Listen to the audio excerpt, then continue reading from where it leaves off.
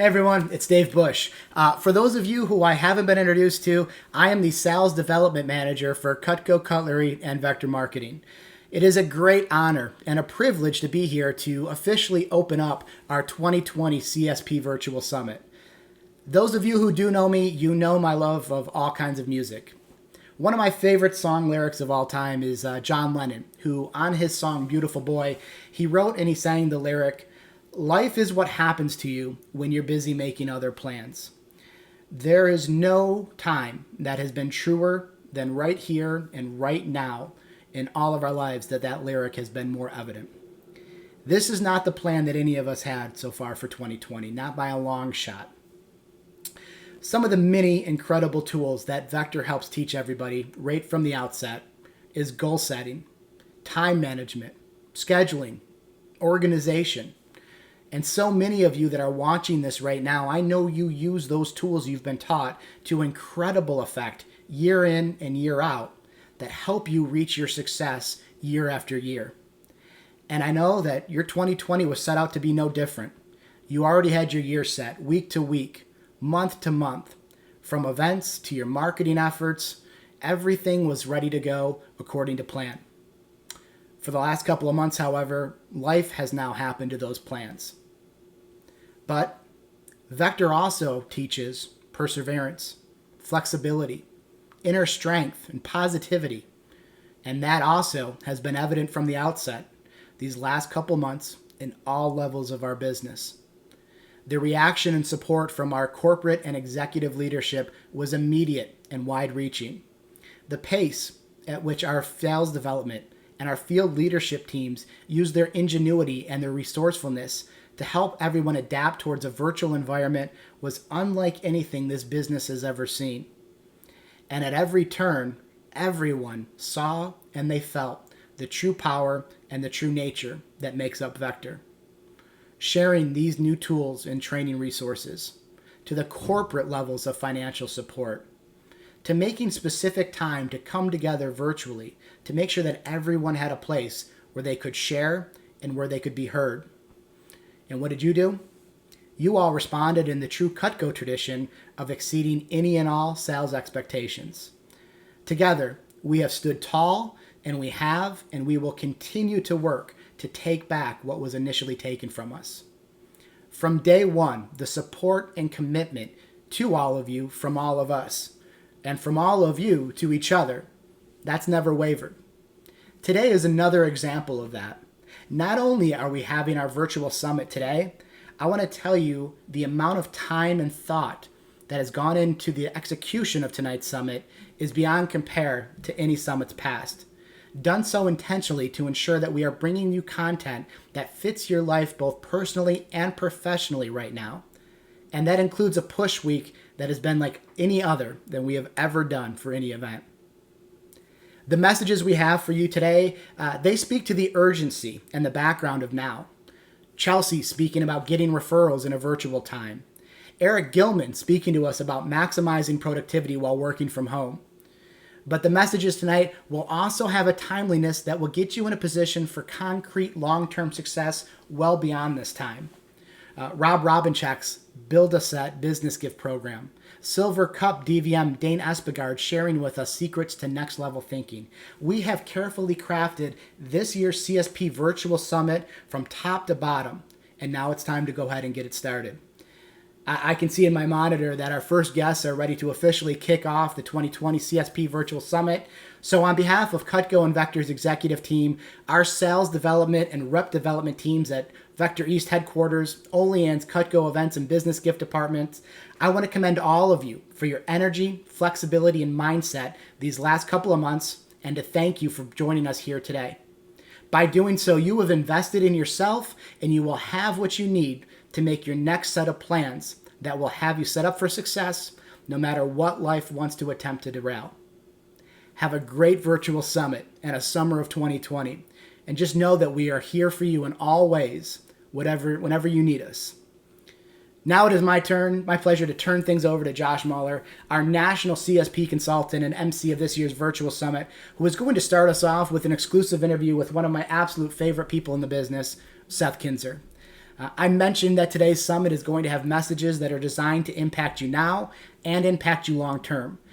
This interview between these guys is going to do just that. Seth is going to share with us his secrets on what he's doing to sell about $130,000 in Ultimates. Let me say that again, nearly $130,000 last year in Ultimate sales. He nearly qualified for the rep trip alone just in Ultimate sales. So I'm excited to hear from these guys now and the rest of our lineup today. So Josh, Seth, turning it over to you. Why don't you guys go ahead and take us away? Thanks, everybody. Have a great summit. Okay, Seth, are you with us? I see you. Can you hear me? All right, sweet. What's up, Seth Kinzer? So, all right, for those of you that don't know Seth, here's what's really cool about Seth. Seth's been in the business for years. He's millions of dollars in sales, Hall of Fame rep. He's from Minneapolis, Minnesota.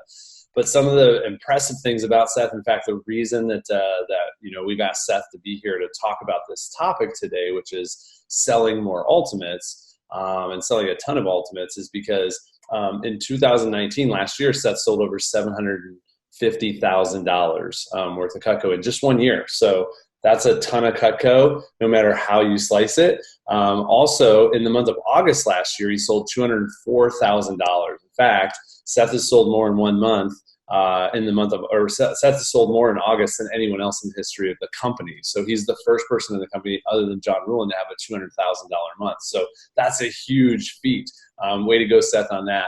And then the most impressive stat, I think, the reason we've asked him here to talk to us about selling a ton of ultimates is because just last year alone, Seth sold over $120,000 just in ultimates.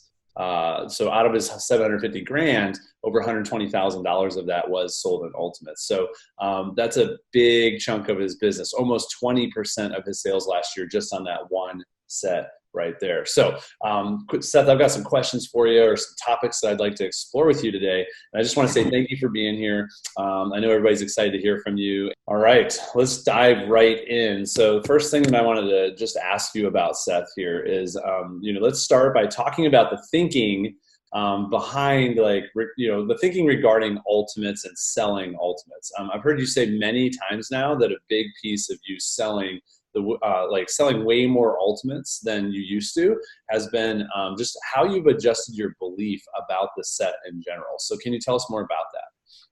Absolutely. So I'm a big believer in that we get what we think about most of the time. So why are we not thinking about and focusing on what we really want, right? Which is to sell more ultimates. I've had this conversation a lot over the last really 6 months as kind of the results have come in. Last year, I put a major focus on selling ultimates because it is our biggest and best set, and because of the just how amazing of an experience it's going to give the customer. When you think about aggravating experiences, when you go to do a job or a project and you don't have the right tool for the right job, it's very frustrating. It is our biggest and it's our best set. It's also an insane amount of CPO. Selling an ultimate set is basically the equivalent of selling a signature of steak knives and then upselling them a galley set. It's the equivalent. It's actually more CPO than if you were to sell them a homemaker and upsell them a flatware chest. It is just a unbelievable set for being a major needle mover in your business. But more than anything, it's the best set of knives Cutco makes. It's the only set that has 2 paring knives. It's the only set that has a boning knife. It's I love grilling and barbecuing, and I don't do it that often. And I use the pieces that come in that all the time. Do you like a good deal, Mrs. Jones? This is our most heavily discounted set. What is the best deal for the customer? It is the ultimate set. When you look at how Cutco discounts it, it's the most heavily discounted set. A vegetable knife, a salmon knife. I have a lady right now that I'm following up with from the event this last weekend that bought a homemaker set at Costco, and then is oh, I could put that in my other house because I really don't like the steak knives that it comes with.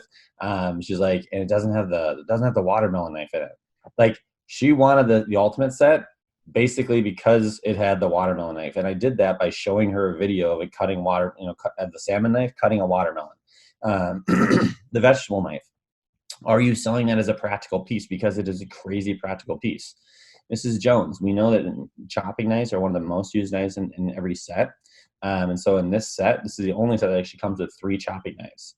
So if you guys entertain and do a lot of cooking, you're going to use the heck out of this. It's also going to keep all your chopping knives sharp way longer because you'll always have the right chopping knife for the right job. Plus, you'll have multiples of them, so you're not going to overuse it and basically wear it out.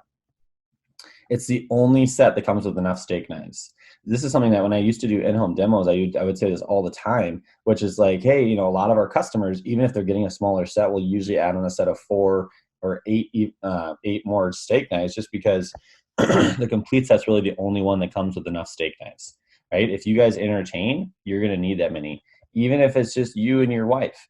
The line I've been using like crazy, and it's so effective, is like, I mean, it's crazy, Mrs. Jones, how often, even though it's just me and my wife in my house, how often almost all 12 of our steak knives are dirty in the dishwasher.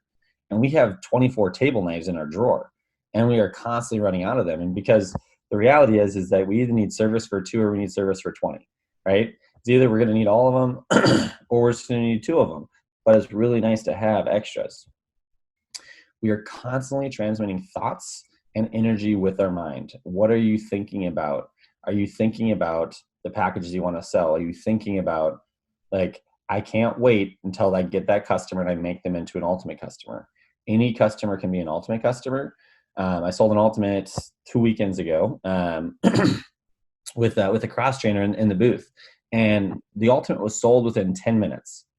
And to a couple that the lady was in a like a, you know, roller scooter, and her husband you know, has a bandage on his hand, like can't really hold a knife. And then they have what I thought was their daughter, which turns out is just a good friend of theirs that's younger, that was there at the show with them. And it's like total, you know, blue collar, would not think, like, she's wearing a Disney shirt, you know. And when I told the cross trainer, which is, it was Lucky, I said, hey man, what were 2 things about that couple that told you that they had money? He's like, I have no idea. I'm like, the fact that as soon as I started talking about the guy, he started talking about all of his smokers that he has. I mean, the guy probably has over $15,000 in smokers. He builds custom smokers. The fact that she was wearing a Disney shirt. But people that go to Disney, like, especially as adults, they spend thousands of dollars on this trip. So anyone can buy it. And it's all about creating the desire for that. People do not buy it because they need it. People buy it because they want it and because they can afford it. So it's how can we help them believe that they want it, right? So a lot of times people look at that set and they're like, that's just way too many knives, or that's just way too big. The reality is like the homemaker set is a set that they're used to buying in stores, right? If you go into stores, you buy a basic set of knives. And unless you're a chef, a gourmet, oh, we're not a chef, so I don't need those knives. Like, here's the thing. I'm not a chef either, and I use all these all the time. Mrs. Jones, I don't know about you, but I'm not a chef, but like, that's why I love Cutco so much. Cutco's not designed for chefs. We're designed for in-home users like you, like yourself, who just want to have good tools that make their life easier. So what is your belief system in the ultimate? If you right now are showing ultimates with the objection or the ultimate goal of selling a signature, like, oh yeah, I'll price position against the ultimates, so I can sell a signature easier, you're missing the boat. The signature set is a great drop-down set, but the signature set should not be the goal of what we're trying to sell. We should be trying to sell ultimates with steak knives. That is the biggest and best that we sell. It is also can be your biggest needle mover in 2020. And all you need to do is change your philosophy and your belief system behind it. Show it with a plan and a desire and a focus on selling that set. Awesome.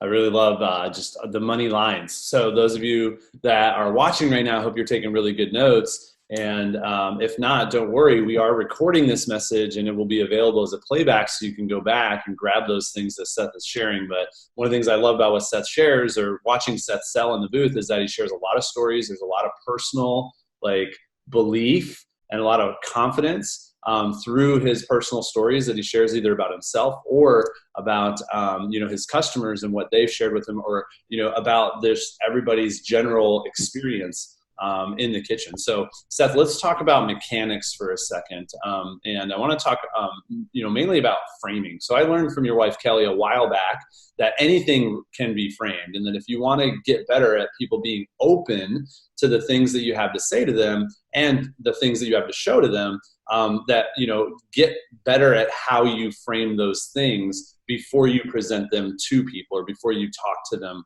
or talk with them about those things. So help us understand like what you say and what you do to proactively and intentionally frame the ultimate set so that people are actually open to or excited about hearing more about it or seeing it. Absolutely. So a strong framing is so necessary when it's with everything. It doesn't matter if you're literally offering them a buy two get one free, or if you are showing them our biggest and our best set, or a package deal on an ultimate with flatware. The frame-in is so strong. The frame-in is like the frame creates the umbrella under which like it basically creates their expectations about what you're about to show them. I could show them an ultimate set and be like, yeah, I mean, this set here, it's a good set. But it's basically just if you want everything. If you're just like the type of person that has to have everything, yeah, I mean, it's a pretty huge set. I mean, like you probably won't even be able to fit on your counter, right? Versus the idea of like the complete set is our best set, and it's the one that everyone wants, but not necessarily everyone can afford. But it's a set that everyone works towards owning eventually. It's your one and done forever set, and the reason people love it so much is because it's like having a full tool chest on your counter. I mean, gosh, like I don't use a hammer, a screwdriver, a wrench every day, but I still have all those tools in my toolbox, right? Because I want to have the right tool for the right job. Because Mrs. Jones, wouldn't you agree? Like you could use a screwdriver to pound a nail in the wall, but a hammer works a lot better, right? Yeah, it's just because it's better to have it and not need it than to need it and not have it. I mean, it's like the same thing. It's like I'm not using every single knife in here every single day, but I'm always really glad I have it when I need it. Kind of like, I mean, gosh, like a spare tire. Like how often do I use a spare tire? Almost never. But when I need it, I'm really glad I have it. So that's why people love having our ultimate set. It just basically gives you the peace of mind to know you'll always have the right tool for the right job. And guys, when you're framing this in, talking about the ultimate from the standpoint of like, I mean, $600 a month is a big payment, right? That's like, it's a really expensive car payment, but it's just 5 months, not 5 years. And you know what's great, Mrs. Jones? At the end of the 5 months, you're not going to trade these knives in and get another car payment and get another knife payment, right? This is the last set of knives you ever buy. You know, it's crazy to me. Like people will spend thousands of dollars, tens of thousands, 20s of thousands of dollars on a car that all it does is depreciate in value. And then as soon as they're done paying it off, they trade it in and they get another car payment, right? People spend, me and my wife spend over $300 a month on a gym membership, on going to Costco. Like anytime someone goes to Costco, like when someone's like, oh, we just weren't expecting to spend this much money today. I'm like, absolutely. Every time I walk into Costco, I wasn't expecting to spend as much money as I spend. I'll walk in there for just me and my wife, and on a consistent basis, I'll walk out having spent $200, $300, $400 on a bunch of stuff I didn't need when I went in there, right? I wasn't thinking about or planning on buying. So it's like, it's about framing in the deal. Hey, Mr. Jones, if you like saving money, the best and most heavily discounted package here is our complete set. Cutco right now is doing a really, really, really great corporate deal. By the way, I'm not doing anything other than the corporate deal, right? Cutco sets the prices.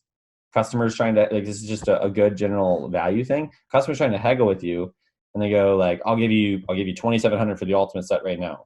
Now, at the end of the day, I may be willing to sell them the ultimate set for $2,700. But again, with the frame-in, that's not a conversation I have right now. I go, oh, no, this is Cutco, not Mexico. I don't set the prices. I just sell the product. And I literally sold 4 people. Like, that was it. They were like, oh my gosh, that was amazing. All right, we'll take it. Like, it was just hilarious to see the amount of people that went from like, okay, like people are, they're going to push the envelope. They're going to push the limits. And so like as a salesperson, your job is to push back. Your job is not to go, okay. I mean, yeah, okay. Because if you do that, they're literally testing you to see like, hey, is there room to negotiate? When someone offers me a lowball offer, I just go, oh man, like this is Cutco, not Mexico. Like I don't set the prices, I just sell the product, right?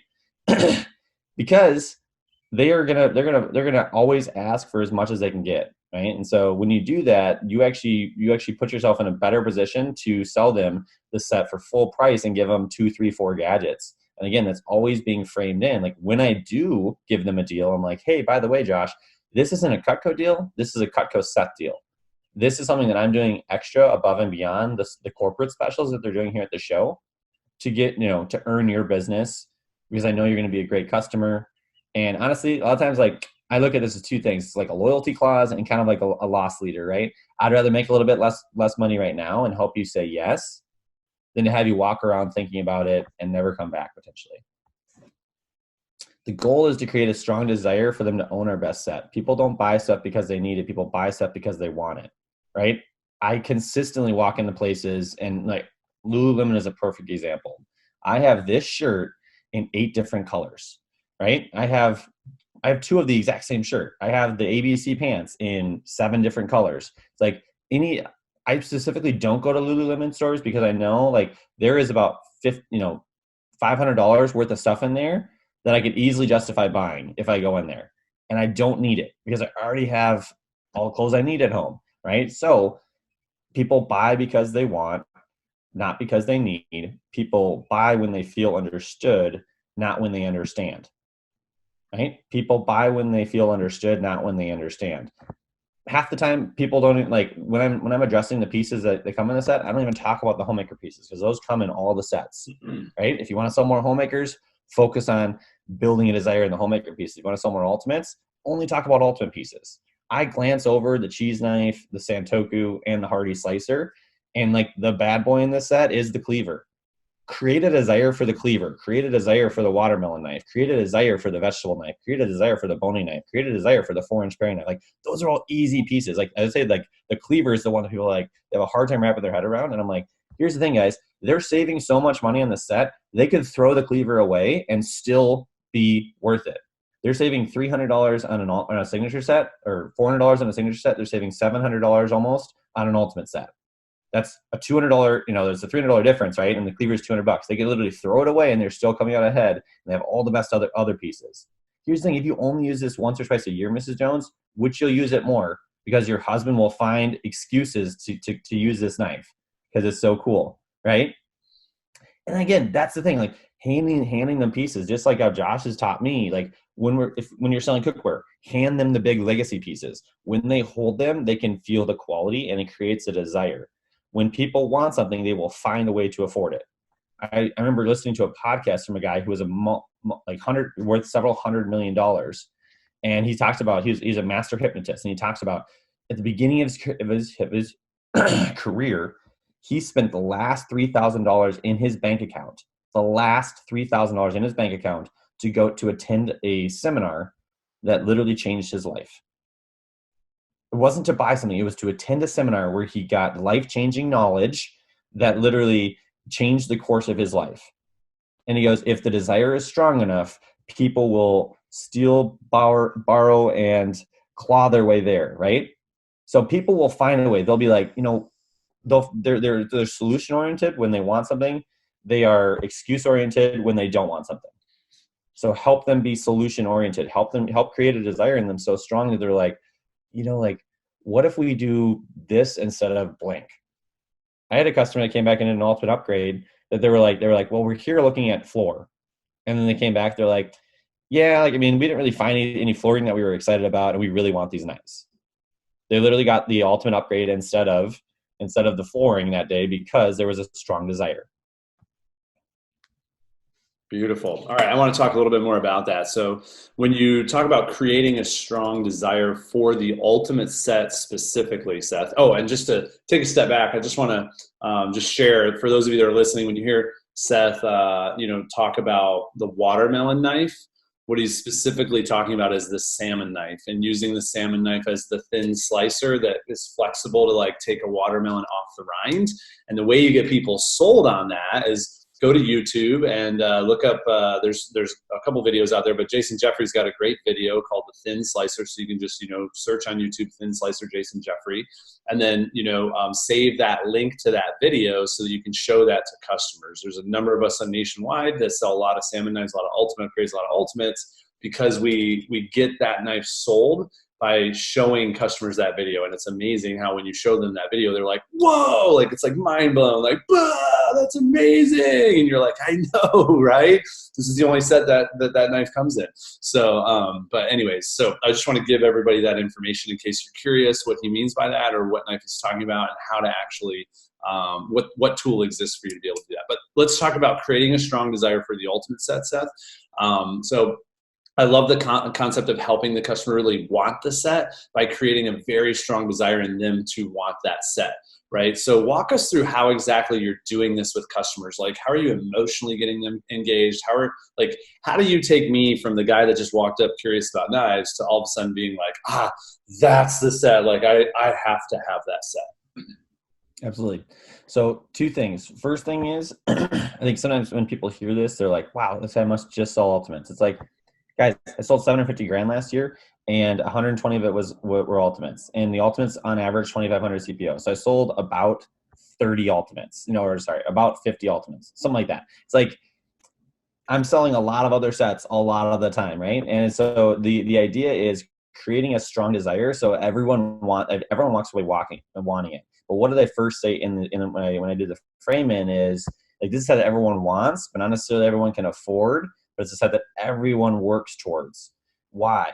That frame-in is very powerful because then when it comes to the end, it's of helping them get the ultimate and like the concept of helping them create the desire and create that and then translate that desire into a purchase today. It's not everyone has the budget for it, but how can I help them? Because like, just as much as I'm selling them on the ultimate set, so every once in a while I get to sell them off of it. But here's my mentality. Like, if you want to increase your sales 20, 30, 40, 100% this year, take the sets you're already selling and make them ultimate sets. And here is how. It's like when I'm first doing the framing on the set. So I've done everything through the price comparison, right?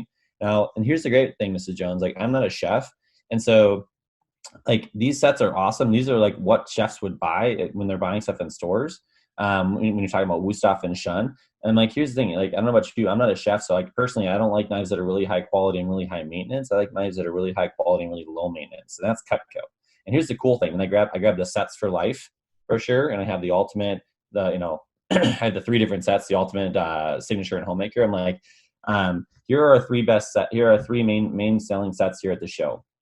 So we have a basic set of knives. If you just cook to survive, and basically you just want to be able to get rid of all the hodgepodge. We have the family set, which is going to include a couple of the most popular customer favorites. And I usually have those out. At that point, I'll just pull them out. I don't talk about them, but I pull them out of my ultimate pieces. I have them laid out on the cutting board. I'm like, and then we have the complete set. And this is our best set. And then again, the set that everyone works towards. Now this set's going to come with an extra paring knife because we know paring knives get used a lot. So you have a short one and a long one. It's going to come with a raw meats knife, which, do you guys grill or barbecue at all? Oh my gosh, you're going to love this knife. This knife literally, like, when it comes to like trimming any skin and fat off the meat, taking the meat off the bone, like butterflying chicken breasts, it just literally like, and then I pull the trimmer and I go, this is our number 1 all-time selling knife. This is the boning knife, right? The difference between these two, this one's good on cooked meats and great on soft fruits and vegetables. On raw stuff, it just kind of rips and tears. We literally did a side-by-side test. And that's when, again, if there's not a connection there, I'm going to show them a video. But I'm like, we did a side-by-side test on a YouTube video. This one took 21 strokes. This one took 2, right? It's like, again, right knife for the right job. It's literally night and day. I remember, again, if it's not connecting, but I know this is like an ultimate prospect, I'm like, and then I'll tell them a personal story. I'm like, yeah, I was cutting up roast meat. And I just finished cutting tomato with the trimmer, and then right after that, I was like, we were doing a roast, so I threw the tomatoes in, and the meat wasn't quite small enough. So after cutting 2 pieces of meat with the trimmer, I was like, oh my gosh, this is ridiculous. Because the thing is that even though it's really sharp, it's sharp in between. So you have to like saw, rip, and tear, and it's just a nightmare, right? It's like if you're doing something for a while, imagine being able to do it twice as fast, 3 times as fast. This one's literally 10 times easier. This one took 21 strokes. This one took 2. 10 times easier, Mrs. Jones. And imagine if every single job was 10 times easier to do in the kitchen. You're also going to get a small everyday bread knife. You're going to get the watermelon knife. This is one of our hidden gems, Mrs. Jones. This one's called a salmon knife in the catalog, right? A lot of people like don't do enough fish to like justify buying like a salmon knife, right? They're like, oh, like I wouldn't use that. But check this out. This is actually amazing on like watermelon, cantaloupe, pineapple. You know, it's like such an awkward shape to cut, Mrs. Jones. Absolutely, right? So check this out. My buddy Jason, he actually put together these videos for our customers. So this is him cutting the watermelon. So most people think big knife, big job. So usually grab a big chef knife, and I point to the chef knife. And they're like, yeah, that's what I usually use. I'm like, exactly. And the thought behind it is like, yeah, big knife, big job. The problem is that one's so thick, it creates a lot of friction when it goes through. I go like this, just staccato, right? And then this one here is so thin and it's so sharp. Look at, literally just goes right through. And then and then I've screen grabbed it. That's another thing you should do, is you should screen grab it versus, which basically means like downloading it to your phone. If you have an iPhone, there's literally an app or an extra setting you can turn on. You can screen grab it. That way, if I have bad service or no service at a show, or if it's a really busy show, it's just easy. Like I'm not loading, I'm not buffering. I can scroll through things very easily. But I'm like, and then we cut it into we lay it flat, cut it into chunks, and then he just flays it right off the rind. Isn't that crazy? Like, wouldn't you guys do more watermelon if you had if it was that easy to cut? Right? Now, amazing. Like, he also does like a pineapple at the end, or a cantaloupe at the end. You can do like watermelon, pineapple, cantaloupe. Also, it's amazing for getting really thin slices of meat. And like when I do salmon, which isn't a ton, it literally takes it off like butter. It's like a hot knife through butter. And I'll use that comparison a lot because that creates they're like, oh, that would be nice, right? Their experience in the kitchen is never like a hot knife through butter, but it is dumb. Like a hot knife, like we've all had that experience where like you cut your potato in half and the potato makes the butter knife really hot and you go to cut the butter and it literally just like slides right off because it's so easy. That's the picture. That's the image you want to create with your customers. And again, they will connect with one or two knives in that thing. And then I'm like, oh, by the way, do you guys ever do like acorn butternut spaghetti squash? Like, yeah, those ones are really hard to cut. This one here, the vegetable knife, look, feel these two. And I hand them the cleaver and I hand them the vegetable knife. I'm like, they're both amazing. But here's the thing, you feel how heavy that one is? That's the bad boy in the kitchen. That's like if you need to like cut, do your spare ribs, your wings, your frozen stuff. Like that one you cut straight through a tube of ground beef that's frozen solid. With how thick it is on the back, basically gives you the leverage, where it won't dig into your hand and just goes right through. It's also the attitude adjuster, Mrs. Jones. If you have any kids or husbands that have a bad attitude, just grab that one out. It'll change it real fast. And then they laugh. And I'm like, but the vegetable line is actually a super practical one too. Because even like, do you guys ever do peppers or onions? Yeah. Well, yeah, check this out. So it's flat from here to here with a rounded tip and a flat edge. So that allows you to mandolin through your vegetables. Then you can chop them and you can come straight down because there's no sharp tip like there is on a chef knife. You can put a second hand in there and just go straight down on it. It's amazing. You'll love it.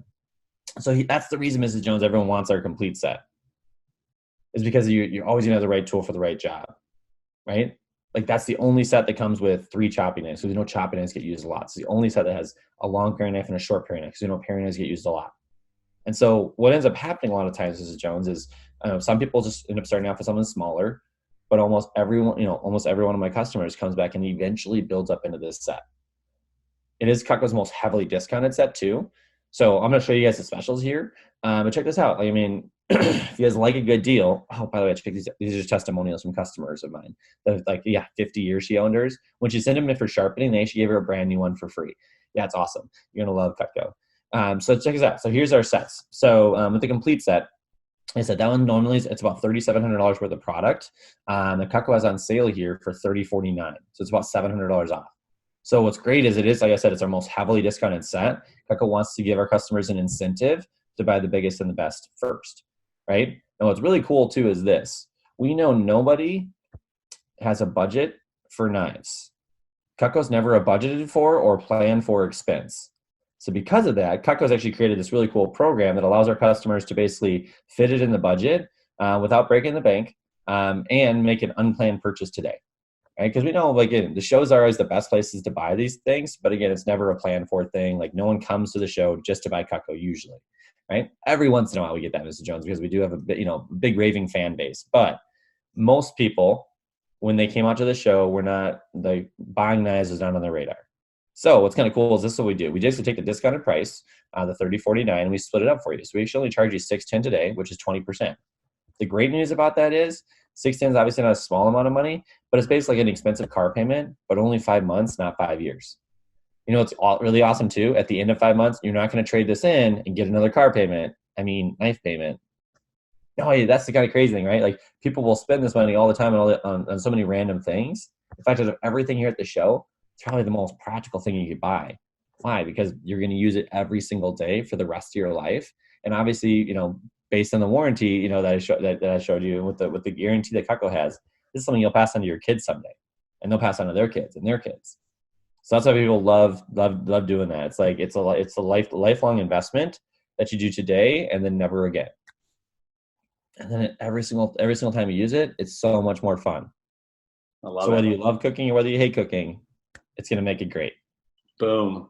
I love that. And it's like, how can you not desire or want to like have that set after listening to Seth sell it to you right there? I mean, I really want to buy an Ultimate from you right now, Seth. So I just need your credit card and a good number. I've already got like 6 of them. So, but so I'm going to pass it this time, but, all right, sweet, man. So, I think you covered I mean, that's huge right there. I love it too, because there's so many objections you're handling, in like that we expect are going to come up, throughout that whole process. You're handling the whole, I don't need it. You're handling the whole, I wasn't planning for it. You're handling the whole, like, you know, if it sounds like so much money for knives, like there's just so much that's getting handled, but we still have to talk about closing, because I think the reality is that when it comes to closing on Ultimates, obviously most people aren't expecting to spend almost $4,000 on knives when they walk up, whether they're walking up to the booth or you're at their house doing a demo, or even like, you know, they've got 2 or 3 pieces that you're sharpening on a service call, and you realize that like the best thing to do is actually sell them a whole new set instead of just selling them the 17 extra pieces that make the rest of the set. They would save more money by just buying the new set. So help us understand your closing process step by step once you've priced things, and then, you know, tell us what to say, how to say it, when to say it, and what the different things that we should expect to hear from customers are, in terms of just their responses, their feedback, their objections, things like that. And then tell us how you respond to the different things that they say or the different things that you ask that help you still get that Ultimate closed or get the next best thing closed for them. Yeah. So it's like your demo is basically everything leading up to the game-winning shot. And it's like the game-winning shot is closing. And so it's like you got to put yourself in a position, right? It's like anytime you're getting objections at the end that have to do with like, oh, we weren't planning, and that just means your demo isn't as tight as it should be, right? So it's like, be willing, no matter if you're, you know, you're in the business, 5 years in the business, 20 years in the business, you're a Hall of Fame rep, be willing and be humble enough to go, how tight is my demo? Like for me, like 2 years ago, like I realized I needed to rework it because like I wasn't selling enough Ultimates. Like the stats don't lie. Requesting your stats and like knowing your stats is such a powerful tool, but it's like they don't lie. So if you're not getting the results you want, it's like be willing to blow up your demo if you need to and rework it. And so it's no longer like like I'm pretty sure I'm on the approach versus like I know I'm on the approach. I know I'm doing the best thing, like the best practices of the best people. I'm not doing Seth's version of it. I'm doing their version of it, right? It's always memorize, internalize, personalize. So be willing, again, whether you're a veteran or whether you're new, to go back and take a hard look at your demo and say like, ask yourself the question, am I getting these objections? And if I am, like, what can I do to put myself in a better position to make that game-winning shot, right? You can't make a game-winning shot if you're down by 30, right? So if you're digging yourself out of the hole, you know, with the customer just on the basic stuff, you're not going to be able to close them on an Ultimate set at the very end, right? It's much harder once you've been given objections. They are less receptive to your demo than or to your objection handling than they were in the beginning, right? So it's designed to get you to that game-winning shot that you can make them. So the first thing is just basically like when it comes to closing, is just be curious.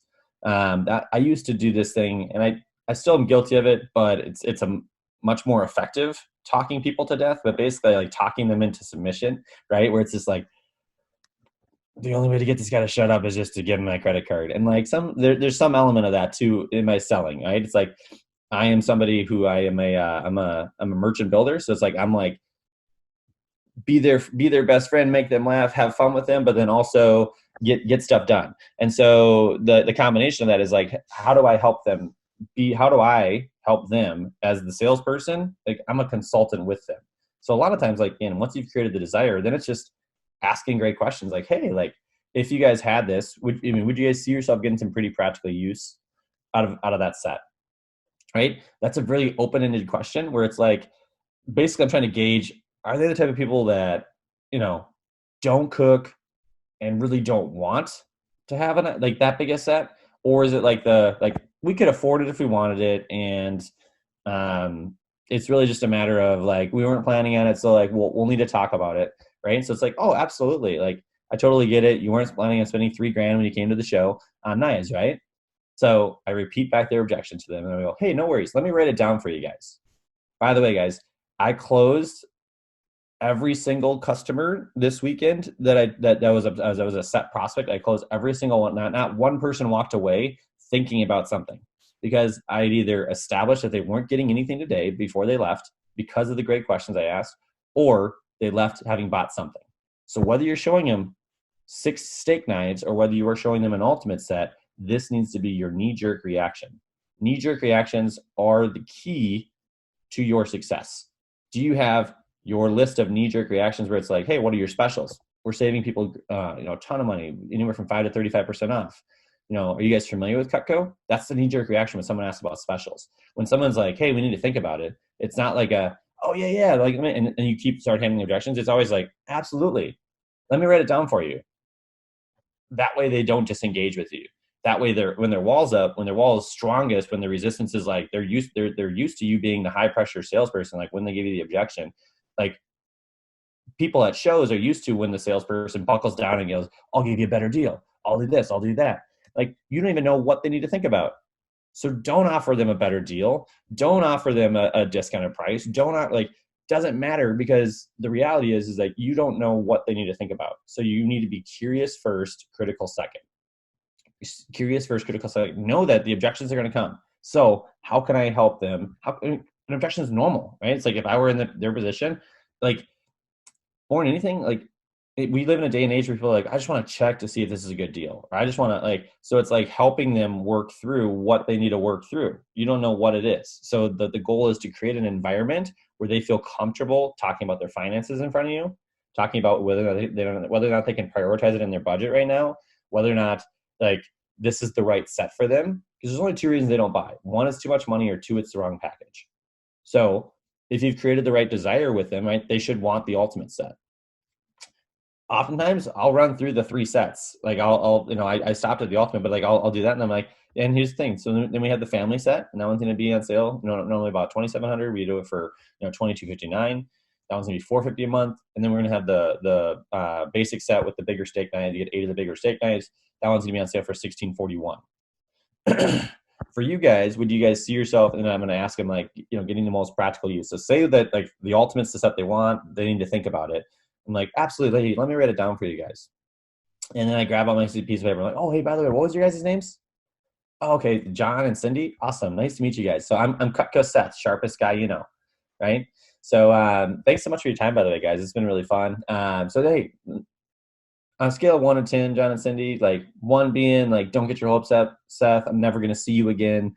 We're going to get this set, or versus 9. We're close to breaking out a credit card. Where would you guys rate yourself on like likelihood of making a Cutco purchase today? Like, is this something that like you're close, not really, maybe? And then I'm like, well, we're like probably like a 6 or 7. I'm like, okay, cool. So just so we're on the same page, like if you guys had this set, would you guys see yourself getting some pretty practical use out of it? Oh, absolutely. Like we love cooking, we love grilling, we love barbecuing. Like we definitely use it. I'm like, oh, awesome.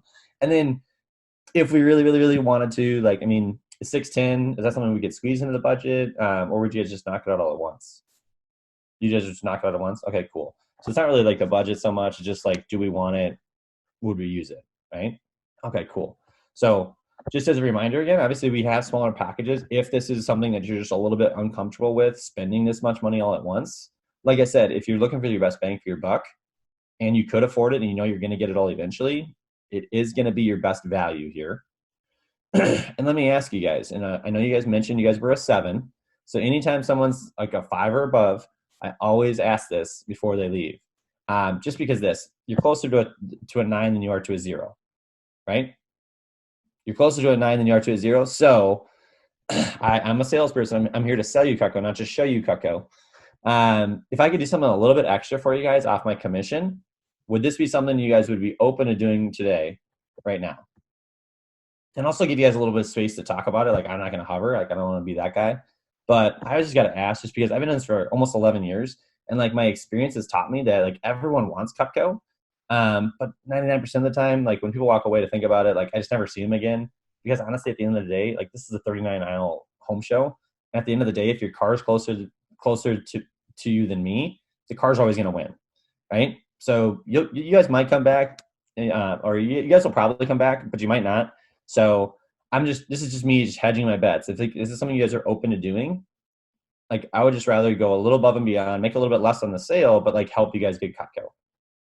So let me ask you guys, considering Cutco, obviously, would you guys be more motivated by getting a little extra cut off my commission, or just getting like loaded up with some extra bells and whistles? Bells and whistles, cool. Like that is, by the way, that's your best value again, because Cutco allows me to do extra more stuff for free than they do commission cut. So here's what I can do extra for you guys.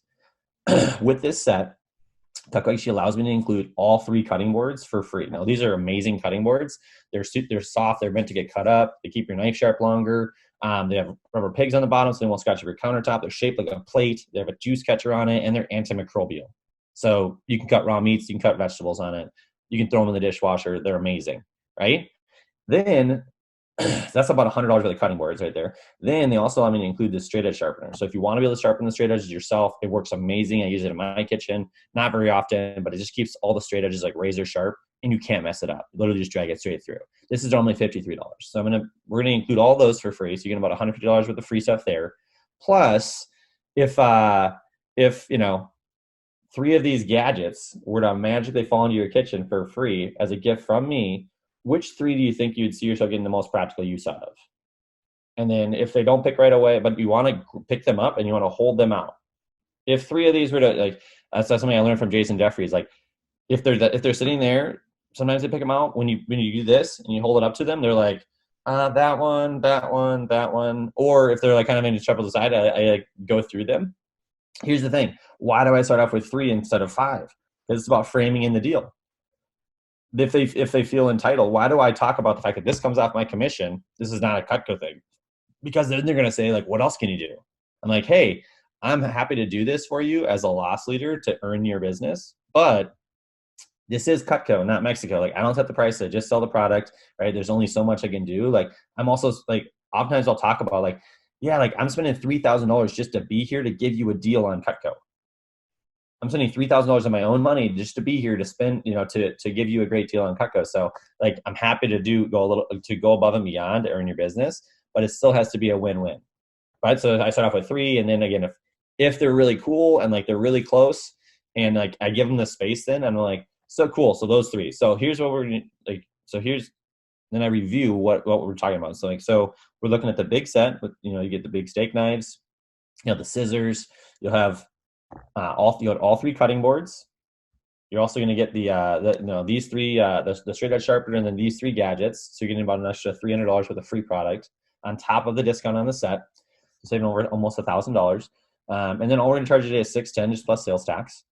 And remember, you have a money back guarantee on it. So you basically try it out, make sure you love them. If you're not 100% sold on it, we'll send you a prepaid shipping label to send it back. They refund you all your money. No questions asked. Now, we know you're going to love it and keep it, so we're just going to bill you for 4 more months. Come July, you'll be done buying knives forever. You'll be done paying for them. All you get to do from then on is just enjoy them. And you'll have a Cutco guy, so I'll be your guy. So in the future, if you ever need anything else, I'll be there to take care of your service needs, your sharpening, as well as anything else you want to add to your collection. So let me do this. I don't want to hover. You guys go ahead and talk about it. I'll be right back. And then I create the space. I be back them. So that way, again, when it's been framed in properly, like no one ever walks away. No one ever, like, they sit there and they talk about it. And then they usually go, again, if they were a 7, that means that they're close to doing it. Like they're always a 5 or 4 or 3 if they can't afford it. So anyway, from there, it's just like, cool. Hi, high five, welcome to the Cutco family. Again, if it's for whatever reason, they still need to think about it, then I actually write it down. And then I go, hey, just so I know, is it more just like, we're not really comfortable? Again, being a great question asker, don't give them a be-back sheet on an ultimate set. That is stupid to do because they're never going to come back and buy it, right? It doesn't matter how quality they are. A lot of times people just have a hard time justifying or wrapping their head around spending $3,000 on knives. Be okay with that. I would rather sell them a 5-piece special today because I know I'll get the ultimate set later. They will buy an ultimate set later because they're going to, like, if they have the money, they're going to love those pieces so much. What sells Cutco the very best, me or Cutco? Them using Cutco in their kitchen is the most powerful sales tool. So get some Cutco in their hands, no matter what, even if it's a 5-piece special, even if it's a knife, get them a trimmer, get them a cheese knife, because it's going to be their best knife. They're going to buy it later. I just had somebody come up and buy a Signature with steak knives 6 years after I sold them, a hunting knife package. And I'm pretty sure I had to do a buy two get one free on the hunting knife package like 6 years ago. And they came up and bought a Signature with steak knives, small discount, 3 free gadgets, and that was it. And it's like, that $2,200 sale was so easy because they had an amazing experience with Cutco already. So what sells Cutco? Cutco does. What sells Cutco? We do. We are not paid to show you Cutco. We are paid to sell you Cutco, Mrs. Jones. So the best compliment you can give me is your credit card. I'm paid on commissions, not on compliments, right? Love it. So cool. So I feel like I've got a really good understanding now of, how to frame in ultimates, how to think about ultimates, how to build a strong desire from the customer in the ultimate, and also like how to handle closing. And I really love how, if you're doing a really great demo and you're doing a really great job framing and handling objections before they come up, by the time you get to closing, it's really just that they either want to think about it or they just need a little bit of space to talk about it. And so, you're creating an environment where it's very comfortable to have that conversation. You're just asking some things, asking some clarification questions, getting some tie downs from them. And then from there, giving them the space and the time to actually talk about it and think about it without leaving the booth. Or you can even do this on demos or service calls by just excusing yourself to go to the bathroom or excusing yourself to run outside to grab something from your car or something like that. So, and then letting them have that space. And what's beautiful is once you give them that space and you come back, then if they either say yes, in my experience, at least I've found, or the real objection comes out, which is we just don't want to spend this much money. And if that's the case, well, then it's like, oh, cool. Okay. Well, let me help you consult you. Let me consult you on what you can still get for the money that you are comfortable spending. Because when somebody says, we just don't want to spend this much right now, what they're also not saying, but what they're really saying, right, by not saying it is there is a certain amount that we don't want to spend more than. Right. So then it's just our job to figure out like, okay, well, if you don't want to spend this much, well, then I'm just curious, if you were to get some Cutco today, how much would you feel comfortable spending? And the moment you ask that question, they go, well, we wouldn't want to spend more than blank. And the easy response to that is just, oh, okay, well, hey, that's not a problem at all. Could I take a quick second before you go? Or could I take a quick second before I leave just to show you what I could get you for that amount of money today? And then bam, now you're going to the perfect package at the perfect price for them. It's an easy yes, and you got them sold on the ultimate, which I'm sure, Seth, you have a lot of past customers now that call you, come to the show, or you go out and see, or they come see you at service events that, it's already in their mind that they want to finish the rest of that set because you did such a good job building the desire in the ultimate. So hopefully those of you that are watching today, you feel a lot more confident in the process of selling ultimates. I love how Seth holds the cutting boards back and uses that as like an extra incentive. He tells them about that in the actual, writing it down, and reviewing the price with them and holding back that little bit extra special deal that he can do for them. There's so many little things that are happening there. Now, we're all out of time for today on this message. So I just want to say thank you for your time, Seth. I'm sure that, we can probably have a follow-up conversation to talk even more in depth about where do you go and, when you get this objection or that objection, what do you say? And, how do you drop down? And, what are the little offers that you make to keep them on the ultimate, but see if you can still get it if it's not about the money, when you get into that negotiation, how far are you willing to go? Those are all things we can talk about at a later date, maybe in a Conversations with Champions interview. So, Seth, thanks for being here, man. Great message. And to those of you that are watching, take good notes, go back and watch the recording of this once that's posted to the website after this event is over, and get this stuff working for you. Go implement. It's going to be a lot of fun, and you're going to see your ultimate sales increase as a result. So good luck, everyone. Hey, everyone. That was outstanding. And honestly, I think just as advertised. And the best part, That is just the start of what's to come and what you can expect in terms of quality and content all through tonight's summit. You want to know why I can say that? Because I know who the next speaker is.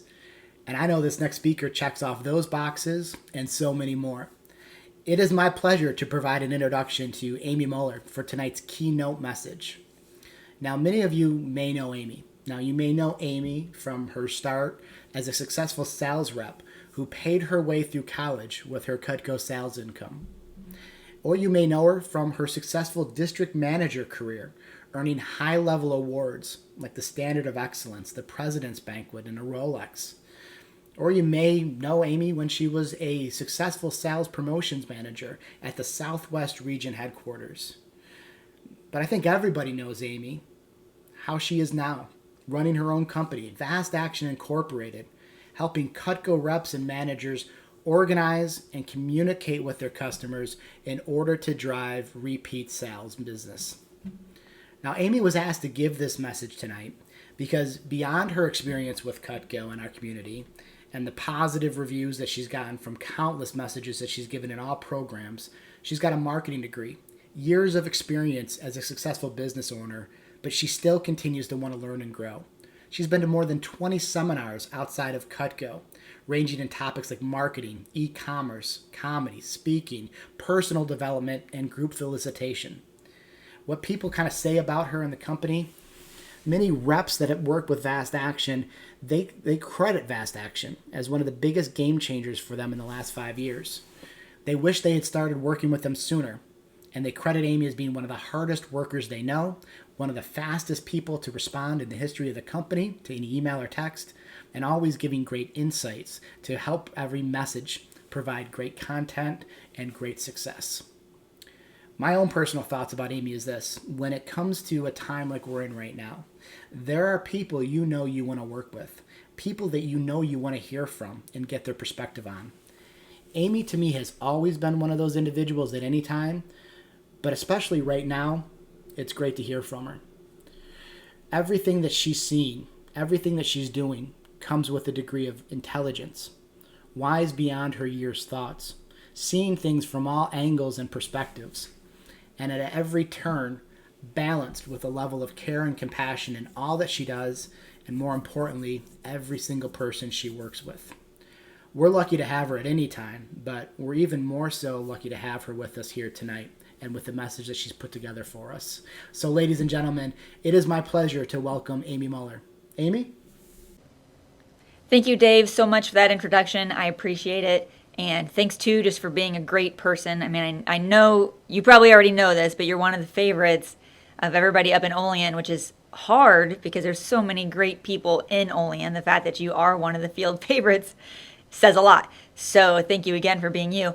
And Seth, amazing information, man. I know that people who recently heard that talk from you already have already seen improved ultimate sales. So thank you again for sharing it with everyone here, because I'm sure that's going to make a big impact for them as well. Now, as far as what I'm going to cover today, as I sat down and thought about what topic to share with you guys, I really wanted something to be really useful now in our current economic state, but I also wanted it to be something that was still going to serve you once all of this is over. And as I did some of the research, what's interesting is, they're saying that based on the way things are now in our global environment. So when you look at geopolitics and how quickly changing technology is, and the globalization of the workforce and supply chains and just all these things, they're saying that higher volatility in the business environment, so everybody's business environment in the whole country, North America, the world really, that higher volatility is the new norm. And so even once we get out of this crazy economic time that we're in, having the skills we're going to talk about in this message will definitely serve you, because in a business environment, it's already more volatile than it used to be. And that is outside of these crazy times like the pandemic and clearly the economic downturn we're in now. So I don't have a ton of time. I do want to cover a lot of information because I want it to be as useful as possible. So just know if I do move kind of quickly, don't worry about taking a ton of notes now. If you don't catch something, you can always come back and watch the recording later. And also, I'm going to give you a way to get all of my notes. I have way more notes than I'm even going to cover on this message, just to keep it brief. But if you like some of the information that I covered already and you want the rest of the notes, I'll send you all the ones I'm covering and all the additional notes that I cut out of the actual speech, but that apply to the topic. And I'll send you those too. So I'm going to give you that number now, and then I'm going to give it to you again a couple of times throughout the message. So if you decide at some point that you want me to send you all of the detailed notes on this topic, then just text me your name and email address. I'm going to email them to you. So text me your name and email address. The number you want to text is 512-645-2868. So 512-645-2868. Text me your name and email, and I'll send you those notes. And I'll give you that option again a little bit later. I'm going to cover two main topics today. I'm going to cover how a business succeeds in an economic downturn, and I'm going to cover personally how people succeed or stay well, like higher levels of wellness, during times of high stress or challenge. So like I said, whatever you're going through now or in the future, this information is going to be helpful on both a professional level and a personal level. So we're going to start with business though. And here's where my information comes from in case you're curious. Two very comprehensive studies and then a myriad of other articles, right, that we read through. And so the two studies, by the way, what's exciting about that is that the two studies were both studies of how companies did during major economic downturns, and like how they got through it successfully, which companies didn't last, which companies did, what they did differently. In some cases, some companies actually came out of the major economic downturn in better position than they went into it. So that's super cool. There are companies in the studies that were not performing the strongest going into it compared to their peers, but then came out of it performing more strong than their peers. So there's a lot of really cool information in here about how companies did well during and after previous economic downturns. The first study of these two really comprehensive ones, the first study studied 1,100 different companies across multiple industries and geographies, but just basically studied during one recession time period. And the second study studied 4,700 companies, again across range of industries and geographies, but also studied them across three global recessions time periods. So I'm going to give you some stats on those two studies and what they found, and then we're going to just go through what the businesses did to come through these successfully, right?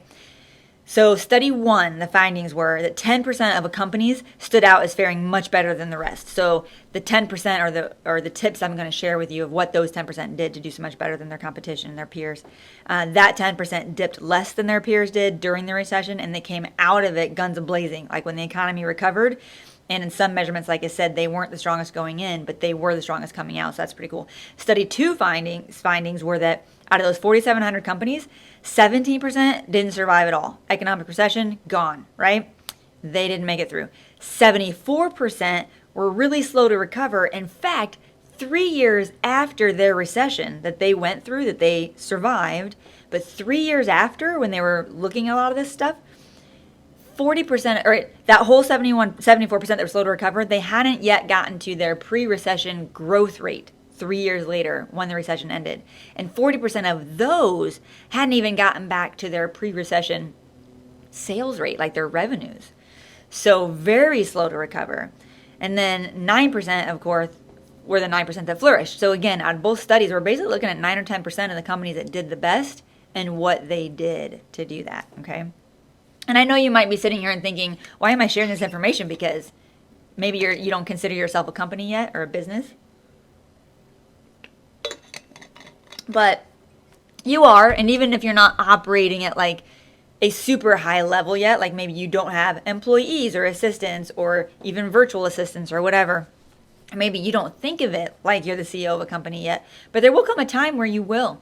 So I guess whether you continue to improve your business here with Cutco and then, your business becomes more of a business than you even consider it right now, or whether it's something that you're here to just learn a bunch of really great skills and then go off and run your own company or some other organization later, or just be in leadership role at any other organization later, or even just to understand a little bit better about the economy and the companies that you want to be patrons of and how you choose to give your dollars out in the world out there. I think this is good information to have. So I hope you enjoy it. It's really fascinating to me, this kind of information. So here are the 5 things, right? I'm going to give you 5 things that companies did that really set them apart from the rest. Before I go into those 5, though, I do want to mention that basically what they found that did not work, where there were 2 types of companies. One type we'll call all defense and one type we'll call all offense. Because the companies that were all defense, all they did was cut everything, don't spend any money. It was basically like how can we halt everything right now, have as little money as possible going out, get rid of all the employees, all that stuff, and just survive it. That did not work, right? Those companies did not fare well. And then there was the opposite side of that, which were companies who just threw money at the problem. Like just whatever we got to do, let's take on debt to just throw money at the problem. Let's just buy revenue, right? And that didn't work either, okay? What did work was a balanced approach between offense and defense, a balanced approach between cost cutting to survive, but also investing in plans for growth tomorrow, right? So that's what we're going to talk about, okay? So here are the 5 things these companies did to get through previous economic downturns successfully and then come out the other side even stronger. Number 1 is they focused on earnings, not revenue, okay? So what that means is it's possible for overall revenue to go down. There might be some of you who are looking at your year and you're thinking, I'm not sure right now if I'm going to hit the goals I had set for myself before this all started, like back in January, or if I'm even going to hit the sales number I had sold last year. For some of you that performed awesomely last year, right? You might be like, I don't know. My shows were a big part of what I do. Shows aren't, Cutco events aren't going on right now. I mean, I think some are starting to come back, but overall, a lot of them have been canceled. So I think a lot of people have had that thought, like, will I even hit my last year's numbers? Just know that overall revenue isn't as important to how well a company does as earnings and profit, right? So when I say they focused on earnings more so than revenue, it was okay if their overall revenue went down in their minds as long as their profitability and their earnings were still high. Right? So here's what they did in order to make that happen. So when the downturn began, those companies would reduce their debt, right? They would cut product lines that weren't as profitable. While a lot of times the companies that were their peers that didn't fare as well were just taking on that extra debt early on or not even really looking at the difference in earnings across different service offers or product offers. The second thing these companies did was they reacted faster. And here's a big part why. As soon as the economic downturn started, the companies that did the best were the ones that sat down immediately and created if-then plans, and very detailed if-then plans. Here are the things they'd put in those plans. The first thing they'd figure out are what are the main threats to the survival or success of our business. So they would look at like what would be the main things that could be really, really bad for us if that were to come to pass, right? Once they had the major threats figured out, then they'd go, cool, now what is the the indicator. So what's the indicator going to be that we're going to be watching to show us that this thing is coming down the path, right? Like that threat could actually happen. So what's the indicator? So what's the indicator? What's the threat? And then they did, what is the trigger for making the decision? So it's like indicator, threat, and then if we're moving towards that, somewhere in here, there's going to be a trigger that goes, yep, the threat looks like it's happening. So once this trigger happens, that's going to trigger the decision. And then the if-then plan ends with the then, right? What's going to happen? So they basically had across all their major threats, like what are we watching to see whether it's coming down the path or not? What is the threat that we're trying to avoid? What is the trigger that's going to tell us, like, if this happens, we are making our decisions, like no waiting around. That's the time to make the next decision. And then what is that decision going to be? And since they had those if-then plans in place, the second reason they did so much better than other companies was because they reacted so much faster. So instead of just waiting around to see what's going to happen or writing it out or like constantly questioning whether you should be doing this or that or A or B, they had that stuff already created, which by the way you can do as a person. That doesn't have to just be a business thing, but you can make if-then plans. And what's really nice about making if-then plans and then following those once they come into place, it's kind of similar to making your schedule and then just following it rather than coming up in the moment of your head every day when you finish something what to do next. The nice thing about having if-then plans or a schedule in place is that it removes the emotion of it. Like when those things would start to happen, those companies didn't have to go through these big emotional experiences and then like the stress of it and all that stuff and like what to do. Like they just had the plan in place. They just followed the plan, right? Could stay much more even keel and implement right away. Okay. So the third thing they did, so they focused on earnings. They reacted faster because they had them plans. The third thing they did was they cut costs through efficiencies rather than cutting employees or marketing or other profitable sales generating investments. So what that means is, again, almost every company, other than the ones that were all offense, right? Just throw money at the problem. Almost every company would cut costs in one way or another, because in an economic downturn, generally revenues go down. That's mostly across the board, not 100%. However, instead of cutting their people, or instead of just cutting like all marketing or whatever, they kept those things in place because that would help run the business and would help them recover more quickly when things were over. They'd still have their team in place. It slows the company down if they have to replace an entire team when things are over, or get them all back to the level of training they were at or whatever. I doubt every single employee ever comes back. When you lay off an entire workforce, you probably at least lose some of those people when things recover.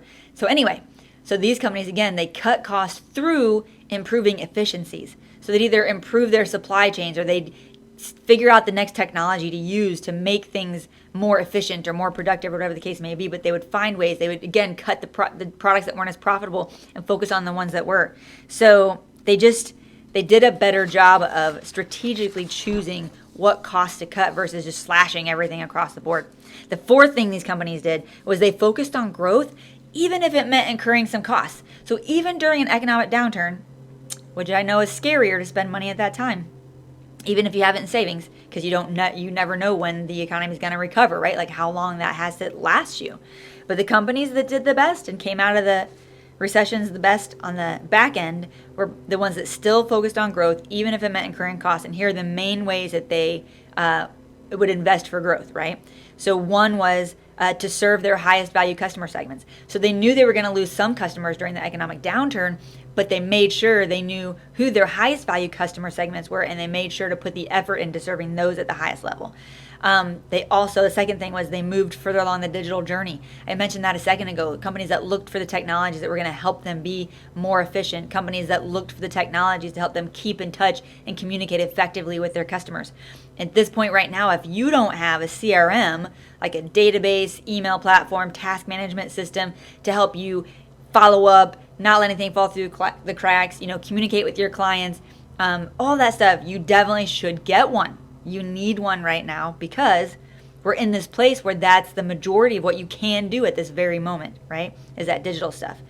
The fifth thing is they stayed more closely connected to their customers' needs. So these companies really took the time to try to understand their customers needs, how they could serve their customers best, all that stuff, which they talked about how that just made it a really powerful lens with which to make all other decisions. Because since they did that, let's go back to number 4, which is the ways they grew. When they kept really close in touch with their customers, understanding their needs, communicating with them, building that relationship, even though they still lost some of their customer revenue during the downturn, those customers came back post-downturn, right, when things were going back up again. But also, they had taken on new customers during the downturn with some of the new strategies they were using. So that's part of why they come out of it the best on the back end, because they had invested in either programs or assets or whatever that would help them grow quickly, so they could fulfill the need as soon as things turned around and the need came back. They didn't have to be waiting for being able to produce at a certain capacity again, or to serve all the clients, because they did such a good job of that and improving those efficiencies throughout. So they served their highest value customer segments. They moved further along the digital journey. They looked at things through the lens of what was going to really serve their customers best. They acquired the assets that were going to help them grow and build what they needed to serve those clients best. And then, of course, when they came out of the recession, that's why they came out so much stronger than the rest, because they had new customers they had gained, their old customers that came back, and they had all these new efficiencies and customer focused, services and products or whatever that would help them really do a great job. So that's really fascinating. Now there are, by the way, those are the 5 main things that those companies did across both of those comprehensive studies. But like I said, there were other things in those studies, and there were also other articles and research that it did. So if you want the other 7 things besides those 5 that companies did or had that helped them get through recessions, that's part of the extra notes I'm happy to send you. So don't forget, if you want more notes on that stuff, or you just want the notes I just covered, make sure you text your name and phone number, your name and email to me at 512-645-2868. Okay. Now, one thing is absolutely clear. We're getting ready to move on to the second half here. One thing's absolutely clear. That is that the resilient companies, the ones that did well, also partly did well because they were led by resilient people, right? Resilient leaders. And so now we're going to talk about personal resilience. So even if you're not considering yourself in need of anything company related right now, as far as information that I just gave you, here's where you can really use this stuff just for yourself, right? Successfully. Now, before I get into personal resilience and how to, like, what it is, how to develop it, that kind of stuff, I want you to just take 10 seconds, right? Take a breath. I could probably use that 10 seconds. Take 10 seconds, and I want you to think about a challenge you've been through before. So what is something that either was really hard for you, or was a challenge, super challenging for you, or was difficult, or was painful, however you want to describe it, but that you learned from or came through successfully, right? That you overcame. So what is a challenge in the past that you've experienced that you learned from or overcame, right? Think about that. You should have something in mind. Don't judge it, big or small, it doesn't matter. Any challenge is fine for this exercise. Then think about, once you have that challenge in mind, what were the strengths that you displayed that help you get, so what were the strengths you displayed that helped you get through it, or what were the strengths that you developed or built or started building because of this thing that you got through? And were there any tools that you used to help you get through it? Were there any people who supported you that helped you get through it, right? Keep that stuff in mind, because we're going to come back to that. Feel free, by the way, to write any of that down if you want to remind yourself later, what is a challenge I went through and what were some of the things that helped me get through it, or what are some of the things I learned from it, right? Because we'll come back to that in a minute. Now, psychology.com says resilience is the process of being able to adapt well and bounce back quickly from times of stress, okay, in times of stress. It involves developing thought, behaviors, and actions that allow you to recover from traumatic or stressful life events, okay? So improving your resilience corresponds to a global improvement, they say too. And what I think that means is, if you've ever heard the saying by John F. Kennedy that a rising tide lifts all boats, okay? Now, when he was speaking of it, he was actually speaking of it with regard to the economy.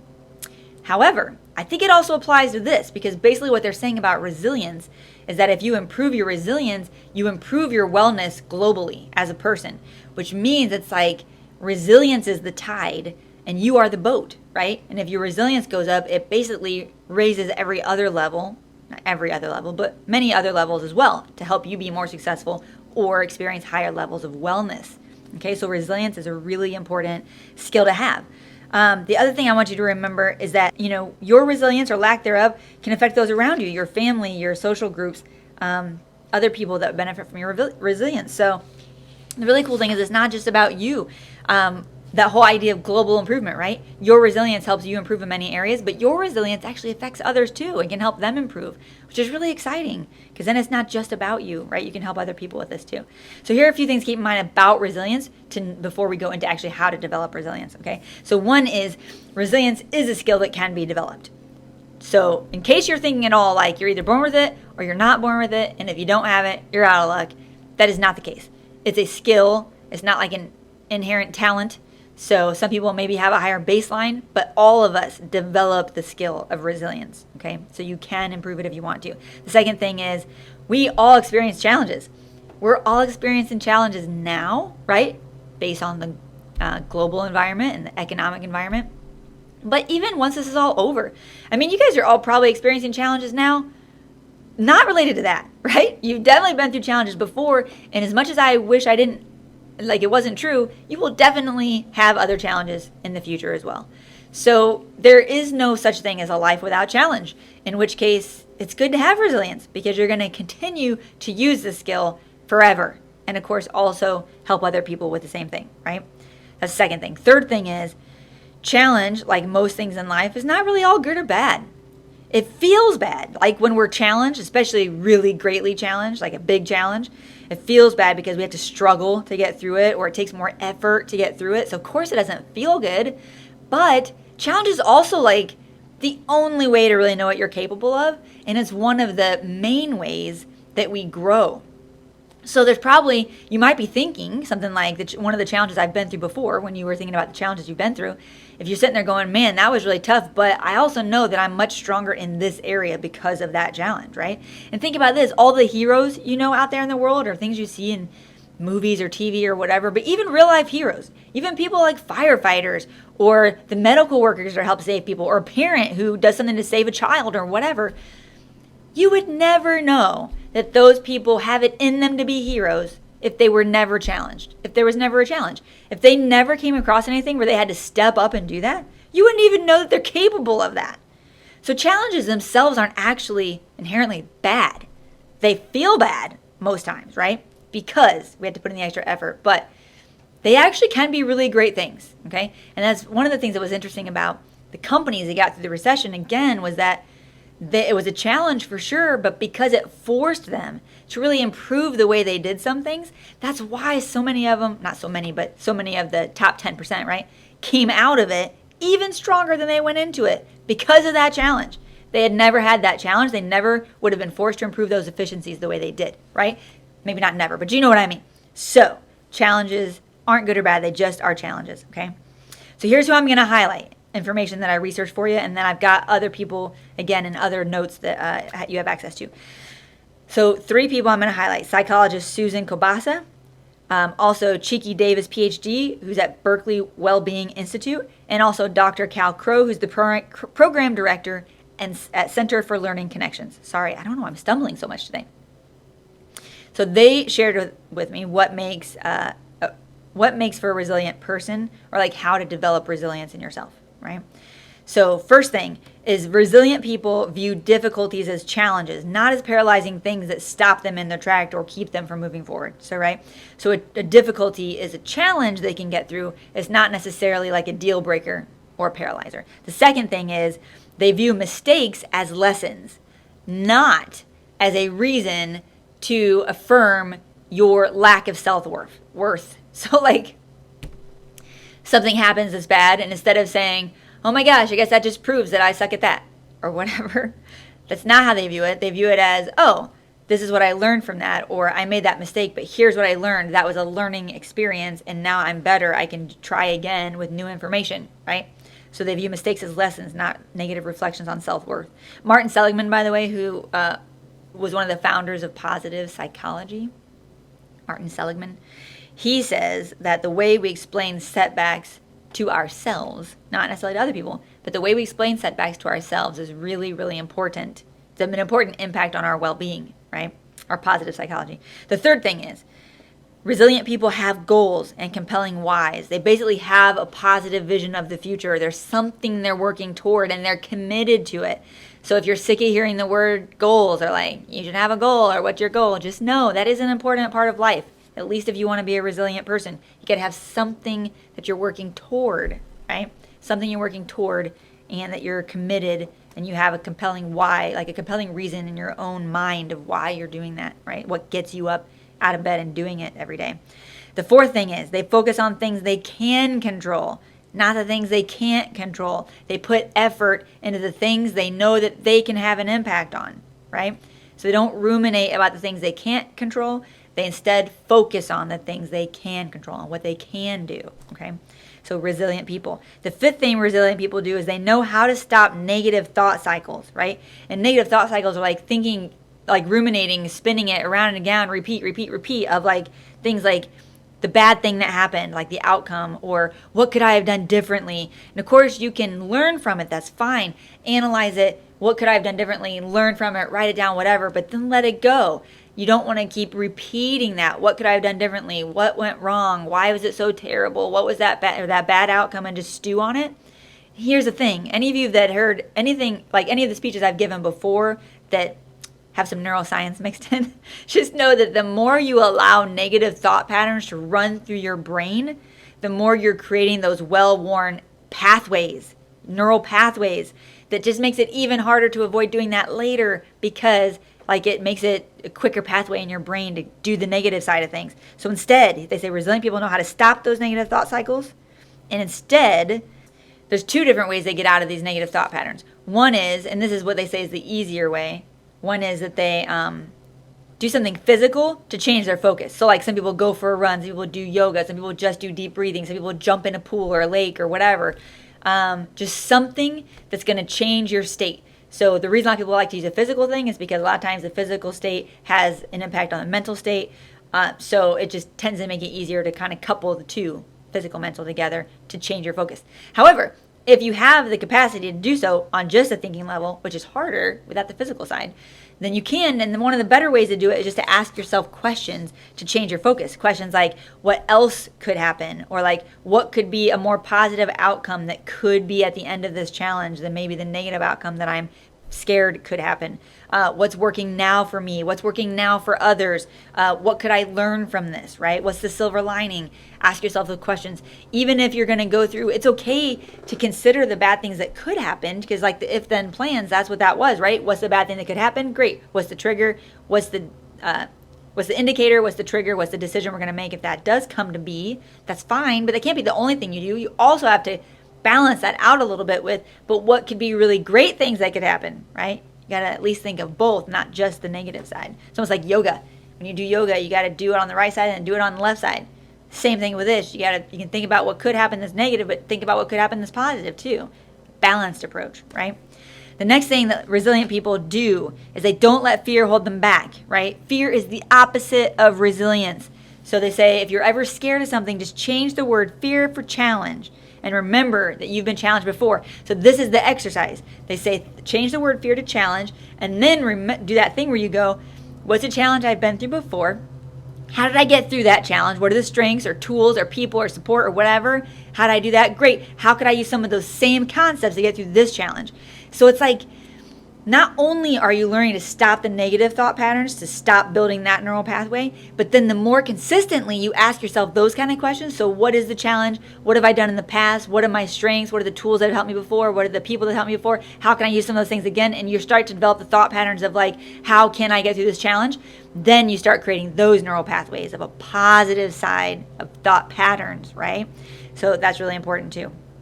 Do it consistently, and then you'll train your brain to think that way. The next thing, I actually did this once. I didn't know, like I had never done this until my mentor had me do this exercise. And I was like, wow, that was really interesting. And it actually did work really well for me. So I would suggest you try it.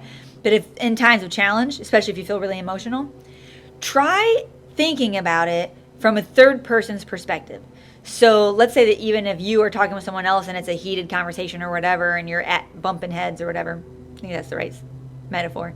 And, instead of just being in it right there, so emotional, take a step back and ask yourself, if I were a fly on the wall, things like, would I understand what's going on right now? Would the fly on the wall understand why I'm so upset? Or what would their perspective probably be, but just based on what they've heard here or whatever? It's a really interesting exercise where you think from a third person perspective.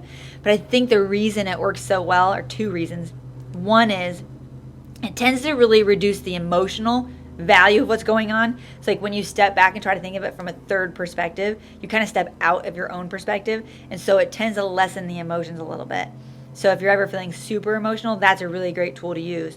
The other thing that it does really well is when you're thinking from a third perspective, sometimes you'll come up with ideas or solutions that you wouldn't have otherwise come up with because you put your brain in a different context than the perspective that you had on your own.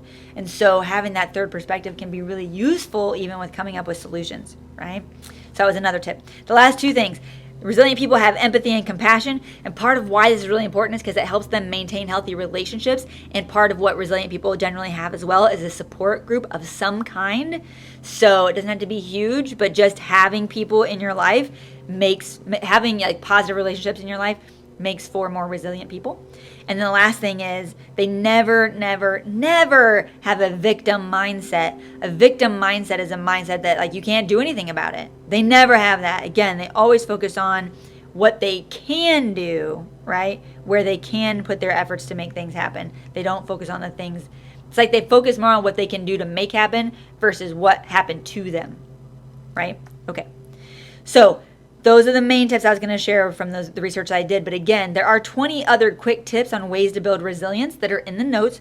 So this is the last time I'm going to say the number. If you want the notes, and they're just all in one place. So if you want the notes, you're going to get all the business notes and all the personal resilience notes. Just text me your name and email, 512-645-2868. Text me your name and email, and I will send you the notes, 512-645-2868. I think part of the reason why, by the way, the rep development team asked me to give this message is because they know that resilience, I almost said resilience, that resilience is a skill that I had to develop really early on in my life. As a child, I had a lot of challenges to get through, things like, severe poverty and abuse and neglect. And there just was a lot going on pretty early on in my life. And so I had to learn to take care of myself pretty early on. And it's funny because back then, obviously, I had no idea what I was doing or why it was working. But now when I think back to my childhood years, and in some cases it's like, this is like 9 years old, 8 years old, 10 years old, whatever. I can think back to certain things. And I can realize now what was happening. So for example, there were times where like I felt so terrible, like emotionally, like I was lonely or I was hurt or just whatever I was going through. And I remember that I would be alone so much of the time. So I would just blast the music on the radio and I would just dance around my living room, right, with no one around until I felt better. And it always made me feel better. And like, that's just that example to me of resilient people doing that physical thing to change their focus. Instead of just being focused on what I didn't have, instead I was like, I don't want to feel this way. I'm going to do something about it. And I would just get up and dance around. And even though it didn't change my circumstance, certainly changed the way I thought about it. Got me out of those negative thought patterns, which don't serve at all in any form or fashion. So that was something that I would do, which again, I didn't realize at the time I was doing, but now when I look back, I can tell. If I was hungry or lonely or frustrated by lack of money or whatever, there's so many days in my life where I was hungry or frustrated or lonely or whatever, or like could only see what all of my peers seemed to have with their families that I didn't have, right? I was always so lacking, such an outsider. And again, I can recall, and I didn't know to do this back then, but I can recall like being in my trailer and like feeling terrible. And then I would just I would just say to myself, like, my life is not going to be like this forever. It's going to be better someday. And I would just think about how it would be better. Like I would just dream about a better future. And that really helps. And I know it seems silly because sometimes dreams really aren't based in reality at all, right? They're just dreams. But again, I think it is pretty serious to stop the negative thoughts that don't serve you at all and instead shift your focus to something better. Even if the dream isn't really based in reality in that moment, it's still healthier. It's still a higher level of personal wellness to focus on something that brings you empowering emotions rather than things that don't. So, if all I had focused on growing up with the things I didn't have or the challenges I was going through, then I wouldn't have had time to do much else. And so instead, I focused about the future I wanted to create, and I was lucky enough to have made a couple of friends who supported me along the way and were good people and were good, a good circle of influence to have. I was such a mess. Like even when I started working at Cutco in college, like I was so young and I was so untrained and I was such a mess in so many ways. But the thing I always had was I always had resilience, right? I knew how to take care of myself. I wanted to get stuff done.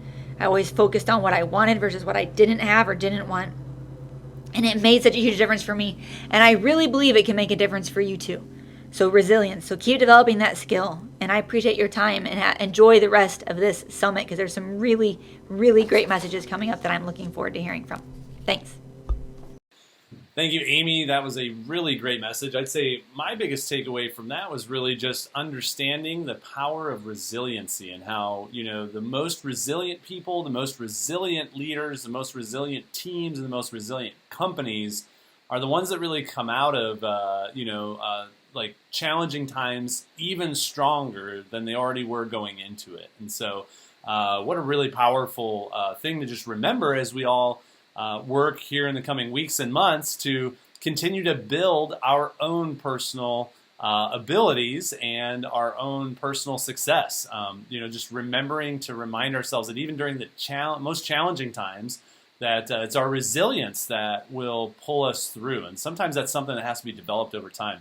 Couple quick things before we move on to our next speaker. I just want to remind everybody, if you enjoyed Amy's message, there's actually a lot more where that came from. In fact, I encourage you to go check out our bonus section here for the virtual summit. So once this is over today and you've seen from all the speakers, we will take everyone's individual messages and upload them to the site where you're logged in at right now for this summit, and you'll be able to actually go in there and come back anytime you want to watch the recordings of the speakers. So if you're reviewing your notes and you want to come back and watch someone's talk again, you can. But there's also a bonus section, and in that bonus section, we've got some great content from Adam Conroy about, he recorded a message for us about how you can sell over 6 figures a year servicing your customers through service events, service calls, and things like that. Adam's been out there crushing it with virtual service appointments as well, and we'll be doing an interview with him soon that we'll be putting out through the Conversations with Champions series. So keep your eye out for that. But you can also go see Adam's message so that when things do open up and we're able to get back into service events and get back into people's homes, you'll have information from one of the best in the business on how to maximize your results in that environment. And also, we've got another message from Amy, a message from Adam Stock, and even a second message from Amy. Amy talks about the power of focus, and she also talks about the power of habit, and she talks about how to build, in 2 different messages, she talks about how to build habits in your personal life and your business that stick, and then also how to use focus to your advantage to maximize your results. And so, very exciting information there. Is actually 2 messages that she gave at the Big Pin Summit. We got such tremendous feedback from those messages that we decided to go ahead and make them available to everybody here through the virtual summit. And then Adam Stock also gave a great message at the Big Pin Summit on the topic of mastering your finances and I think bookkeeping and taxes and things like that. And so now's a great time to be really conscious and really aware with your money, what you're doing, how you're doing it. Also analyzing and just looking at your profits, your tax liabilities, and making sure that you're really maximizing your ability to save, your ability to profit, and your ability to keep running your business in a sustainable way. And one of the ways to do that is get resilient with your finances. So thank you, Amy, for the great message. I really appreciate it. We're going to go ahead and transition right into our next speaker here. And our next speaker is Mr. Rob Robinchek. And if you don't know who Rob is, I highly recommend you go back and watch his message from the net meeting that he gave earlier this year. And Rob actually is one of the best in the business. He's been around for over 20 years. So get that, over 20 years. He's won more All-American scholarships as a student than anyone else in the history of the business. And Rob was number 1 last year in business gift sales. So number 1 in the company in business gift sales, almost $250,000 in business gift sales alone. And at the net meeting, Rob actually gave a message titled the Business Gift Build a Set Program 1.0. And in that message, he rolls out his Build a Set program that he does with his business gift clients and his business gift prospects. Obviously, words are a little bit hard for me today, no problem. But anyways, I'm very excited because here in today's message, Rob is going to be bringing us business Build a Set program 2.0. So if you want to level up your business gift game, if you want to learn how to organize and track clients on a Build a Set program, if you want to learn what types of gifts to do and when to do them along the way, to building up a set for people, getting the Build a Set or getting the gifts through the Build a Set program.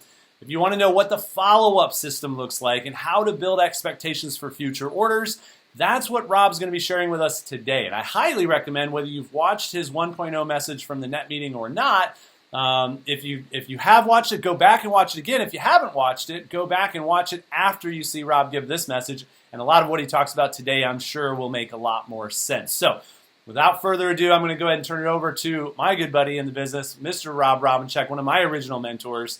Rob, the floor is yours. Thanks, Josh, for the intro. I really appreciate it. The goal of my Build a Set program message today is to take my talk at NET and expand on how to use the handout, systemize the program over multiple years, and walk through an annual timeline of following up and keeping in touch with your business clients.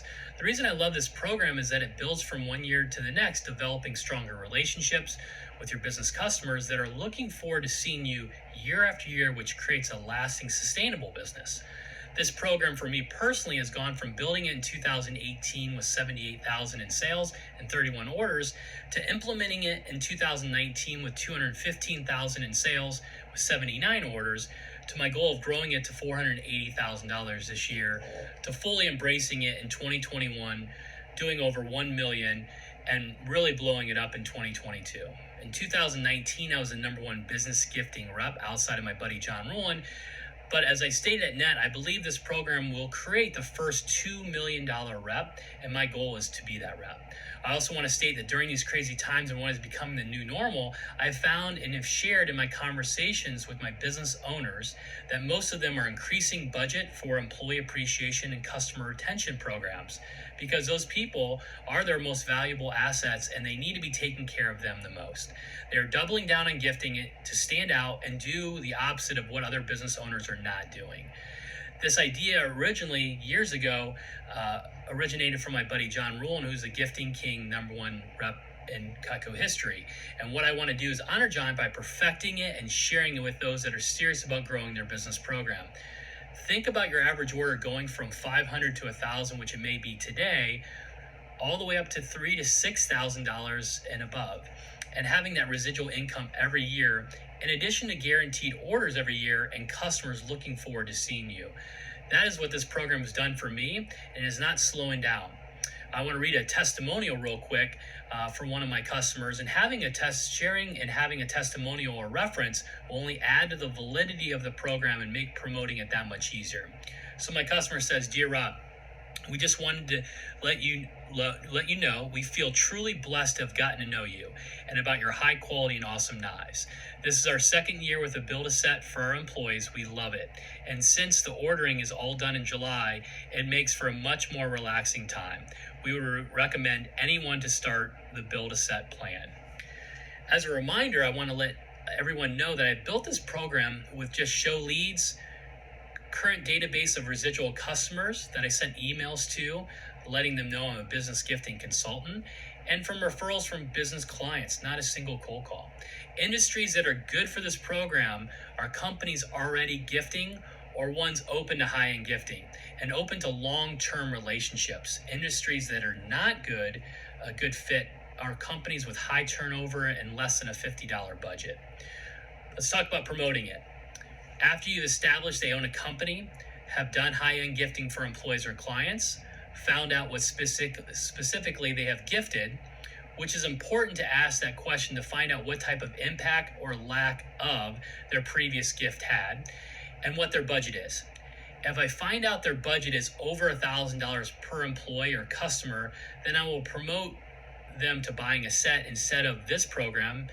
But if their budget is less than $1,000 per employee, then I'd rather build up to a bigger set over multiple years than sell anything less than a homemaker.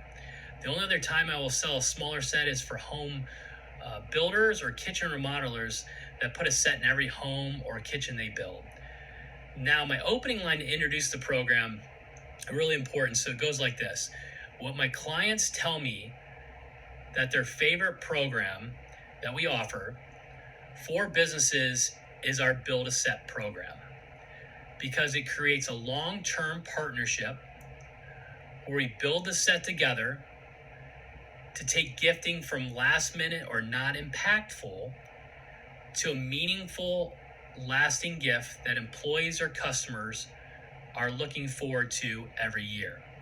Then we can focus on what you do best, which is continuing to make your business successful, and I can work with you to take care of your greatest and most valued assets. Then I let the business owner know that I will track and maintain all the items purchased from year to year, which eliminates the objection that need to remember what they've done.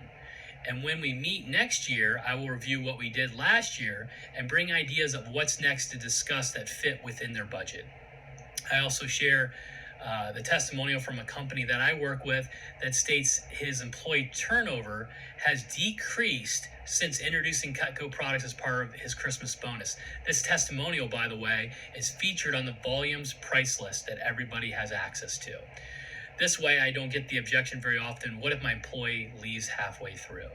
So now I show the new document just released at NET and is available to everyone on Vector Connect under Sales Tools, Business Gift Program, Other Topics, and then you'll see the Build-A-Set program.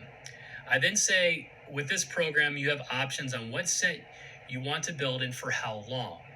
Most of my customers tell me that they want to build up to the signature family set or the ultimate complete set because we get to create a longer gifting program and employees get all the knives they need, but we don't need to decide that right now. We just need to determine which items we want to start with. Based on your budget of X, and you would know the customer's budget at this point, I would suggest, and then you give a suggestion of what fits within that budget. If they have a $100 to $150 budget based on quantity, I lead them towards getting one of the introduction collections on the volume pricing sheet of our most popular items, such as a trimmer, a cheese knife, or super shears. I push them to get started on a two-piece set if their budget is $150 to $200, and a new deluxe gift box if possible. My go-to is the scissors with one of the 6 different knives it can come with, depending on quantity and discounting. But I stick to the volumes pricing and may bump up to the next level of discounting if needed. Keep in mind, it is less about the discount you give the customer, more about getting the items in that price point they are comfortable with. I love starting with those items that make the biggest impression for the employees to give the most positive feedback. Then at that point, the close I love using, since I already know what Cutco items they have or don't have personally, I say, since you are taking care of your employees or customers, I want to take care of you and your wife and include at no charge, and you mentioned what you want to do at that point, as my way to say thank you. Does this program sound like something that makes sense for your business? Once we decide which items they are going to go with, I put an X next to those items we are starting with, put the year next to those items, and put the employees' names on the sheet if less than 20, and then give them a copy of the sheet. That way they have a copy of what we did and leaves them with ideas for the future. So let me show the sheet real quick here, just in case you haven't seen it, and walk through it. On the very front of the sheet, I put the company name in the top left-hand corner. This one specifically is Holmes Fire and Safety Solutions, a company that I'm starting a Build-A-Set program this year with. Then on the back, like I mentioned, what I do is they started with the paring and trimmer, but they did it Santoku style. So I just put an S next to that. I put the year, so it's 2020, that we're getting the program started. I put in the middle the names of the employees, and I put the quantity of how many we got. This way, again, this is something that they have, that they know exactly what we did. Okay, so again, I walked through that. And one thing I also want to share on the bottom has the two-piece option I was telling you that most of my customers will start with, that falls within their budget. If they want to do a single piece, they can do scissors, something along those lines, and put a nice deluxe gift box. I'll mention again when the plating comes into play, and personalization on the block, and how that plays out.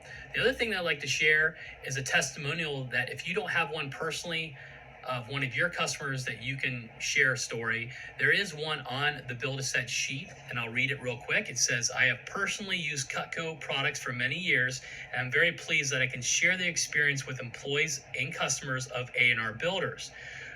We're helping them build a complete set of Cutco knives, several pieces at a time. It is a quality product that is truly unique. And this is actually a customer of mine that, again, I've done a lot of business, but again, a great way to share a very positive testimonial. Okay, so now just to note that the customer, that same customer can buy additional items outside of the kitchen knives that same year for a different function and do something extra on the employee or company anniversaries. They may also do a Build-A-Set in addition to another item just for the employee that I found. So to give you an example for this company specifically, they have a summer picnic. So they have a different function. So I'm doing a two-piece set with the turn and serve and the ice cream scoop for their summer function. And then during the Christmas season, holiday season, we're doing the Build-A-Set and continue to add that. And then what he did additionally as well is all his workforce is all guys. So we got a lockback knife that he's going to do in addition at the end of the year for the guys as well. So we got the family gift, and then now a gift specifically for the guys. So additional opportunities to keep in mind as you're doing the Build-A-Set. It's not just the pieces. You can, again, sell additional things that same year for different functions and different employee bases. From a tracking and systemizing standpoint, I take another copy of the Build-A-Set sheet, put an X next to what they got, put the year next to those items they got, employees' names on the sheet. If less than 20, I put them on the sheet and put their company name in the top of their sheet. I take a picture of that sheet, and when I get home, I put it in a master spreadsheet of all my Build-A-Set customers. So they get a sheet, I get a sheet. I take an extra picture of the sheet, so again, I can put into my database that I have created for all my Build-A-Set customers. Now, you can also put this in your CRM system. Fast Action has a great program with that, and tag this customer as a business client. If they have 20 or more employees, then I have them email me a list of all their employees, or just print out a sheet with all the employees' names on it so I can keep track of that. Just so you know, I typically do the block the second to last year and finish out the set the last year. At that time, I get the block, I get the plate that goes on the front of the block, personalized with the employee's name, with a message, something along the lines of, made especially for the Miller family, or whatever their family name is that I put on there. And they can even put, if they'd like to, their company logo at that point. Each individual knife does not need to be logoed. We want to make it special to the employee. And again, that's why the message, again, we can put a logo on the plate that's at that point. But that way, again, it just makes it that much more special for the employee. The beautiful thing about this program is that it is a way to gift to the entire family. So keep in mind, the reason for no prices on the sheet is because the customer is more concerned about sticking to his or her budget and not about the price. Also, as everyone is aware, our prices go up pretty much every other year. So I don't want to be stuck promising a price that now I have to discount more down the road. I create a file as client and put the Build-A-Set sheet in that file. Then when I meet with the customer the following year, I bring that sheet to our meeting with ideas of what I would suggest for that year that fits within their budget. This shows the business owner I'm keeping track of what they got, the years they got it, the employees we got it for, and what to look forward to the next year. The important thing to note is I finalize the meeting by mentioning to them that I will be touching base in April or May next year to schedule our annual meeting. That's the time that I find that it's most productive and that I can set them up for selling them during the summer. The last thing I want to cover is the annual timeline of follow-up and connecting throughout the year. You should touch base with the business client at least 3 times a year. I would suggest not counting a text or email as one of those connections. I would suggest either a phone call or face-to-face interaction. I tend to get the most of my Build-A-Set customers during the summer. The reason for this is to be the first option in gifting with their ideas, and to have the business owner have one less thing to worry about throughout the year that I shared with my testimonial, why they appreciate it so much. Lots of ways to overcome objections to that time frame, especially if they're giving the gifts at the end of the year, but that will be covered or talked about in my Build-A-Set 3.0 message. For this message, the important thing to note is touching base at least 3 times a year. So in the fall, I will touch base to make sure they got everything that they ordered, that the gift was wrapped properly and received on time. I always, if possible, do this in person, and at that time is when I ask for referrals, which I will dive deeper in my 3.0 talk.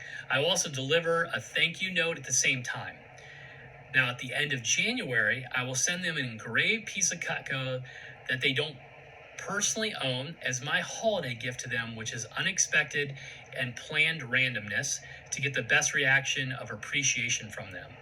A week later, I will do a follow-up call asking how the employees loved their gift, never asking them about the gift I sent them. 99% of the time, they bring up the gift I gave them if they haven't already said something to me at this point. Lastly, I touch base end of spring in April or May to set up a time for our annual meeting. Since I've already prepped this meeting from last year, they're excited and looking forward to this meeting. It's a pretty simple setup. The Build a Set program goal is to be the biggest and best way to create and build long-term relationships with your customers with the highest residual of income. Thanks for your time. Okay, everybody, I hope you enjoyed Rob's message there. He gave some really great tips on how he organizes and systemizes the Build a Set program in his business gift, repertoire or approaches. He also shared a lot about just how to stage and frame and really build value with clients. In fact, I don't know if you know this or not, but during the push, Rob actually closed a $19K order on a one-call close. So he talked about the one-call close and how, if you build the right value, ask all the right questions, and you really position the perfect, way for your clients to get started with this program, how many of these orders can be taken care of on a one-call close. And it was really exciting to hear his story around, how he sold that big order when he shared that on one of our recent mentoring calls. But I highly recommend, if you have questions, reach out, let us know what your questions are. We'll put you in touch with Rob, and I'm sure he'll be happy to help you, continue to up-level your game in the business gift world through the Build a Set program. And I, like Rob, truly believe that this is one of the game-changing programs for the business. And if people want to consistently be selling $1 million or more year after year, you're going to have a really strong business gift layer in your business approach, in your planning process. And you're going to have prospects in the pipeline. You're going to have past customers consistently ordering from you year after year after year. And I can tell you that what Rob teaches works. My number one customer of all time has been doing Build a Set with me for over 10 years.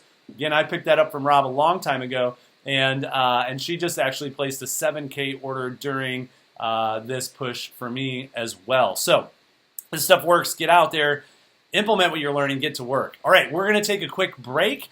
So we are going to circle back and be back here in about 10 minutes. So make sure if you need to go grab a snack, if you need to grab your lunch or your dinner or whatever it is, depending on what time you woke up this morning, what part of the day you're in right now, go grab that right now. And again, throughout this, we'll take a couple breaks here and there, but if you need a bio break, just go grab it yourself. What's great about us streaming this live is that you can pause it and then go take a break and then come right back and push play, and it will pick up right where you left off in the live video. So it's a weird thing about how YouTube Live works, but anyways, don't need to get into the depths of that. But here's how this is going to work, right? In 10 minutes, we'll be back. Those of you that want to stick around, we've got some really cool videos for you. During our breaks today, we'll be doing cool quotes. We'll be doing Cutco trivia, a lot of the stuff on Just the Facts. And shout out to Amy and the Vast Action team for helping put all that together for us so that we could have a cool slideshow to entertain you while we're on break for 10 minutes. So, all right, we're going to go ahead and switch over to the break. Just make sure you're back here in 10 minutes. Talk to you soon.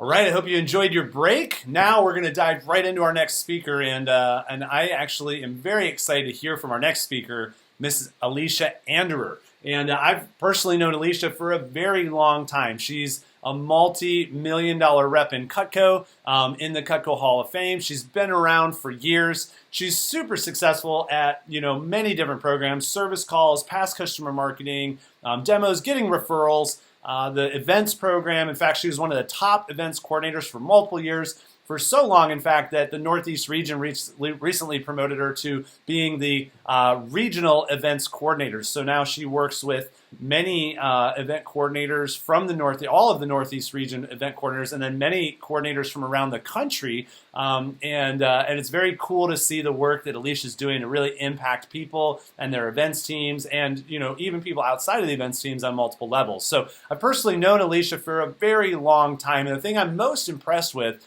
is how she's able to really be a high performer year after year after year, while also being a full-time mom.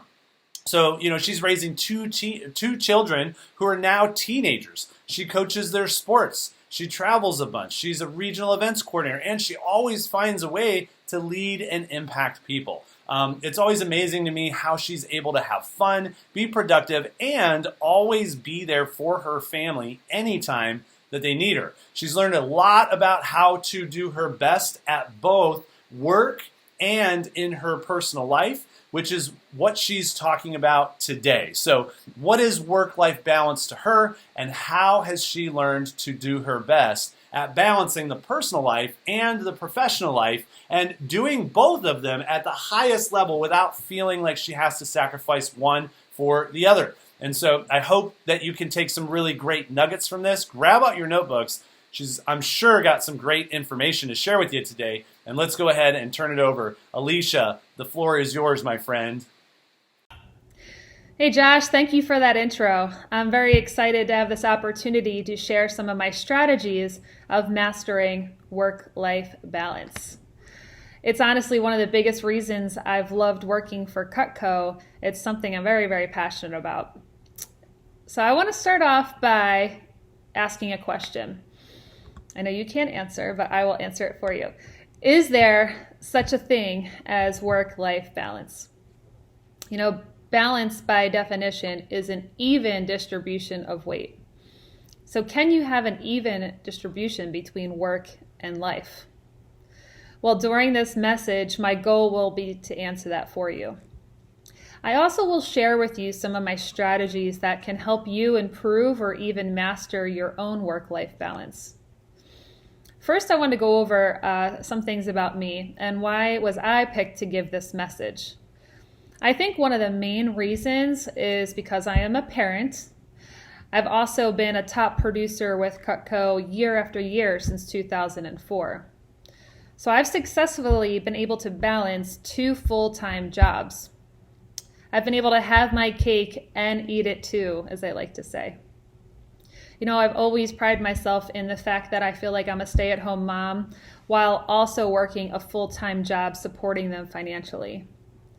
Being able to coach their sports, chaperone their field trips, be home when they're sick, all while still performing at a high level with Cutco and building my business to what it is today. It hasn't been easy, but honestly, is anything worth having easy? Not usually. It takes a lot of time, takes a lot of effort, takes a lot of work, skill, and definitely commitment. So I'm excited to share with you what I've done to get to where I am today. I do want to recognize that a lot of you, I'm sure, listening might not have children yet, or might not ever, and that's okay. I believe my path, though, on how I got to where I am now, and with my tips I'm going to share with you, no matter where you're at in business and life, if you implement what I'm going to share, you will be on your way to mastering your life. So let's get back to that first question. Is there such a thing as work-life balance?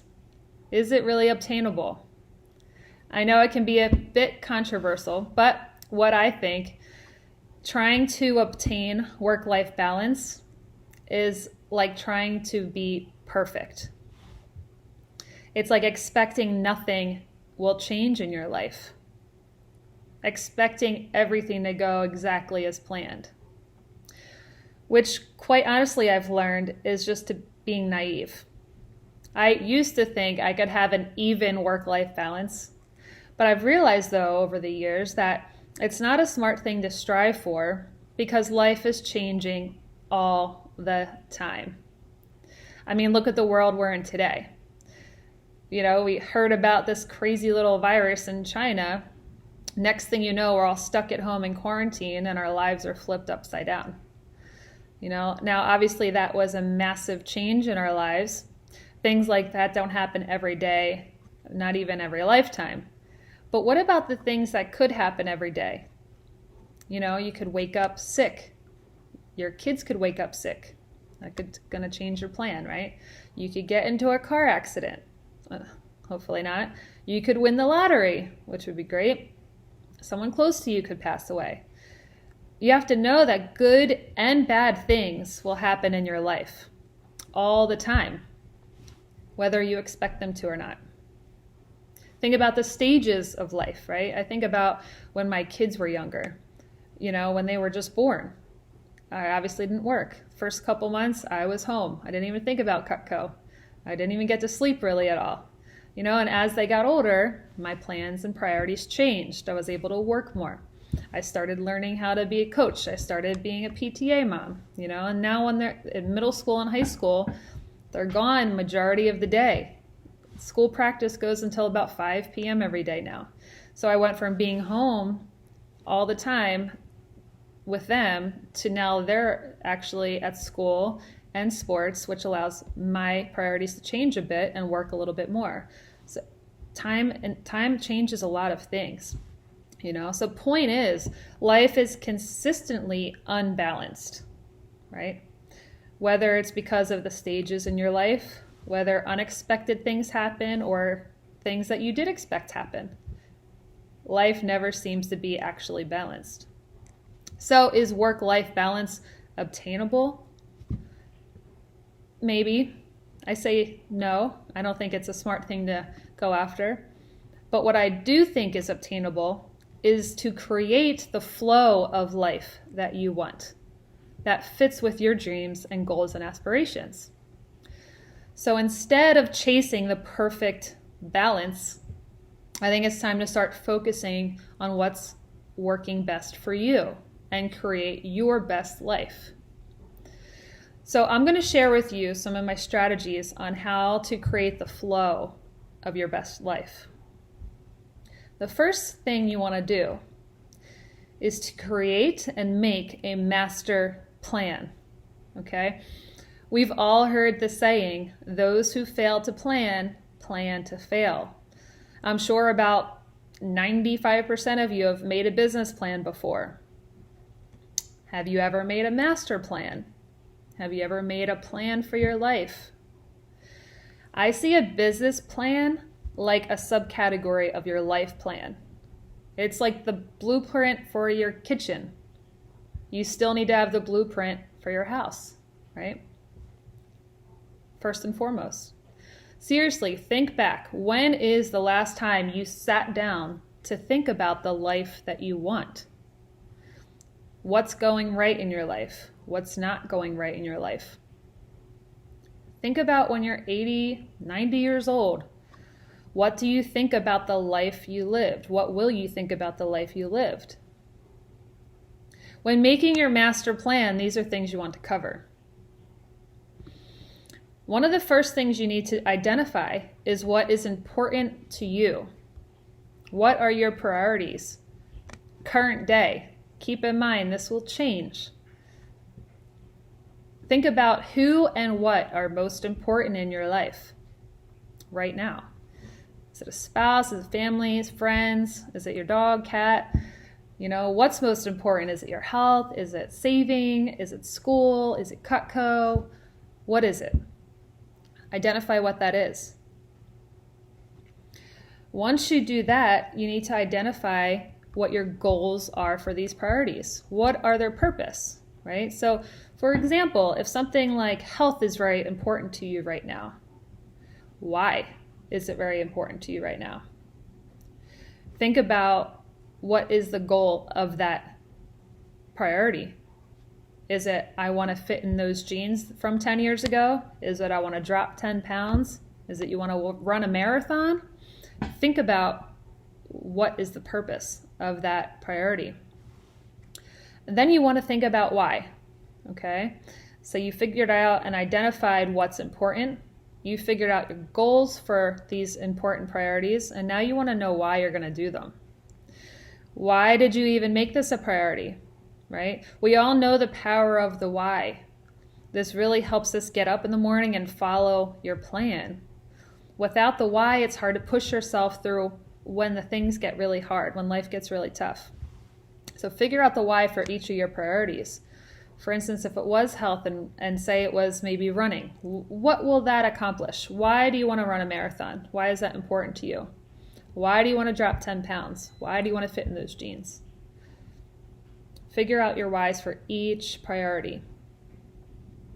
Now, looking at your priorities, you have to get real with yourself and think, where am I at now, current day, with your priority? Say if you are trying to lose weight, where are you at right now? If you are trying to run a marathon, how far can you go right now? So miles straight, 2 miles straight, you have a lot of work to do. It's good to figure out your starting point. You need to know where to start. And then after that, you want to create actionable steps to get to your desired location or to your desired goals and aspirations. So how do you get there? I like to use that example of a marathon, but think about, okay, if you're at 1 to 2 miles right now, you have to break down your daily, weekly training schedule. So part of that master plan of creating it is making this document a living document. Okay, so I'm going to go through them real quick again. So making your master plan, you need to identify current day right now, in your life right now, what is most important to you and what are your priorities. Also, who is most important to you right now? The second thing is, what are your goals for these priorities? What's the purpose, right? These are like your dreams and aspirations for these topics. Then you're going to go through and find out why. Why did you make these things priorities? Why did you make that person a priority? Figure out the power of your why. Then after that, you are going to make sure that you see where you are at current day and kind of do it's almost like the wheel of life. Rate yourself. Where are you at? Get real with yourself. That way you have a starting point. And then finally, you're going to create the actionable steps. Figure out your action steps to get to those goals. How are you going to hit that goal that you made for yourself? So now you're going to make this a living document, like I said. So this document is going to be changing over and over and over again. I personally like to use Google Drive. That way I have access to it from my laptop and from my phone. Easy access, easy to change. You also want to make sure that you schedule the next time you will review your master plan. Part of this is realizing this is not a one and done thing. You have to look back, adjust, review often. I do it about 2 to 3 times a year. Sometimes I don't have to change anything. Most of the times I have to add or remove something. But it's always good to review and adjust. Always review and adjust where you're at current day. Now that you made your master plan, step 2 would be making your business plan. Now I know this will be easy for most of you because I know that in Vector we learned this kind of early on. But make sure that you're doing the same type of outline, figure out what's most important in your business right now. Is it a CPO goal? Sell 500 grand. Why is that important to you? It will help me hit my savings goal. What's the desired outcome? To save 50 grand. Figure out your action steps to make that goal obtainable, right? So for a business, you can break a lot of things down with numbers. Daily, weekly, monthly campaign. Make sure that you break it down as detailed as you can get. For a business plan, I like to review and adjust once a month. So that's a little more often. Number 3 is making a family plan, okay? So a lot of this is planning, as you can tell, power behind the plan. Now you have your blueprint for your kitchen, right? That was the business plan. You have your blueprint for your house. Now let's make a blueprint for your living room. This is going to be your family plan. First thing I like to do with my family plan is figure out my non-negotiables. You know, for me, it's like my kids' birthdays are non-negotiables. I will not miss them no matter what. Holidays are non-negotiables. Family traditions are non-negotiables. When I do my planning, I put those in the calendar first. When are we going pumpkin picking? Which day, what time? When are we decorating the Christmas tree? You know, all those things go in my calendar first. I also make sure that I schedule my alone time. You know, I do solo retreats. I have time to myself. Every week you should have time and quiet time to yourself. My solo retreats I do once a campaign. I go to the beach and I am by myself with my journal, with some books, and I plan. I do this. I do my master plan. I journal. I reflect. Think about other things like date nights and, you know, one-on-ones. What are your non-negotiables? That's the first thing I figure out with my family plan. And then continue that same outline, like I did with the business plan and with the master plan. Continue this process for every room in your house, okay? Whether there's a lot of different topics you could cover. What's most important to you? Personal growth, faith, finances, health, fitness, philanthropy, whatever it is, figure out that game plan. The more detailed, the better it is. You know, the last thing I wanted to review with you on the planning was making sure that you review these plans with the appropriate people. All right, so obviously you want to review these plans yourself and make sure that they all make sense. They're realistic, they're challenging, but not way too far out there. So with your master plan, you know, it's good to review this either with your mentor, significant other, parents, whoever is most important with you, and someone that you value their feedback. You know, your business plan, a great person to review that with is your manager, your event coordinator, your mentor. Family plan, like my family knows my plan. They're a part of it. They help create it. So my kids have seen the plan. Get those people involved with these plans so you see the goals you have for your life with them. So on and so forth. Make sure you're like addressing and going over with the people that are close to you. Remember to tie the people in who you consider an important part of your life. Now, on the flip side of that, also remember not to be influenced by people you don't consider an important part of your life, okay? Anytime you're heading upwards to a successful life or in business, there are always going to be haters out there. There's always going to be people judging you. You know, you got to fight the guilt. It's a hard thing to do because you don't recognize it sometimes at first, but if you want to work more than the average person, then work more. If you want to spend more time with your family, then spend more time with your family. If you want to go volunteer across the world for people in need, go do it. Do what is best for you in your life, and don't worry what haters are going to say, okay? Don't listen to other people that want to only offer you judgment. So that's something that I had to learn throughout, you know, the 15 years with Cutco. I fought a lot in my life. People would tell me I either work too much or go on too many trips. But the thing is the people that are most important to me, my family, my kids, my friends, they knew and also agreed and were on board with my plan. That's why I was okay with it. I didn't have to explain to other people. So just make sure you recognize the fact that there will be people that will decide to offer their advice or their judgment, and you don't have to listen to them, okay?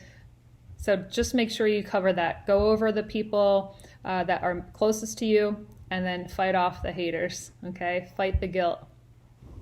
And guys, I just want you to know I am not a planner, like by far, even though I probably come off as one. I realize, though, because I realize the power in the plan, that's why it's such a priority for me.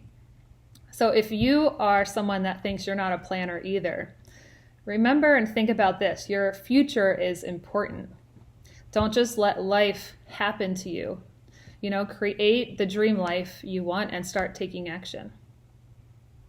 Okay, so let's pivot here. Take a quick review. I want to go over a couple of the steps that I shared before diving into the next part. So first step is creating your master plan. Second, come up with your 3 to 7 sub-plans that flow with your master plan. You know, make sure they're all coherent and flowing together. Third step is schedule when you're going to reevaluate and adjust those plans. Okay. So those are the big things with planning. Now, I get this question a lot, and you might have this question as well, but the big question would be, so if there's 50 people who plan, everyone who plans, right? What's the difference between those who hit their goals and ones who don't hit their goals if everyone planned the same way? So the people that hit their goals, no matter what happens in their life, and they hit them because they realize the simple fact that things don't always go as planned, and realizing, in fact, they rarely go as planned. So the difference really is champions are able to pivot and adjust to life's curveballs. You need to expect them to happen and not get shocked or wallow in your own self-pity when things go wrong. You need to just be flexible. Think about the last time you hit your yearly CPO goal. It doesn't seem to happen too often, except with the champions in the business. I think about the last year, my goal was to sell 450 grand, and I did 455. So I was able to hit my CPO goal, but the thing is, I did not hit my goal the way I originally planned. A lot of things changed. I had to pivot, I had to adjust, and I had to change my plan. It's all about how you handle every situation that comes your way. I think back to when I committed to a certain work schedule. I decided I was only going to work Monday through Friday, 9 to 3. I was getting tired of doing appointments whenever my customers were free. So I said, all right, I'm done. I have 3 appointment slots each day, and that is it. I only wanted to work when my kids were in school. And I thought, no negotiating on that. That's it. I had my show team only text me or call me between 9 and 3 or after 9 p.m. when the kids were sleeping. I thought I was on lockdown. And then I realized, sometimes sales weeks don't go as planned, or push weeks come up and then I have a goal I want to hit, or there's a contest or trip I want to win. So realizing there's sometimes that I had to be flexible and I had to work more than my original plan. I'm a little stubborn, so it took me a while to be okay with that. But I realized that understanding that I was my own boss, but not just in Cutco, but in life, it's okay to change your mind. I decide how my life wants to go, so it's okay to adjust your plan. If I want to win a trip to Vegas, then I'm going to work a little more. That's okay, The point is that you need to have a plan to begin with. You need to have a starting point, You need to have your blueprints. You need to be able to track your progress. If not, you'll just float through life with no intention.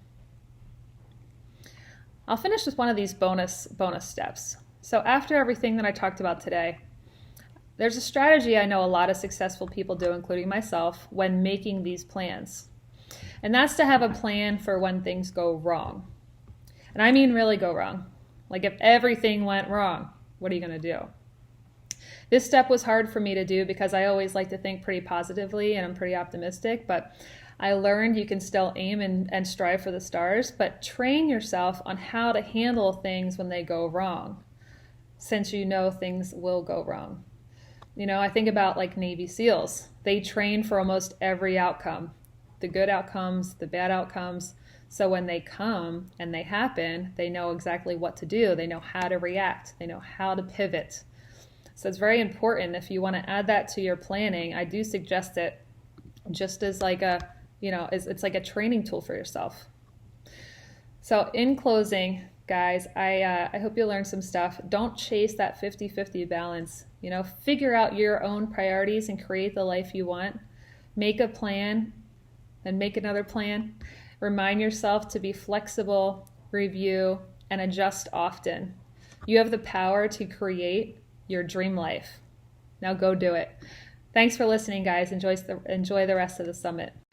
Thank you so much, Alicia, for that wonderful message. I just really loved it a lot. One of my biggest takeaways from it, I think, was really just, the concept of, and this is something that we've taught, Luke and I have taught in our mentoring groups and stuff like that for so long, but it's just the power of asking quality questions about what you really want from your personal and your professional life, and then making those big things a priority and putting those big things in.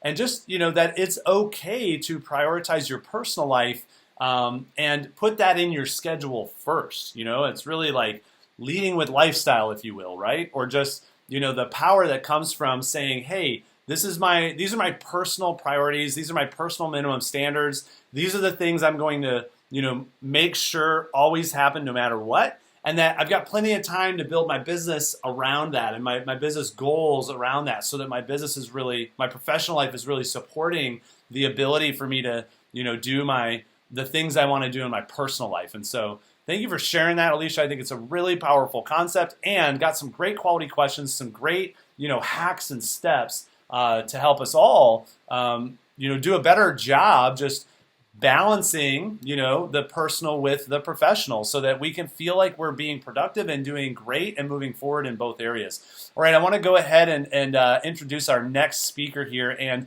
what I really love is that we've got two powerhouse female performers, back to back on the agenda today. And so, it's already been great content so far. I mean, we've heard from Seth Kinzer on the Ultimates. We've heard from Rob Robinchek on Build a Set program. We've heard from Amy Muller, and it's just, a keynote speaker, published author. I mean, just crushing it, giving us great stuff on how to be resilient during tough times. And now we have the pleasure of hearing from Chelsea Rodriguez. And Chelsea sold over $500,000 last year. She's a Hall of Fame rep. She's consistently a top performer in both the Realtor program and the residential program. It doesn't matter if she's on base for the federal program, if she's working events, if she's making phone calls to her past customers, if she's doing service events, if she's working with referrals and doing demos. This woman knows how to rock the house. And I've worked with a lot of her past customers that I've bumped into at events, and they love her. She not only knows how to sell at a high level, but she also knows how to create an environment that her customers love being a part of and that they want to be loyal to. And actually, one of the things that I think people don't talk about enough as a master skill set with Chelsea is her ability to get referrals. And it doesn't matter whether she, was a new rep in the business on her way up into being a CSP and then, morphing and growing herself into a top performing CSP. Chelsea has been an expert, has been, really a powerhouse when it comes to getting referrals. And so whether she's face to face with people or getting them virtually, she knows what it takes to get referrals. And it's always been a strength her entire career. So whether she's focused on the Realtor program or the residential program, she's been a rock star at getting her clients to introduce her to new people. Even now, while we're all working, in a mostly virtual way, and she's getting referrals consistently right now over email. She's getting referrals consistently over the phone with her clients. She's getting clients that are consistently introducing her to people via text message. So I'm sure we're going to get some nuggets from hearing Chelsea today talk about how to get referrals. So Chelsea, I'm going to go ahead and turn it over to you and just appreciate you being here and very excited to hear what you have to share with everybody. Hola, Sharpies and Sharpettes. See what I did there? Gave the guys and the girls a shout out. Oh yeah. I speak Spanish now because, heck, I'm a Rodriguez officially. It's pretty awesome. I'm loving it. Been working on my Spanish. Okay, who am I kidding? I've not been working on my Spanish, but been selling lots of knives and asking for lots of referrals, getting lots of referrals. Sold a little bit for the push, and what day is it? I don't know. I've lost count. Is it Tuesday? Saturday? Did I change my socks? Heck, I don't know. Woo! It's wonderful times to say. It's a great day to be alive. Great time to sell Cutco. So, what am I talking about today? Getting referrals in the virtual age. I just want to stop for a second, soak all of this in, and mention how grateful I am to be giving this type of message. It sounds pretty cliche, right? Like, as speakers, we say, I'm so grateful to be talking about this. I'm honored that I get to be here. And that is true for all of us. But now more than ever, I am so grateful that I've been asked to talk about referrals, because it's not just about the virtual age. It's about getting referrals now and into the future. And as we evolve as salespeople, I have always believed in the 11 years I've been with Cutco that the number one reason representatives leave Cutco or get out of the business is because they ran out of referrals or they ran out of people to call. They didn't have someone to go do a demo with. Well, that's just a lack of names and numbers, maybe a lack of effort in getting referrals, whatever. I'm just glad that this is seen as important, and it is important now, but it's also going to be important in the future. We're living in unprecedented times, and that's true, but I don't want to tap on that too much, because the title of this message, even though getting referrals in the virtual age, it doesn't relate to just now. It relates to our business as a whole. And so what we're going to talk about today, and some of the keys that I'm going to go over with you, and some of the black and white, just tried and proven step-by-step things that I've done to get lots of referrals in my business, I'm going to teach you a lot of those today. And you can easily go do these in your business. But before I do that, I want to say fasten your seatbelts. Let's enjoy the ride.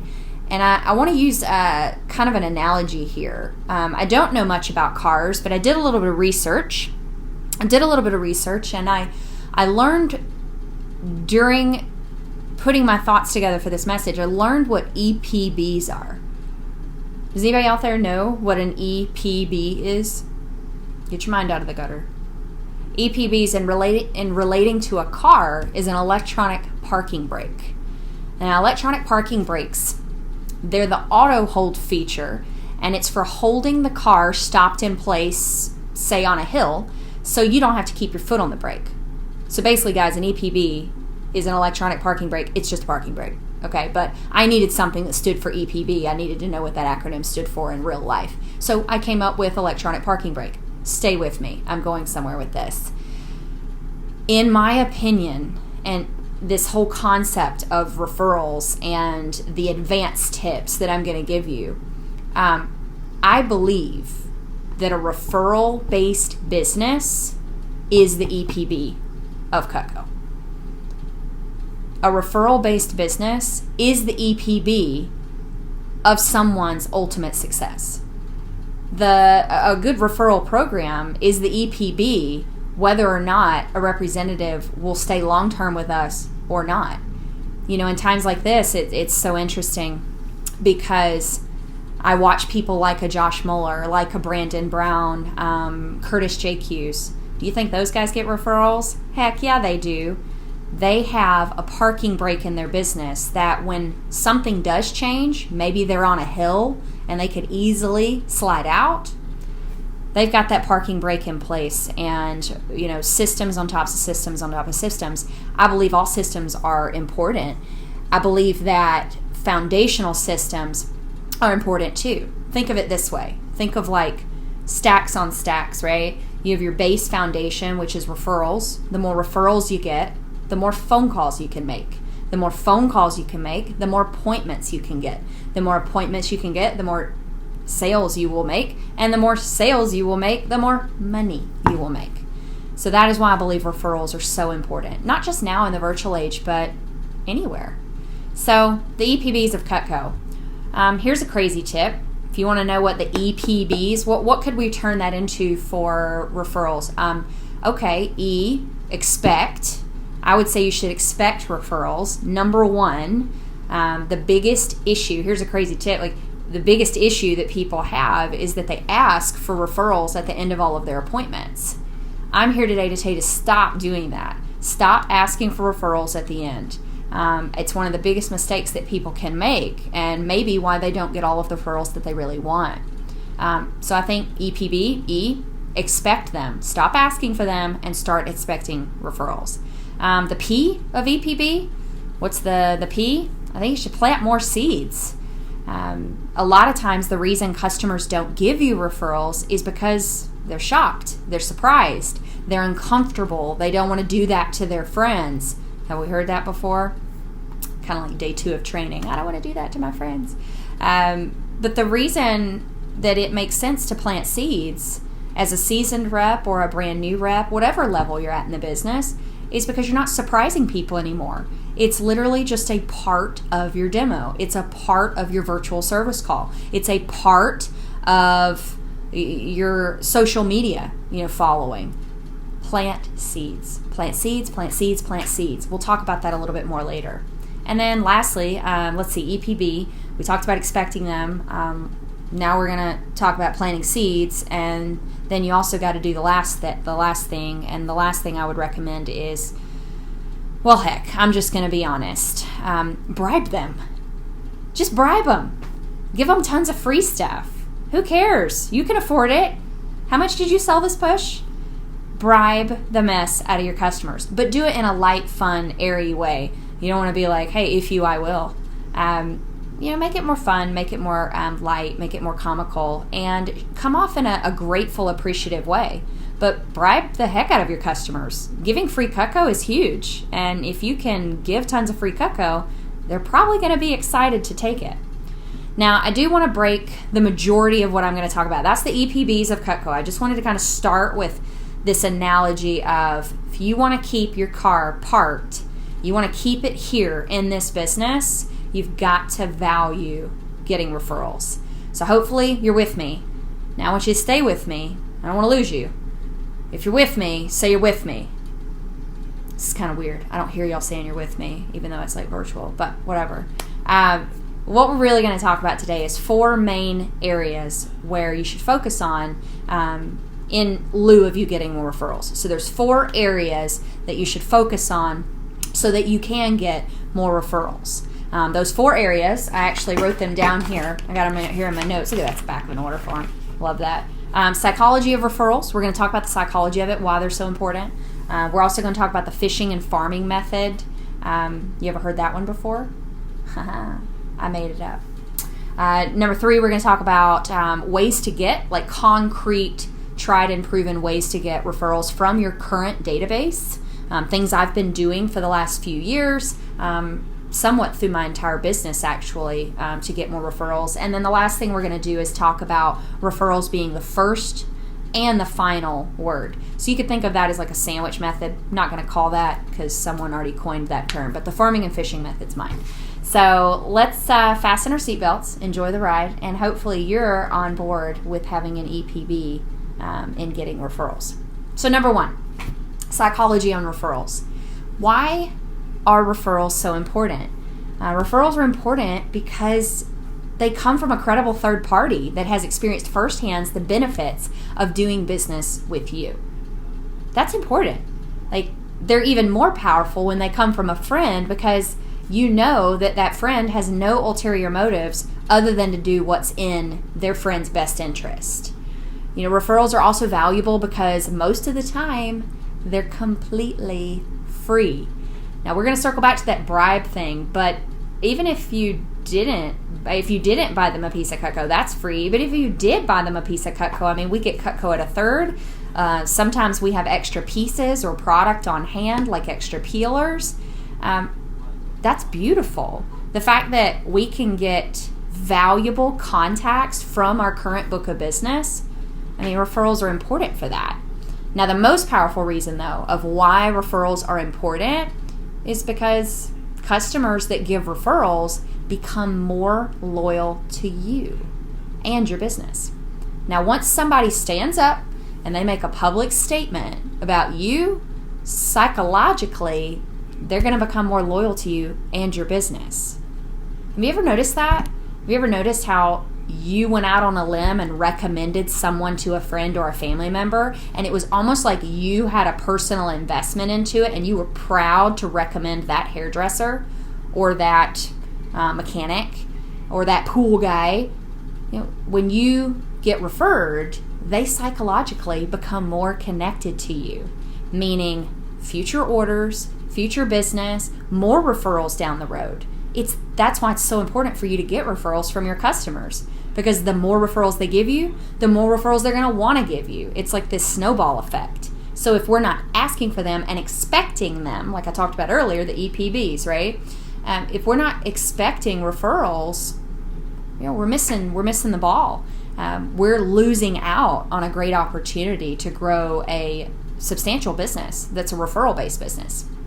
I think it's also important to note not just why referrals are important, but I think it's important for us to understand referrals are important in the fact that good customer service doesn't always equal referrals. Let me repeat that. Good customer service doesn't always equal referrals. So what do I mean?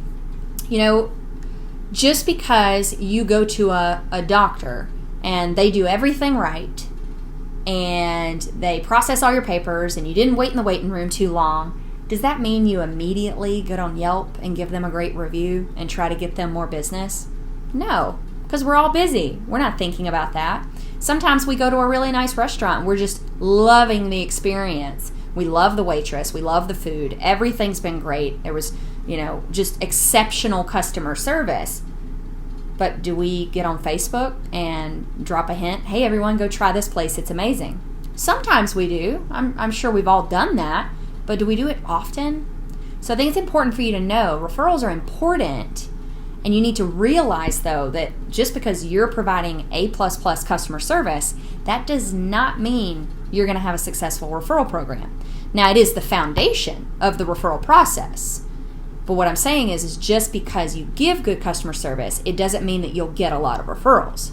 Receiving referrals on an ongoing basis is as much of a function of deliberate planning as it is good customer service. Today I'm going to show you how to receive referrals on an ongoing basis in the virtual world that we're living in, and then beyond that.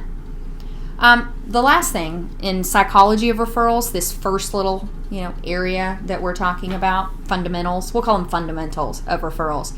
Making it rain referrals starts with your attitude. Time and time again, I get the same question from managers, newer representatives, and now since the virtual age has kind of started, people have been asking me, so what are you doing to get more people referring you? And my answer is always the same. You have to have a confident attitude and expect them. You have to have a confident attitude and expect them. You're going to hear expect, plant seeds, and bribe a lot in my message. So if you take nothing away from this, forget all the fluff. Just remember you need to expect them. You need to plant seeds, plant seeds, plant seeds. See how I did that 3 times? And you need to bribe them. You're going to hear a lot of repetitive there. So hopefully you take that home today. But I tell people all the time, you have to confidently expect them. In reality, Cutco reps, they know how to ask for referrals, but it's the fear of asking or the forgetfulness, but it's mainly the fear, those 2 F words. The fear of asking, it's rooted in your attitude. What is your attitude about referrals? Ask yourself that. Maybe write that down. What is my attitude on referrals? What is my attitude towards my referrals program in my business? Do I have a referrals program in my business? And what you have to realize when you ask these questions is it's all about your attitude.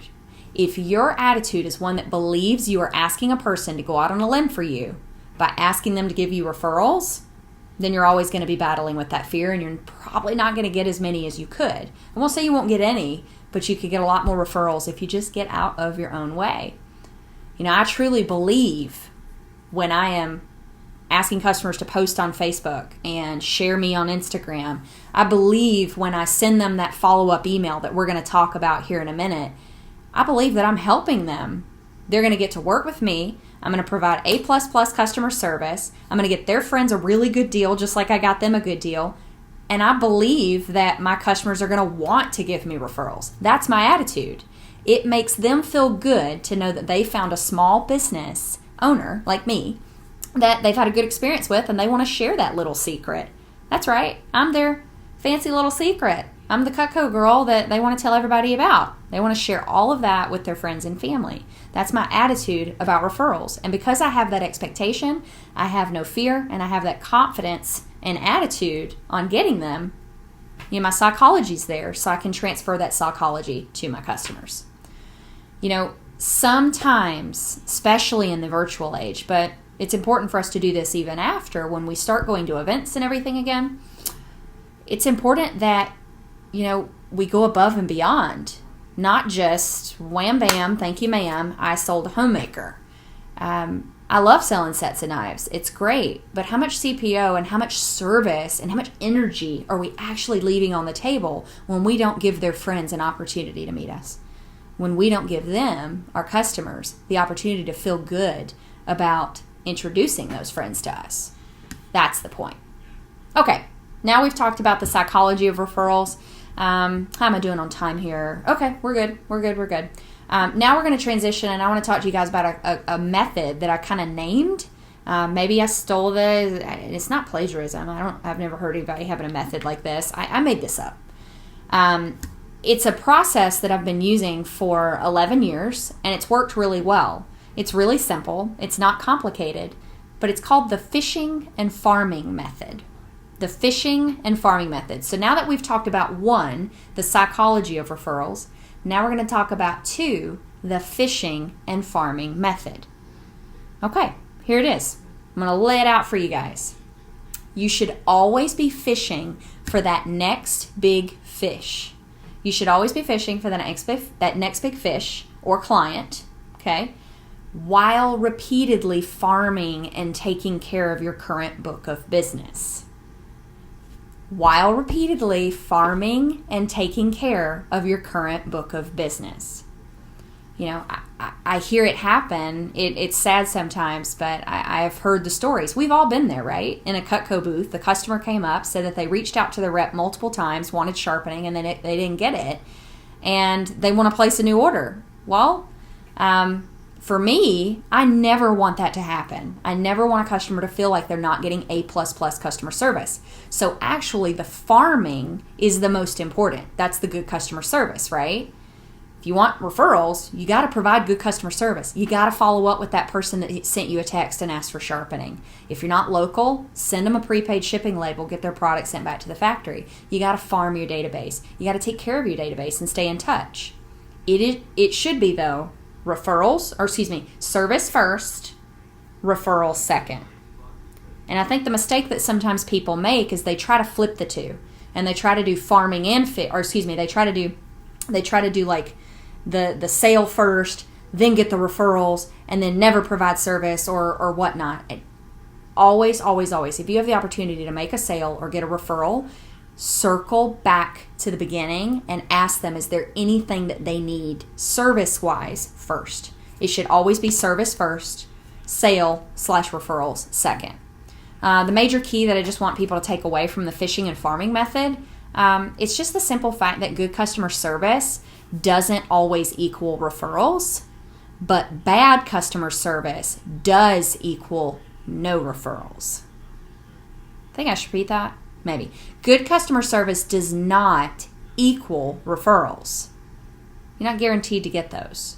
But if you provide bad customer service, that definitely equals no referrals. So make sure you master the fishing and farming method. Be out there going after that next big fish, finding that next event, building your business, finding those new clients. But make sure that you're not getting too busy, that you're missing the opportunity to take care of your current book of business. Okay? Number 3, what are some tried and proven ways that you can get some concrete ways to get referrals from your current customers? Concrete ways to get referrals from your customers. Okay, so I made a list. The one that I have been using during the virtual age that I wanted to share with all of you, you could add a short sentence to your email signature. A sentence that I just recently added to my email signature. So now anytime I send an email, this is a small, like 2 sentences. It's like a run-on sentence. It's not even full 2 sentences. But it just is an email signature down below my contact information, and it's in a little script font, real small and in blue. And it says, if you know someone who needs product, service, or could enjoy the benefits and guarantee we provide, please introduce me and I will send you a free gift when they place an order! Exclamation point. So you put that in quotes. I'll repeat it. If you know someone who needs product, service, or could enjoy the benefits and guarantee we provide, please introduce me and I will send you a free gift when they place an order.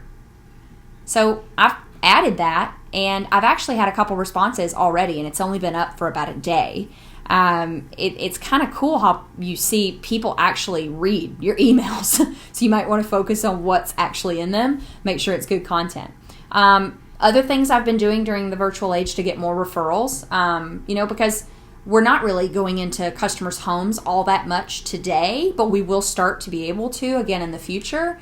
I think it's important for you to mention verbally to all your customers, just mention, hey, I want to add you to my Facebook business page, ask them to follow you on your Instagram, and then get them to do social media posts by them and they tag you. That's the 2 keys.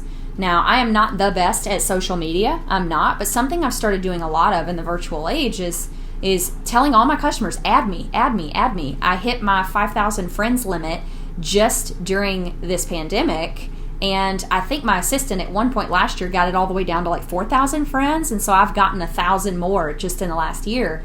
So I got to get in there, clean it up again. But create a business page, get them added, ask them to make a social media post by them. They post it and make sure that they have you as a friend and they can tag you. Already made quite a few sales during the last 2 months from people making social media posts. I think it's also important, another thing that you can do is do a referral email after every service or sale convo that you have. So if you finish helping a customer get their prepaid shipping label and you've emailed them, all the service is done. Remember, service first, referral second.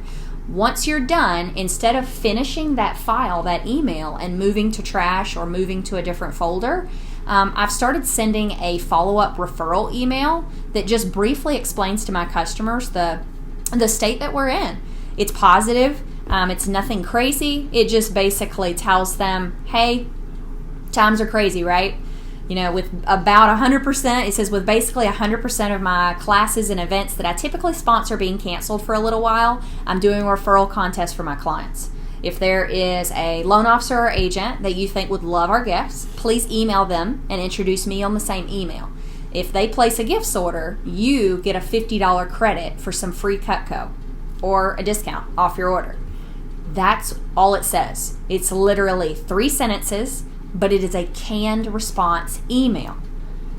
Now, I don't know if anyone on here knows what a canned response email is, but I'm going to take a quick second to teach all of you how to do a canned response. Now, I believe this is being recorded in a way that you'll be able to go back and listen to this in the future, but I'm going to try to do this quickly, efficiently, but a way you can write it down. If you do not know what canned responses are on Gmail, oh man, hallelujah, you're going to love this. That's right, I said hallelujah. When you're on Gmail, if you have a Gmail account, I'm not exactly sure how it works on Yahoo, but on Gmail, you're going to go to the bottom right corner of the Gmail window screen where that trash can symbol is. Right next to that, you're going to click the 3 dots symbol next to the trash symbol. Now hover your pointer over the word templates. Hover your pointer over the word templates. You're going to click Save Draft as Template and name your template whatever you may like. So I named my referrals template Ask the number 4 Referrals. Then I wrote that email that I just read to you earlier. I wrote that email and then I saved it as a canned response. I tell you what, if that was too fast for you, Google canned responses. Create yourself a referrals canned response for if realtor clients, if you do realtor, military clients, if you do military, and then regular residential clients, if you do that. It really doesn't matter. You could create it to be whatever you want, but you should have a canned response because it uploads the same email automatically every time. So what if, moving forward, the rest of this virtual age, what if you had a canned response every time you finished an email combo asking for referrals? I literally sent that canned response email 7 times in one day last week, and I already got 3 referrals from it. One of those has already placed an order, and the other one is talking to her husband about buying an ultimate set. That doesn't mean it's closed yet, but it's a lot more referrals than you get not doing it. Am I right? Now you can do the same concept with a referral text. After every service or sale conversation that you have, just send a quick text. P.S. I almost forgot. I'm doing a referral contest for all my customers. If there's something you think you'd love, or if there's somebody that you think would love Cutco, please text them and introduce me on the same text. If they place an order, you get credit for some free Cutco or a future discount. Let me know if you think of anybody and I'll be sure to hook you up for the referral. By the way, I appreciate your order. Let me know if there's anything else I can do to serve you. Quick text. That's how you finish all your conversations, and it gets your customers psychologically thinking about who they can refer. It's just asking, expecting, planting seeds, planting seeds, planting seeds. And then at the end of that, you're bribing them. Bribe them, bribe them, bribe them. Give them free Cutco, but mention it as much as you can. Now I'm going to tie a pretty bow on this. So my last foundation, my last idea around referrals, for you to get more referrals in the virtual age and beyond, I think it's important that we think not just about the tried and proven ways. I think it's important for us to just understand the concept of how referrals has to be the first and it has to be the final word. Remember I said at the beginning, one of the biggest mistakes that people make in referrals is asking for them and asking for them at the end. If I could teach newer reps and seasoned reps one thing only about referrals, it would be that referrals is the first and final word. So what is that? Plant seeds, plant seeds, plant seeds, right? I told you, you're going to hear a lot of expect them, a lot of plant seeds, and a lot of bribery in this message. That's all it's about.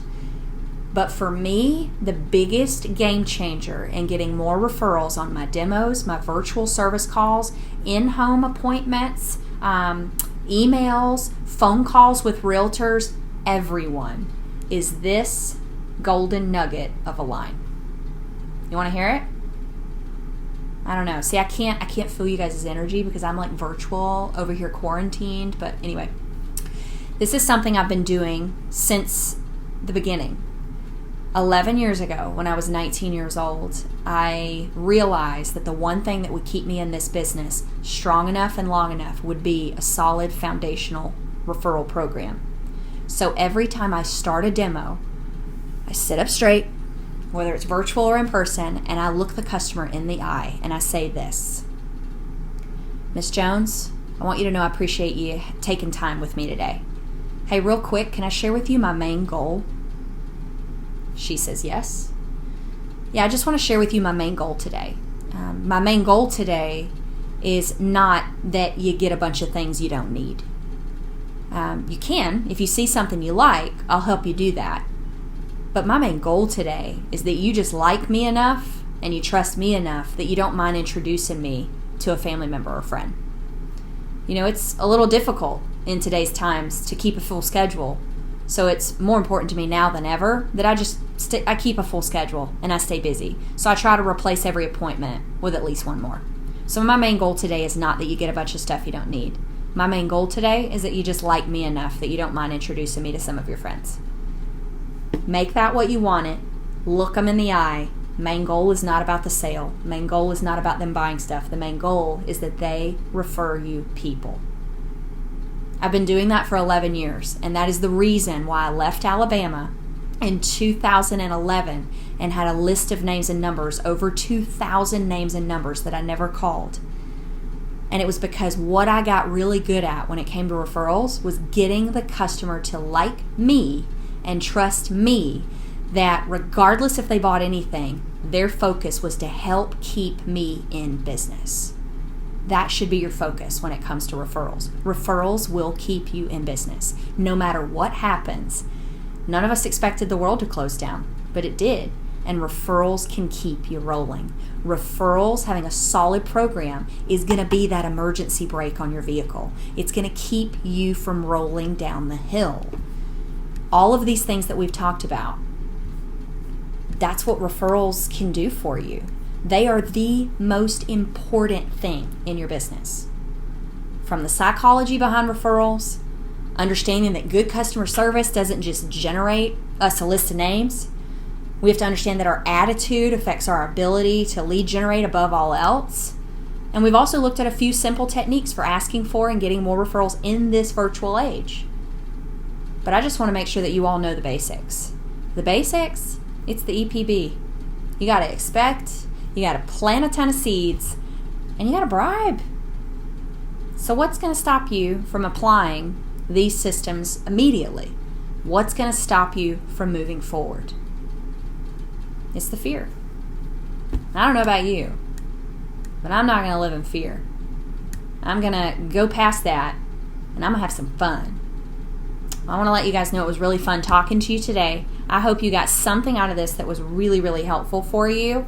And I can't wait to just like high five you guys and hug you as well. As a matter of fact, I think I'm going to sign off now, and I'm going to have date night with Roger, and I'm going to go get a hug because I need a little bit of human interaction right now. You feel me? Thank you, guys. Thank you so much, Chelsea. It was really great stuff. And actually, I love the concept that she shared about creating templates. In fact, you can do that in your CRM too. So anybody out there watching or listening that has Vast Action CRM, the best part is that when you use the CRM to send these template type emails or canned responses, as Chelsea referred to them, you can see who opened them and actually follow up with them too. So I've been using templates or canned responses for years, and I can tell every one of you watching right now that they are a game changer. Talk about a time saver, and also just a great way to make sure that your messaging to your clients is consistent and that you're not having to retype the same answers to the same questions over and over again. You're not having to send out the same, retype the same referral ask to customers every single time. You don't even have to remember to do it because you can literally just make it part of your templates or your canned responses and use them from there. So, all right, we're going to go ahead and transition to our next speaker here, and I'm very excited to introduce you all to Eric Gilman. If you don't know Eric, he's another Hall of Fame CSP, top performer in the realtor program, used to crush it in the events program and in the residential side of the business as well. And one of the things that I'm most impressed with is, I've been on a couple calls where Eric has shared some tips and some things that he's doing to maintain productivity and to stay successful during this time. And what I love is that Eric is just super, super good at being extremely productive through the past couple of months. I also love that Eric is a real talk guy. So he'll be walking us through how he's been maximizing his own productivity, both personally and professionally, and actually how to manage a schedule while being at home all day, every day. So normally I love this guy's energy, and I'm confident that today won't be any different. So Eric, the floor is yours, man. Let's go ahead and rock this thing out. And I'm excited to hear from you about what it is that you've been doing. What are the physical hacks, the mental hacks that have really helped you maximize your productivity while we've all been working from home all across North America? The floor is... Hello to all my Vector family, CGCs, CSPs, FSMs, and reps all around the country. Thank you very much for taking a few minutes to join me today as I share some of the most valuable insights on running a super efficient in-home business. I appreciate you being here today and signing up for the summit. As Jim Rohn says, your level of success will seldom exceed your level of personal development. And I'm here today to add my 5 keys to how to run the most efficient in-home businesses possible. Because right now it's an unprecedented time. There's a lot of uncertainty out there. But if you check the history books, people who act bold in times of uncertainty and take action will be those who are rewarded when things change or go back to the new status quo. There's a lot of change, a lot of uncertainty, and now is the time to be taking action and not waiting idly for some result to happen to you. One of my first managers, Jeremy Miller, gave me a piece of advice my first week selling Cutco that stuck with me to this day. And Jeremy had told me to respond, don't react. And we have a situation right now which needs a big response. And unfortunately, many people are just in a reactionary phase. And whether that was you or is you or planning on being you, now is the best time to make that change, to take that shift, and to respond to the situation, not to react to the situation. So what I did when this all happened on what I'm calling Oh Frick Friday, which is March 13th, 2020, that's the day my schedule, it's like Black Monday, but Oh Frick Friday. That is the day my schedule fell apart for the entire year. And I'm sure many of you can relate on that same week or that same day, just seeing events and meetings and demos just fall by the wayside. And that's what happened. But one thing that I did that I think is now setting me apart from any competition or anybody, whether it's inside or outside of Cutco, was I hit the ground running. I responded and didn't react.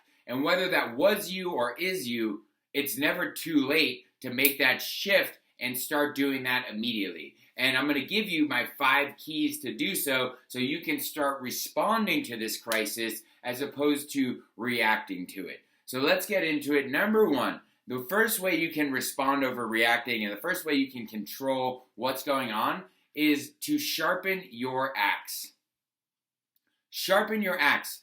I heard a message recently from a manager that's highly respected in our local market, and he asked the question, what will your lockdown legacy be? What will your legacy be for this time of change, for this time of uncertainty? People who take action now, like I said, will be rewarded. So the question is, what can you do right now to make yourself the best version of yourself? Right now is an opportunity to work on your business, not just in your business.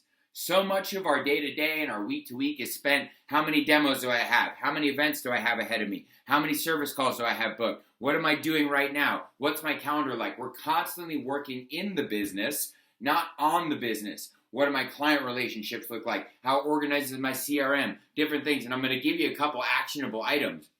But get right into it and start thinking about what is going to be like when this opens up and things are different, because there's no more normal, there's just new normal. What is your business going to look like? And what are you doing right now to move yourself closer to it? How many times in your life have you said, I would learn to do blank if only I had time?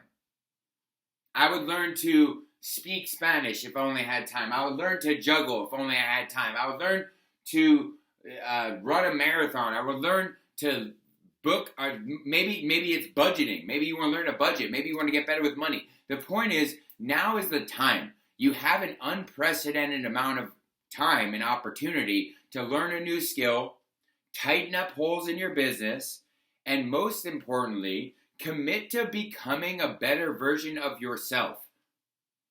So, give you a couple actionable items with each of these 5 keys, okay? I want you to do things right here and right now and give you things that you can do immediately once this call is over and once you moved on to the next thing in the summit or when we're done here. So, actionable items of how you can respond, not react. Number 1, organize your database. Organize your people base, as I call it, because a database is not just filled with data, it's filled with people.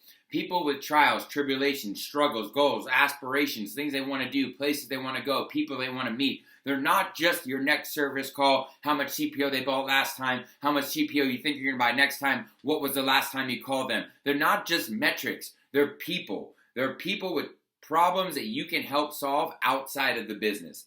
So number 1 actionable item is organize your database. That's what I did day 1. I knew I couldn't do any new business immediately, so I was like, all right, well, what can we do to love on the old business? And maybe that doesn't necessarily even mean calling yet. That's organizing. Do you have a highly organized CRM? If you're not using Vast Action, get on Vast Action. Having some type of CRM so you can love on your people and let them know how much you appreciate them.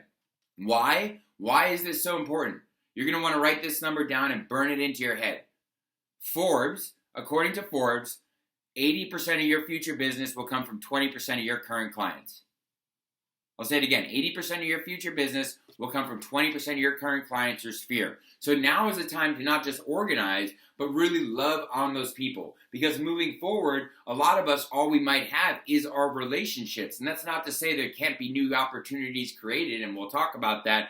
But taking that step back to sharpen your axe, the part of your axe that needs to be the sharpest is your client relationships. Because if you can create raving fan clients, it doesn't matter what the economy is doing. It doesn't matter how much money's in their bank account. They will be loyal. They will come back to you because people care about people who care. Okay, so number 2, organize your gold client list or your top 20% of people as well. So organize your database, find that top 20%. And then number 3 is to master your pitch or demo. We've been locked down for 2 months. How many times have you role played? How many times in non-income producing hours, that means 7 p.m. to 9 p.m. or 5 a.m. to 8 a.m., How many times have you stood in front of your computer, your Zoom screen, your mirror, your bathroom, and practiced your demo? Is it 1? Is it 100? Is it like me, a couple hundred? And if you think I'm not doing that, come check me any night. I'm usually in here not just practicing, but practicing with this Zoom window open, so I know exactly where to stand. I know exactly when I need to come closer to it. I know when I need to back up. I know when I can start talking louder. I know where my screen is. All these different things. And I'm talking a lot of tech stuff because, frankly, right now, that's the future, right? You need to get good at this tech stuff. If you're not a techie person, get on board. I'm not either. The point is, get good with your technology. If you're not good with it, that's fine. Just roll with the punches. Remember, respond, don't react. Computer doesn't work, don't freak out. Figure it out. Get on Google. Google is your friend. Got a problem? Google that. All right? I don't have the answers. Google does. So that's the third thing you can do right now is master. Not just well, but mastery. Mastery means 10,000 hours. Mastery means you could wake me up in the middle of the night and say, Eric, give me your pitch right now. And no matter how hard I'd partied the night before or been across the world and jet lagged and took 19 sleeping pills, damn, you could wake me up and be like, Eric, give me the pitch. I'm like, it's going to be the best day of your life when the knife guy shows up. The point is have it internalized deep in your head because we are going to hit the ground and hopefully you'll be running and having it down best as possible. So people, and I appreciate compliments that I get telling me that I give a great presentation. I hear it every single time that I talk. I'm not trying to gloat here or anything like that. But the reason that I share that with this group is every single message that I give to a group of real estate agents or in a one-on-one, I have practiced, and I really want you to hear this. I have practiced it at least 3 to 5 times per time. That means today, when I'm speaking at my meeting, when I'm done after this, I've already practiced it at least 3 times. And I did. Once this morning, once last night, and I'll go through it one more time beforehand. The point is practice makes perfect. Burn it into your head. The number 4 thing you can be doing right now is making personal development a part of your daily life. Will you leave this lockdown a better version of yourself? Or are you digging yourself into a hole that inevitably you will have to crawl out of? Make yourself the best version of yourself. You have the time. Okay, something you can be doing for client relationships, daily actionable items. We'll talk more about client follow-up too, is your 10-5-2. Start here. I'm calling it the 10-5-2. This is based off of something I got from Deanna. Every single day you're doing this. You're making at least 10 value-add resource phone calls a day. You're writing at least 5 handwritten thank yous or gifts of some kind to send out a day. And you're doing at least 2 value-add social media posts. If you do your daily 10-5-2, you will keep moving forward. That's real simple. 10 value-add phone calls, 5 handwritten thank yous, and 2 value-add social posts. The point is, and we're going to move on to the next thing overall, is if you're not sharpening your axe now, you're never going to do it. So take the time block it, make it a priority. So that brings me on to my number 2 thing. Number 1 was sharpen your axe. All those things fall into that category. Number 2 is time block like a pro. Take control of your schedule. Deanna had a great quote the other day on a message. She said that it's been business as usual, but I might add, because we choose it to be. Make yourself the busiest that you've ever been. Grant Cardone says if you want to meet the devil, have some white space in your calendar. Take control of your life, and you have the opportunity. There's no other distractions. There's no things that are going to pop up last minute. Control your schedule, and you will control your life. So time block like a pro. It's really that simple. Personal accountability and time management are a skill. And life is like a picture, like a wild bull, right? Have you ever watched someone trying to ride a bull? And even the pros, like the world record's like 7 or 8 seconds to hang on to that thing, right? And that's what time management, in my mind, is like a lot. And right now, a lot of you are just getting flipped off the bull. And me too, everybody, all of us, we got put on the bull without asking to be put on the bull. But right now is the time to tighten up that grip and hold the frick on, because that bull's going to try and rock you off. But if you can do it and you can stay engaged and take control of the bull, take control of your calendar, you have an unprecedented opportunity to do so. You just have to stop making excuses. You have right now an opportunity. You have an opportunity to create your dream schedule. It's that simple. I'll share my schedule with you in just a second here, but I'll leave you with this when it comes to time blocking. I want to keep moving here so we have time for everything. You have a responsibility to work right now. You have an obligation to work hard right now because you have the opportunity to do so.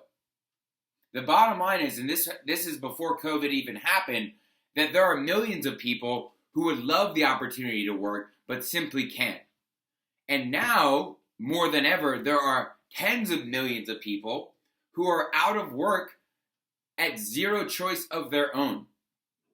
Us as Cutco Vector independent contractors have still an unlimited income potential and an unprecedented opportunity to take control of our businesses and redo or reformat them to a virtual format, which brings your costs down and increases the amount of your most valuable asset, which is your time. So right now, I really want you to hear this. You have an obligation to think big because you have the opportunity to do so. So I'm going to give you my schedule that I've taken on since the quarantine started, because when this went down, I grabbed the bull by the horns or by the belt or whatever you hold on to a bull with, and it was trying to whip me off. And get me wrong, some days it does. And this schedule that I'm going to give you right now, I'm not perfect. I don't do it every single day exactly how I'm going to tell you, but by having this outline, by having this paradigm, this framework, it makes it much easier to make those choices every single day. Does that make sense? I can feel you nodding right now. All right, so number one thing, 5 a.m. accountability call. I started a group the week before the quarantine ever happened. Total coincidence. I'm very grateful I did. We have a group of people, we call it the Justice League, as you can see. 5 a.m. call. So get up, get moving, get accountable, and make it happen. So 5:30, I move my body. Whatever that means, usually something light. I do yoga, I do stretching, I go on my inversion table, I get my blood flowing, and I guarantee that I'm not going to be going back to sleep. 6:30 to 7, I write thank you cards. So that's when those thank you cards go out. So for those of you who've read The Miracle Morning, I'm doing a Miracle Morning-esque type morning. I'm finding what Hal has always talked about, find what works for you. Find the right Miracle Morning for you, whatever your time frame is. So that's just kind of what works for me, and then I do more fitness later in the day. 6:30 to 7, I'm writing those thank yous. 7 to 8, 8:30, shower. If I want breakfast, I can, but usually I'm doing intermittent fasting. Get ready. Facebook post, that's when that you do your morning Facebook post. You respond to all your emails. You respond to all your Facebook messages and comments from the night before. Remember, you're hearing a common theme here. I'm responding. I'm not reacting. I'm not waking up at 8, showering, having to get together, and then 8:58 before my meeting at 9, just reacting to all the emails that came in the last 12 hours. Respond, don't react. So 9 to 12 is income-producing activities. Producing activities that bring in new business. For me, that's team meetings. That's booking events. For you, that could be booking virtual service calls, doing demos, calling past referrals. I've been doing this for 13 years. Somewhere in year 7 or 8, I remember I had this bright idea. I'm like, why don't I just call through these old referral books? I wonder if they're probably not going to remember who I was, but I bet they're still friends with Susie. And I have hundreds and hundreds of names in these referral books. I just started calling, and sure, were the numbers super low? Absolutely. Did I have really awkward conversations with people? Totally. Do I need to get over myself so I can just make things happen? Absolutely, right? So 9 to 12, income-producing activities, doing demos, picking up knives, booking demos, proactive prospecting, team meetings, CGC stuff, whatever it is, 9 to 12 is bringing money into my bank account. 12 to 2 is relationship building activities. So these are still income producing, but they're not as direct. So relationship building activities, personal Facebook messages. You should be sending a Facebook message to anyone who's having a birthday. A video message is what I've been doing lately. Just take 30 seconds. Hey, how's it going? Happy birthday. Wanted to wish you a happy birthday. You're wonderful. Make it the best day of your life. And I hope you make it your best year yet.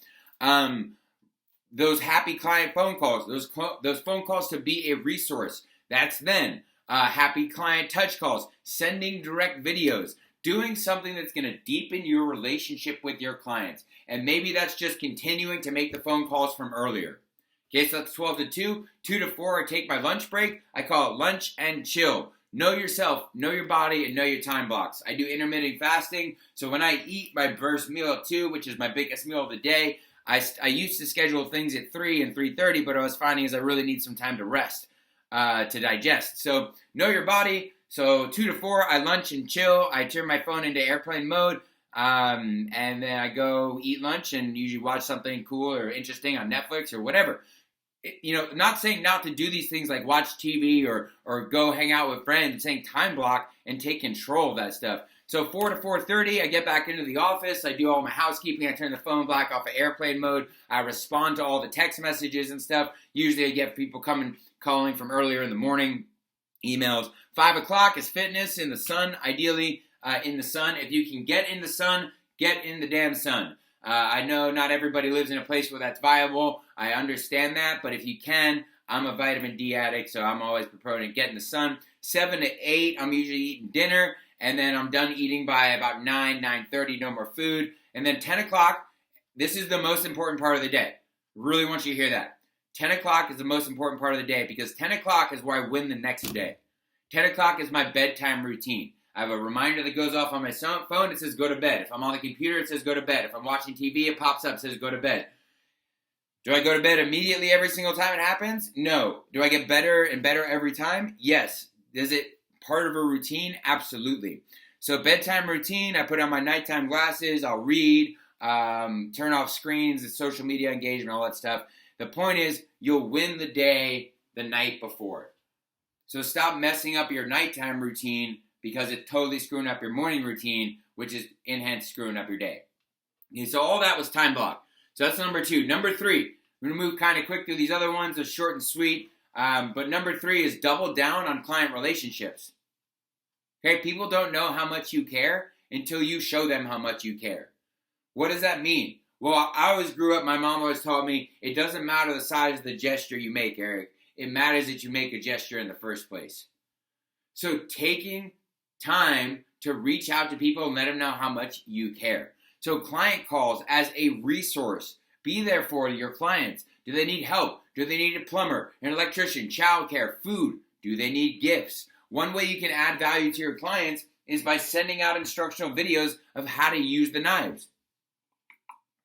So we have a video for almost every of the most popular ones for at least the Realtor program, and these aren't exclusive. You can go on YouTube and put John Israel or Sharp Retention knife video, bring those up. You can send those to your clients, or what I would recommend, which I've been doing a lot of, is make your own.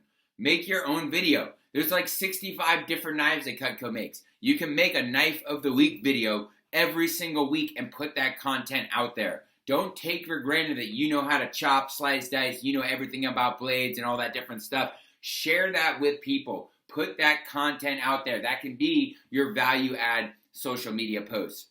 So be there for them. Send the idiot videos, sending 5 handwritten thank you cards a day. And the last thing with client relationships, again, doubling down on your client relationships, because those 20% will produce 80% of your future business, is Facebook engagement. I can go on and on about Facebook. I'm not going to talk about it. Here's the point. 3 out of 10 of my last orders up until this week came directly from Facebook. Engaging with people, and 2 of them are out of my area and I've never met before. I'm happy to elaborate on all these different things, methods, science. It's not a mystery. It's one of the largest businesses in the world, and we have an opportunity to utilize it for free. Right now it's free marketing, so value add, posts, and I'll leave it with this, is that every comment, every like, and every share is a touch. That's it. We're trying to touch our clients as much as possible, yes or yes. So every one of those is a touch. And number 4 is to control your environment. You are the master of your environment. despite how it feels right now. And I know things have changed. Some of us might have kids at home or elderly folks with us we weren't planning on having. The point is you have complete control of it the moment that you take control of it. If you let your environment control you, there's no getting out of that. So 2 ways to do it is mainly just build, the overlying theme is build systems for your success, right? Build systems for your success. So the 2 ways you can do that is, number one, your physical environment. My question to you is, have you built your bunker? You're in my bunker right now. There's only one thing that happens in this room where I'm standing right here, and that is work. I don't eat here. I don't hang out here. I don't do bullshit on the internet, watch YouTube videos. That's all that happens in the living room, because that's that space. Have you built your bunker? Now, maybe you don't have the luxury of having an entire room to yourself, and I understand. Maybe you do, and you just haven't got creative yet. Do you have a garage? Do you have a closet? Do you have a walk-in closet? Do you have a second bedroom? Do you have a child's room that you're not really using that much? I don't mean to kick your kids out of the room. No, but the point is, make it happen. Control your physical environment. Make it unbreakable, and design a good Zoom background. Keep your notifications off on your phone. Control your environment. And then the other one is control your mental environment. There's so much mental poison in the world right now. So much negativity. And it's so easy to fall into that mindset. So control what's going into your head. Number one, if you're listening to the news, turn that shit off. That's terrible. It's here. I'll save you the time. It's bad. Just don't watch the news. Check the news. You can stay in alert, but if you got news going on in the background, you're killing yourself.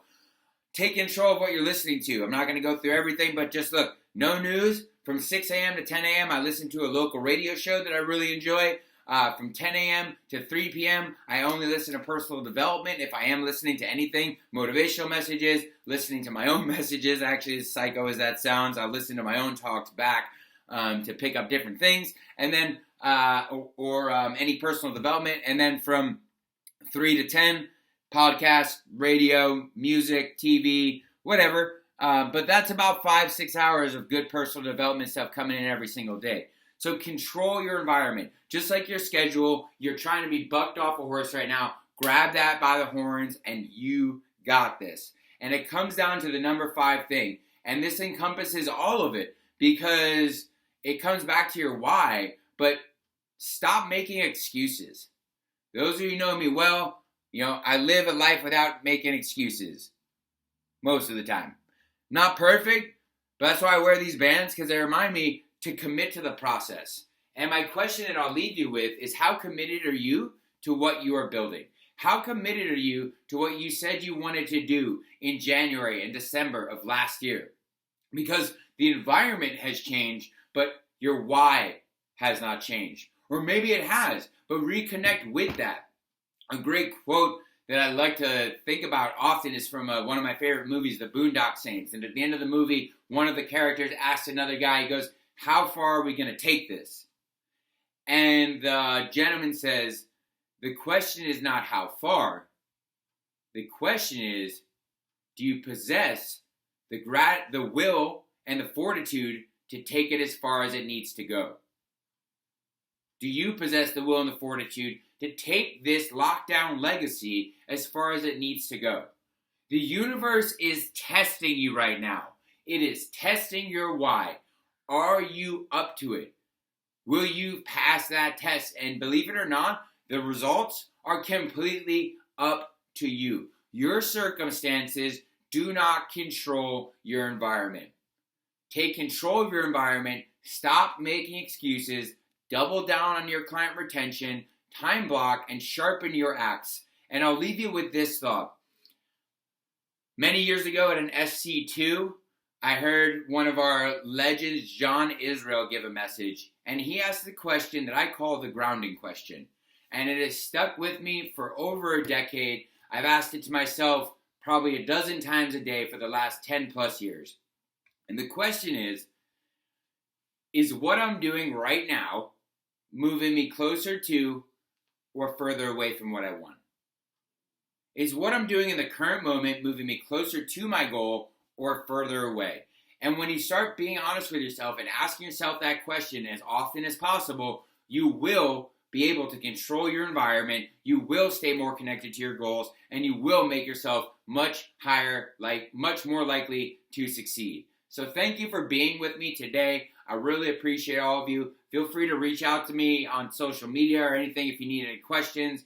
Again, you made the right choice by being here today. I hope I was able to provide some value in our time together. And I appreciate you. You are loved. You are amazing. You are awesome. And I hope you all have a super sharp rest of your day. Thank you. Thank you so much for that, Eric.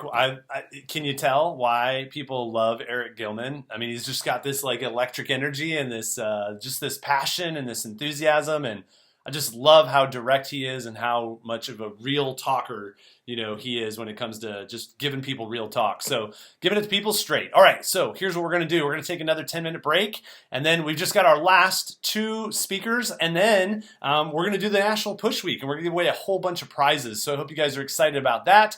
And we got two powerhouses coming for you here. So if you need a bio break, if you need a snack break, if you need a meal break, if you need to go grab some water, if you need to answer a couple text messages, whatever you got to do, we're going to take 10 minutes. Be back here in 10 minutes. For those of you that are sticking around, we got some cool stuff for you to watch, maybe some questions to answer, some trivia. I don't know exactly what's going to be covered during the break here, but watch the screen. You probably see some cool pictures, quotes, questions, trivia, things like that. And I hope that you're ready to wrap this thing up strong and send it home strong today, because you definitely don't want to miss my interview today with Brandon Brown. And we'll be talking when we get back here about the lessons that Brandon learned while selling $1 million in a year. So come on back, be back here in 10 minutes, and we'll catch up.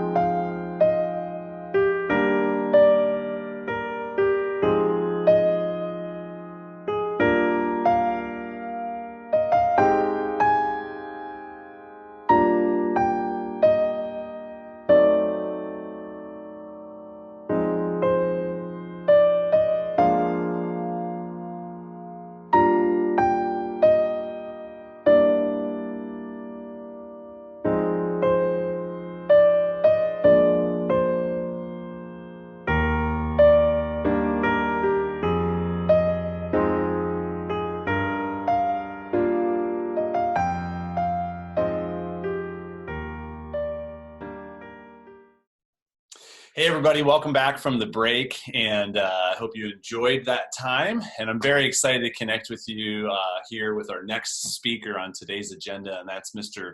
Brandon Brown, as many of you can see and tell already. And for those of you that don't know who Brandon is, or maybe haven't had the opportunity of just seeing the success and the leadership that is Brandon Brown, Brandon started in the business back in 2007 and has sold over $4.7 million for his career so far. And the crazy thing is, when you look at the numbers, actually 3.7 of that, so all but 1 million of that has actually been sold in the last 5 years alone. So that's over, any of you that are doing the math right now, you're thinking to yourselves like, wow, that's over $750,000 a year on average, and that's absolutely true.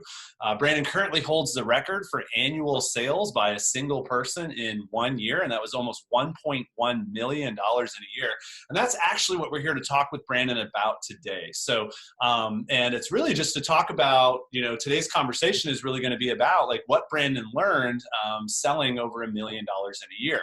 And, the goal of today's message with Brandon is really like to understand from his perspective what some of the biggest lessons were, what some of the biggest challenges were, and just the things that he put in place leading up to that year and throughout that year to really help him even be able to perform at that level. And so I think it's important for everybody to know that going into this interview, I really thought to myself, hey, I could come up with a bunch of questions on my own here, but really, I would love to know what are the biggest questions that the community has for Brandon. So I want to say thank you to many of you who submitted questions to me prior to this event so that I could be prepared with quality questions for Brandon. And so many of these questions are from you and many other people around the nation in the CSP and FSM community. And I've also thrown a couple in here as well myself.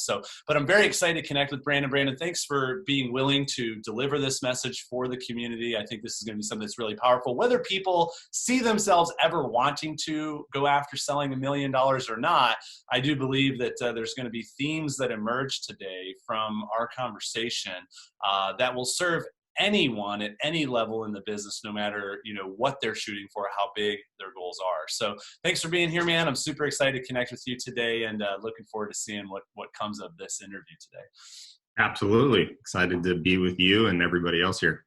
Yeah. One of the things I really love about Brandon Brown, those of you that are watching and listening right now, is that, one of Brandon's highest values is in personal and professional development, and really developing the skills and support necessary to be positioned to always be doing his absolute best. And this really shows in his results, but also in how he's grown as a human.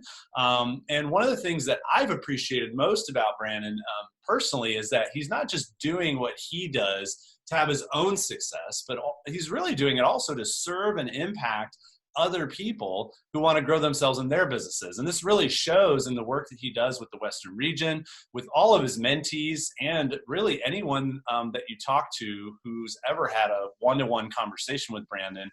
Everybody always talks about how much and how focused Brandon is on serving. And so Brandon, your time's extremely valuable, and I just want to dive right in here and just go right into the questions. So first question for you, buddy, is really simple. People want to know, how many past customers do you have? How does your business look when you break it down layer by layer? Can you help us really understand what almost $1.1 million broken down looks like? I think it really comes down to, there's multiple questions here in this topic, but it really comes down to, how do you strategically approach a year, where you're selling over $1 million from the perspective of time and planning? Yeah, absolutely. It's a good question. And, I'm excited to obviously be able to peel back the layers as well of what that breakdown looks like. So as far as customers, I've been spending a lot of time presently cleaning up my CRM. And so I have about 5,500 customers now that are my ROR customers. As far as breakdown of where the CPO came from, about 420 grand came from traditional events. ironically, 415,000 came from military bases. So it was a pretty even split in that regards. I had 130,000 that came from service events. And the remainder, if you're doing the math, which is right around $100,000, came from essentially phone orders, emails, marketing of sorts. And so that was the last cherry on top, if you will, that created the just shy of 1.1 million. And really of that, there's maybe about 20,000, give or take, that came from business gifts and realtor. So that hasn't been like a huge focus of mine, and also an area that I know has a huge opportunity for what I could create in the future as well. As far as days worked, because I know I've had a lot of people ask me that, so I figured it'd be worth sharing, is 105 days through traditional shows and events. So that's including like a state fair, and that's also including a service event and anything in between. So 105 days in that area, and then 89 days working military bases. So collectively, essentially any day working in the field adds up to about 194 days in the field. And that's not including days where maybe I'm making calls from home or responding to emails and things like that. But as far as days in the field, it was 194 days. This was a statistic that I was excited to learn also, which was last year, of what I sold, 375,000 came from past customer business. So that was either, some of that was obviously the 100K in phone orders and emails, right? And then some of that was just working shows and having my past customers show up. So about 375 grand, so about a third of my year. And then of the just shy of 1.1 that I sold, I wrote up 1,300 orders, which I was proud of from the standpoint of what my average order was across the board, which is just over $800. So that's whether that's a phone order, a military customer, or anything in between. That's what the average was. As far as, that's what it's broken down layer by layer, right? And when I look at how I allocated my time or how I approached my year, if you guys have known me, mentored with me, had more than just one conversation, or maybe even just one conversation, you will have probably heard this. I mean, this was one of my first slides at NET this year, was talking about two of the most valuable commodities, which I really have learned to embody and am constantly working towards mastering. And that's, where I invest my time and what I pay attention to. Those are two things that I regard very highly.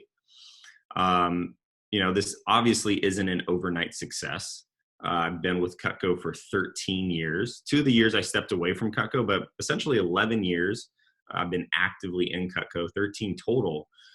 And, after the year in 2016, when I sold 660 grand, I really began channeling my energy into growing my business and either working the same or working less. So I was very cognitive of how much time I was investing into the business and the CPO that I was creating from that. And shifting to that perspective a few years ago helped me get into a creative space of how I was going to do that. And so there's 4 things that I would say that really helped in where I focused my energy. One was efficiency at shows, because there's only so many shows you can do. So how can you be as efficient as possible in those shows? CPO maximization. Each customer you talk to can only buy so much. You're going to either hit a budget threshold, or you're going to hit a time constraint threshold or something, right? So CPO maximization within what you have available to you. And then third would be not letting people walk. There's only going to be so many people that walk through the door. And of those people, there's only going to be so many people that actually talk to you. and who are actually in the market for buying. And so of those people, being able to not let them walk and close. And then the fourth is delegation. Doesn't matter who you are, you only got 24 hours in a day. And so how you allocate that time and delegating as many things as possible, these are all things that I did that have really helped me, and things that I focused on to build me up to creating the year that I did. That's great. So, two big things I really pull from that are two extremely powerful quality questions that you always want to be asking yourself. Where am I investing my time, and what am I giving my attention to? And then also just really understanding that, the layers of the business, and that, that multi-layered approach. Anytime that we talk with, the best of the best in the business, the people performing at the highest levels most consistently over time, one of the most common threads that we see as a through line in all those people's businesses is that, the multi-layered approach to the business is the approach that garners the largest, growth traditionally over time. And so, because, it just really I think there's a lot of reasons that it makes it successful, but it's something that people have in common, and it's important to acknowledge here. So, thank you for sharing, Brandon. So next question for you here, really, looking back at last year, I'm curious, do you believe that you gave it your all? Or did you have anything left in the tank at the end? And also, what strategies do you feel really helped you avoid feeling burnout throughout the year, especially after periods of time that really require extreme focus and extreme effort? Because I know that there are months where you sold a couple $100,000 a couple times throughout the year. I know that there was a lot of time out on the road. I know that you have a life that's not just eating, breathing, sleeping, drinking Cutco, right? And so I know that, burnout is a real thing for a lot of people. And so I want to know, people want to know, did you give it your all? Did you have anything left in the tank? And what are the strategies that you're using to really help you, stay focused and stay at your best and avoid burnout? Yeah, absolutely. So I wouldn't say I gave it my all in the sense that I sacrificed everything to hit it. I definitely had to embrace what I call like my inner warrior more than normal to tackle like the back half of the year. Because if you look at the numbers, it was like I'm not on track to obviously hit it. So I definitely had to embrace my inner warrior gladiator to make it happen. But, my goal going into that year, my goal wasn't to sacrifice everything. A matter of fact, my goal was to hit the $1 million from a place of alignment and being able to do it without sacrificing other areas of my life that are important to me. I've been there early on in my career where I'm grinding to the very last day. And through years of doing that, I realized that wasn't something I wanted to do. And if I was more tactful going into the year and put more, planning in place, I wouldn't have to be in a place to do that. And so that was something that I prided myself on implementing at a certain point in my career, which I was able to do. I look at, as far as burnout, I definitely wasn't burnt out. I look at everything in life as an exchange of energy. So a great analogy. Think of your phone. The more you use it, the more it loses battery. Same with you. And you have to be able to learn how you work. So the more things you go throughout your day, the more active you are, the more apps that are running in the background. Essentially, those are all things that deplete physical, mental, emotional energy, right? So you have to learn how you operate and your tendencies. And through that, you also have to know what your limits are. But really the only way to figure out what your limits are to test them. And so through that, sometimes, you push a little too hard. You maybe experience some burnout, and that's okay. That's part of like life and experiencing, what life has to offer. But I look at limits as essentially, as you push through to that next limit, you're essentially expanding your capacity of what's possible. Think about when, the first time you were trying to go after $10,000 for a push period. It's like, I don't know if I'm going to do this. This seems like impossible. And then you hit it. And then all of a sudden, the second time you hit $10,000, it's not as hard because you're expanding your capacity. So I look at that, if we're using the phone analogy, as getting an upgraded iPhone, going from the 4 to the 5, the 5 to the 6, 6 to 7, so on and so forth. And what's interesting using that analogy is that every phone that gets upgraded has what? More battery life.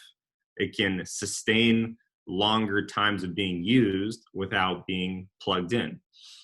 And so through that process, learning about myself, learning about what are the things that I'm exchanging energy for, and how much energy is it taking? Sending a text takes less energy than making a phone call. Making a phone call is less energy than FaceTiming or live streaming a video. And so through the years of going through this process, I really experienced what are the things that are going to give me energy. And when I'm expounding, or when I'm using a lot of energy, exerting a lot of energy, and whether it's mental focus or whatever it might be, I'm making sure that I have things leading up to that event, during the event, and post-event to really make sure I can sustain and then go into the next event without feeling depleted. So, it's a long laundry list of things that I do because this is something that I value so much. But I would say some of the most pertinent ones is I get monthly massages. That's something for me that I just value and I'll pay the money to do. I meditate relatively frequently. I think it's a great practice that helps rest the mind, especially as an entrepreneur and running your own business. There's always something you can be doing. Sleep. I protect my sleep. If anyone who's hung out with me long enough knows, like, hey, I want my 8 hours of sleep. There's some people that can go less. Great for you. I want 8 hours of sleep or more. And I'll whatever it takes to protect that. And I think that helps a lot as well. Exercise, that's an important value for me. And then probably one thing that maybe less people do, but I believe is very important, is mini vacations. And mini vacations could be something as simple as a staycation in your own town and just going to a really nice hotel and having, a spa day, relax by the pool, whatever it might be. And so these are little things that I do that I get to that bring my energy up, help me maintain energy throughout an event, and have things to look forward to afterwards when the going gets tough. That's great. And it's awesome to see just the focus on self-care, because I think it's so easy, especially as an entrepreneur, to always feel like we have to sacrifice the personal life in order to, achieve the business life that we want to build. And I think, Brandon, you've been a great example, because these aren't just things you're doing now that you're selling, 800,000, 900,000, $1 million. These are things that have been in, practices that have been in place for years that have really opened the opportunity for you to do that. And I think it's a great example of, hey, Eleanor Roosevelt's quote, that says, we can't pour from an empty cup. And so it's really like saying, hey, I need to take care of myself in order to be able to take care of my business, and understanding that you can build a business and a lifestyle at the same time, and you don't have to sacrifice one for the other. So, all right. So Brandon, next question here, what was the most challenging moment or time during your $1 million mission? And really, what did you learn from that experience? I'm curious, what did you do to overcome your challenges as you were going through the year? I know you faced many throughout the year because you posted a lot about it on, Instagram. Anybody that's following your Instagram will know. And also, I'm curious, what were your biggest lessons overall for the year? Sure. So I would say there's a specific moment that stands out as a moment where it really tested the ground that I was standing on. And I haven't experienced a moment like that of challenge to the scale that it was in a very long time. And it makes sense because I was going after something that I've never gone for before either.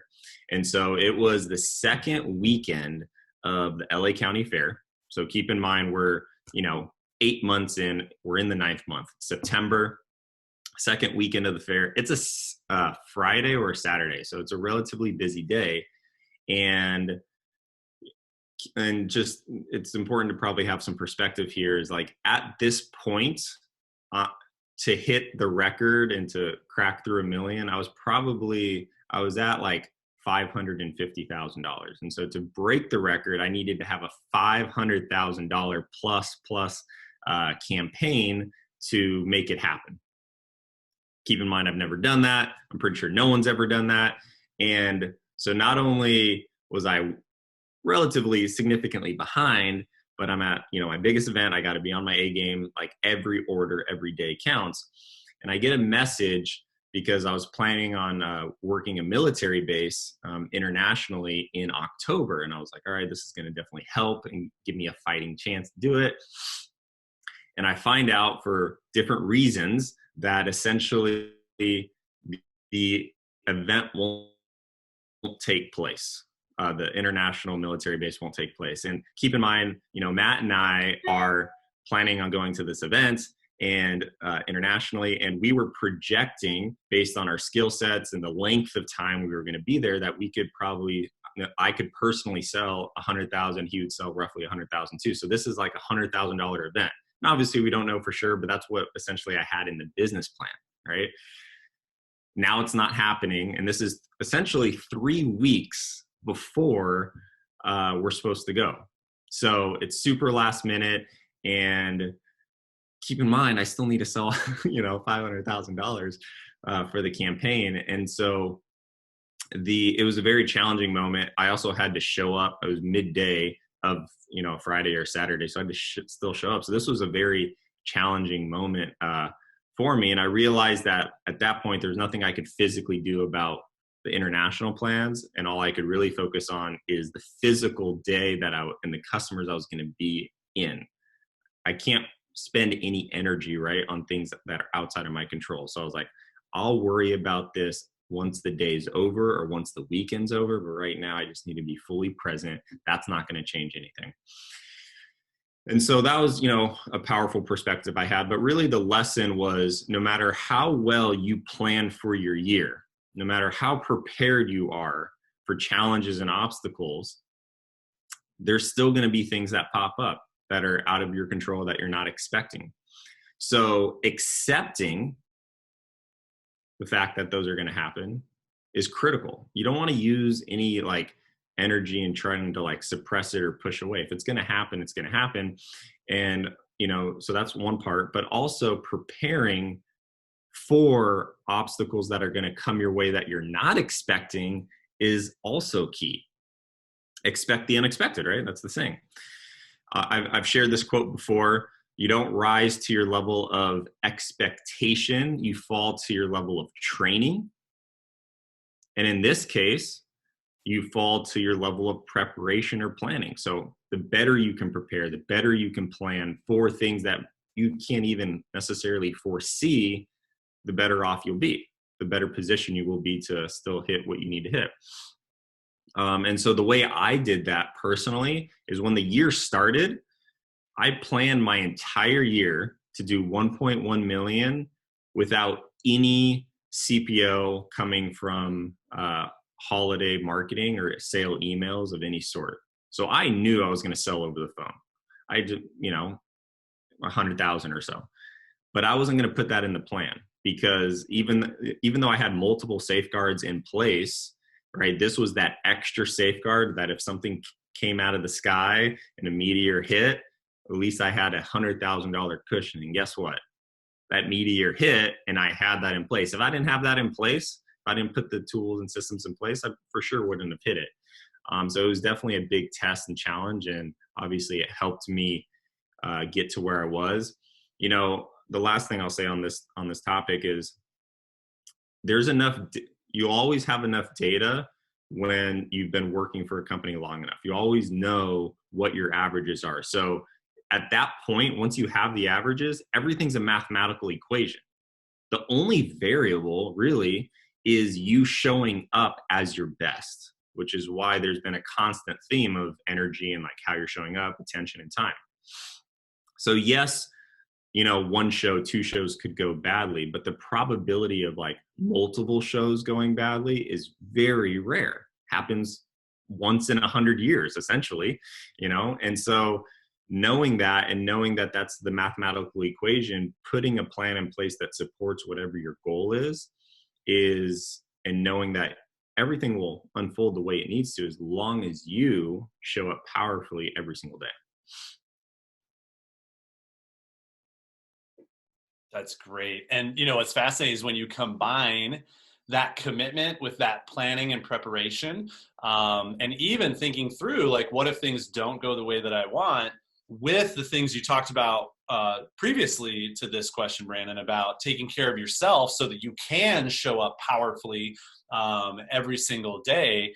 That really seems to be the recipe of success. So what I'm really taking away from this so far is, hey, take care of yourself. Make sure you figure out, what do you need most to feel full or to feel fully fueled, so that you can always, bring your best self forward, have the best chance of bringing your best self forward. And then also, like, what are you doing proactively to strategically plan and prepare yourself for the ideal, the ideal year or the ideal campaign or the ideal push or whatever period it is that you're planning for.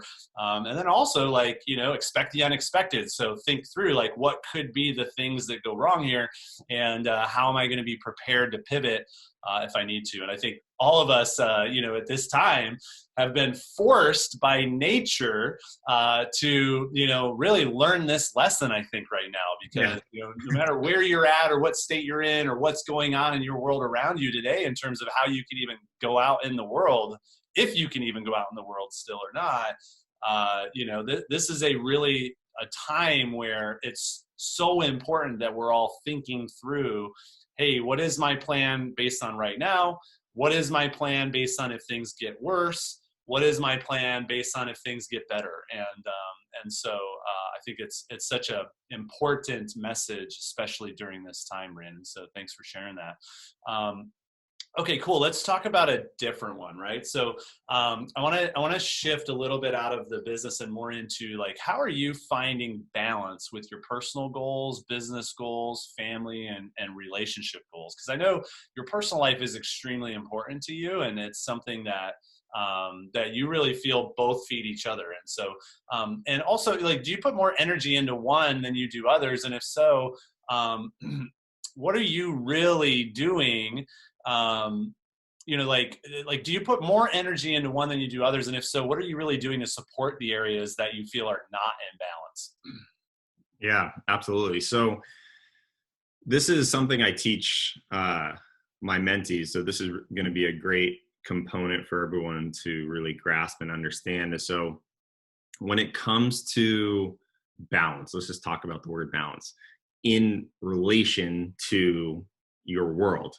Balance, in the sense of the definition, actually doesn't exist. Like, there's no such thing as balance. Balance is meaning equal amount of time here and equal amount of time here. That's what essentially a balance, if you look at one of those old school scales, right? So balance doesn't exist. So once you accept that, realize that, it makes things a little bit easier. Even when you're walking, right? Every time you take a step, if your left foot isn't in front of you when you take that step, you would fall over because you're essentially leaning forward. So everything is in imbalance. So that's just an important concept to grasp. So what is there? So the word I use is harmony. There is a harmony that you want to strive for. Well, what is harmony? Well, if you think, I'm not very musically gifted or talented, so excuse me if I'm not saying anything correctly, but when it comes to harmony, it's multiple sounds, multiple instruments coming together to make this beautiful harmony. But not every instrument is the same loudness or the same amount of repetitions, right? They all work together in tandem to support this beautiful masterpiece, essentially. So really what that is it's, quality over quantity. So I think that's important to grasp, is how can you create more harmony in your life is a great question to ask. And, if you were to look at why is it that people can get things done when they're against the clock? Well, it's human nature. Like if you're up against the wall, to hyper focus and give hyper attention to a specific area, they increase that so they can get it done in a short period of time. You go back to school, it's like, all right, it's midnight, should probably work on my paper, it's due tomorrow. So imagine if you can create that environment where you can get things done not only effectively, but also have the most powerful outcome. You've heard people say, I do my best work if it's last minute. So it's like, how can you create that powerful outcome and work efficiently? And to do that, right? And so you have to have the right systems in place. And that's super important to create. So you have a boyfriend, you have a girlfriend, you have a husband, you have a wife. You know, maybe you're not spending as much time with them as you are working on your business, but are you spending the right type of your audience, know their love language, and optimize from that? And sometimes a simple text, a simple note, a handmade lunch can do wonders in that specific department, let's say. And so being able to know what are those different areas and what's needed to optimize and to create an environment that allows hyper level of production and efficiency and still have that powerful outcome at the end of the day. So for me, you know, I'm constantly evaluating different areas of my life. That's something I've learned in the last couple of years significantly and much more powerfully. And so, you know, identifying what those pillars are is a great place to start. And then once you have those, if there's something that's out of balance, let's say, or isn't where I want it to be, I ask myself a very simple question. What is the desired outcome I'm looking to achieve in this area?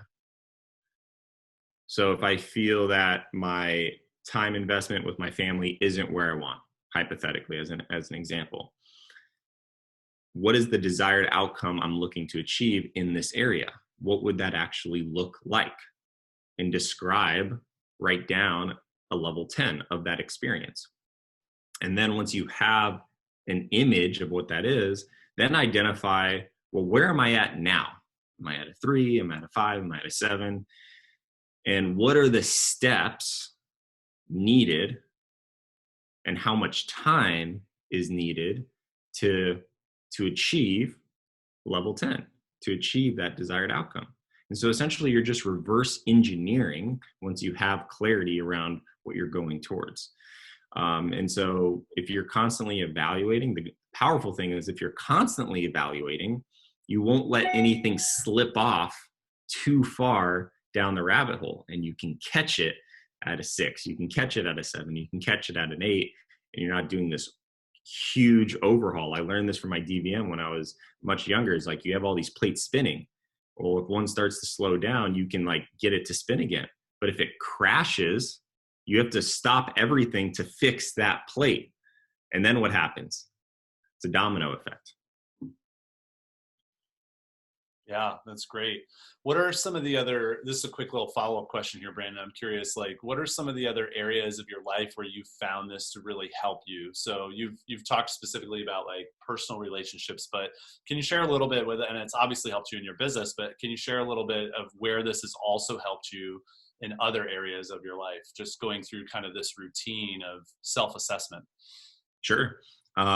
Personal growth. I mean, that's definitely like a pillar that I have in my life, and asking, and they're all interconnected, right?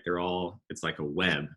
And so you've heard, you know, bigger the house, the bigger the library. Well, which comes first? Well, obviously the library, and then through having a wealth of knowledge and then applying it, you get the bigger the house. Well, the same thing with personal growth for me is like, I know if I want to achieve something, or if I want to expand my own potential, I have to be able to invest into myself and grow myself, and so that I'm more prepared.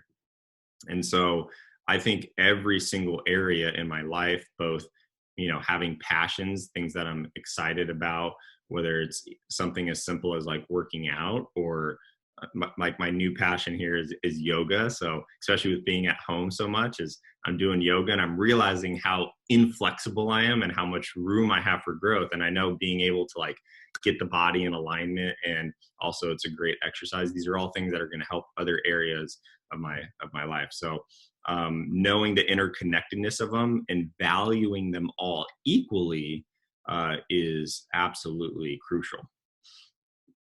That's beautiful. I love that concept of harmony too, and like replacing the word. I want all of you to think and ask yourself, like, if you replaced the word balance with the word harmony, how would that change things? If, you know, in terms of how you're pursuing things in your life, how you're thinking about things in your life right now and in your business, you know, such a powerful thing.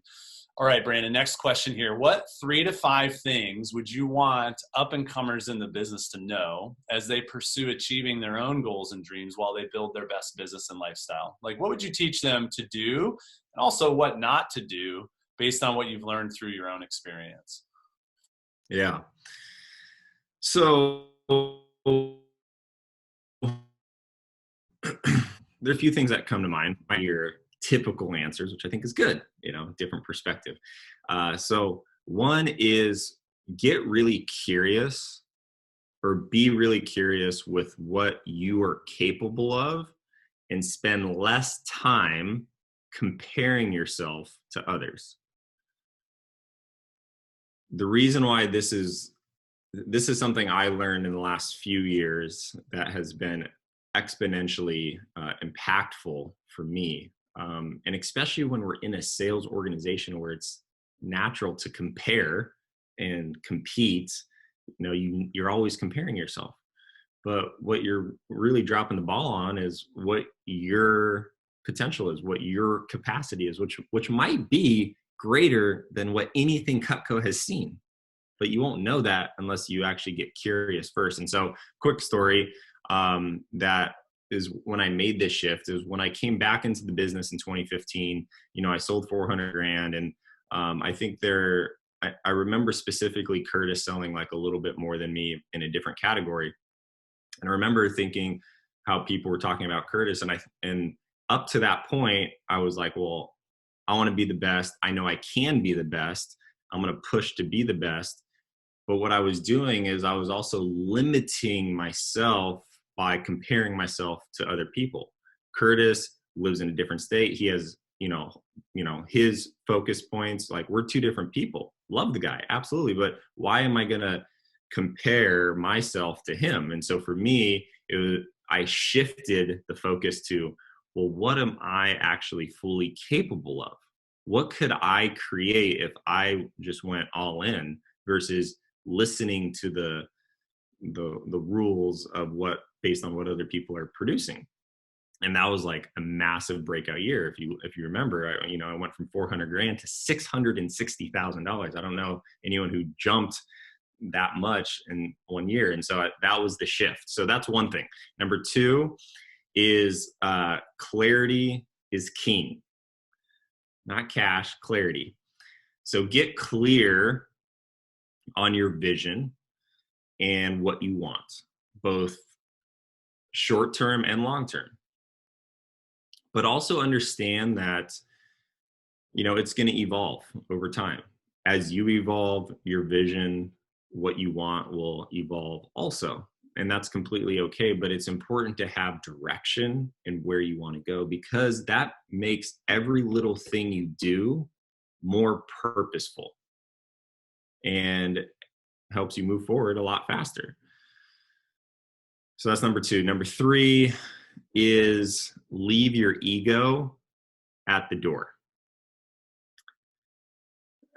Especially as you get higher into the ranks of Cutco and sell more and more and more, your confidence grows and grows. Your ego can grow as well, especially because, you know, we have such a great culture of supporting and acknowledging people's success. So it's easy to like stand on that platform. So it's important to leave your ego at the door, because if you can do that in all areas at all times, your ability to grow and learn 10x's. And that's hard for some people to do. And that's okay. Like some people have that as a challenge more than others, but being able to be humble and willing to learn and grow constantly, and knowing that you can learn from everybody. I learn from my mentees, so accepting that and knowing that just gives you much longer of a runway. You can go faster, higher, more quickly. And then I would say number 4 is, this is a big one, treat every customer like they're worth $100,000 in income to you. If you treated every single customer like they would bring in $100,000 worth of revenue or more, how differently would you treat them? And that's important because one day you might find someone that does that for you. And guess what? Along the way, on that same road, through that level of respect and intentionality, you'll actually create more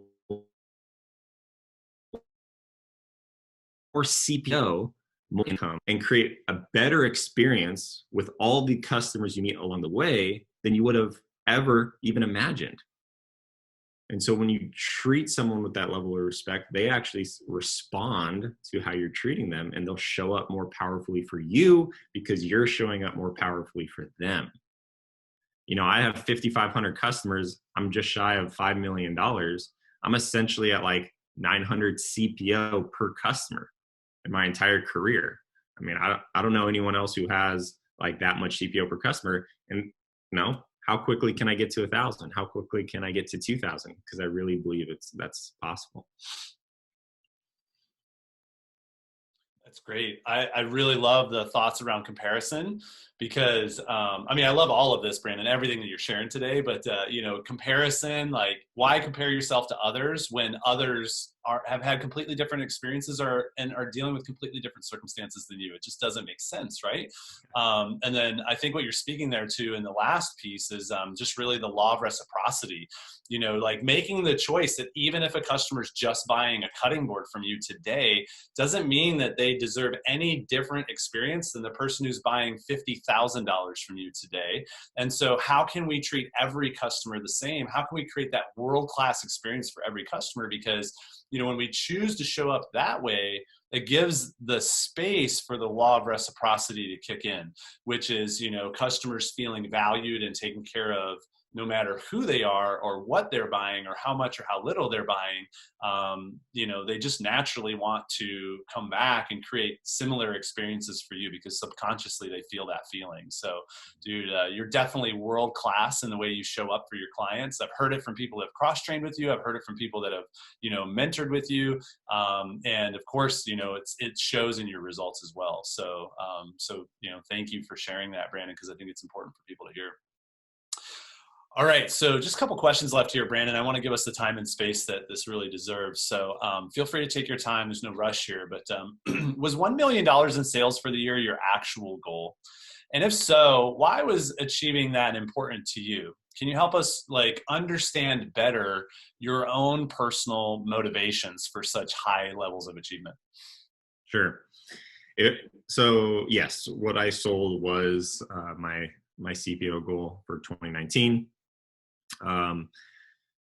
For me, for anyone who's gotten to know me, there's always been a very strong importance and value around exploring the depths of my achievement within Cutco and what's possible. That's always been a mission of mine.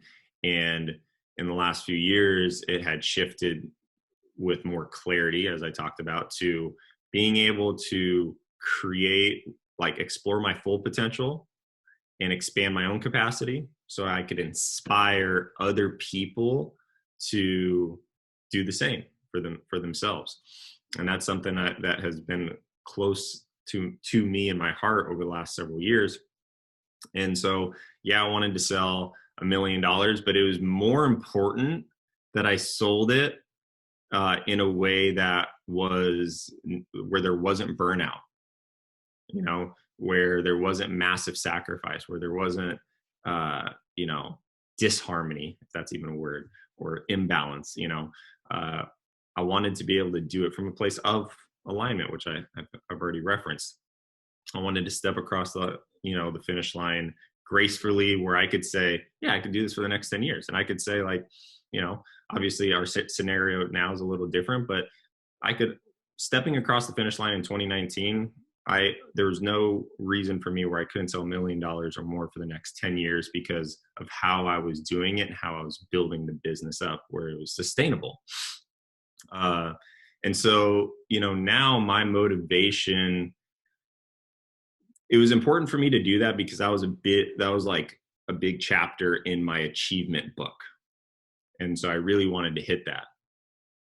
But over the last couple of years, also, there's been an evolution of personal achievement to being able to be motivated to develop my own leadership skills, and create other titans in the Cutco business in different states, in different regions, who can do this, a closer proximity to a different community across the board. And so essentially dropping those rocks in different parts of the lake that create these different ripples across the board.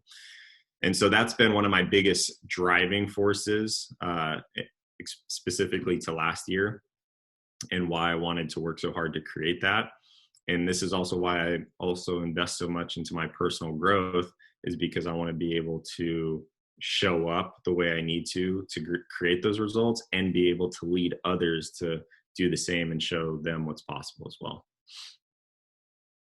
That's beautiful. So I love the focus on servanthood and just, you know, helping others be successful through your own success.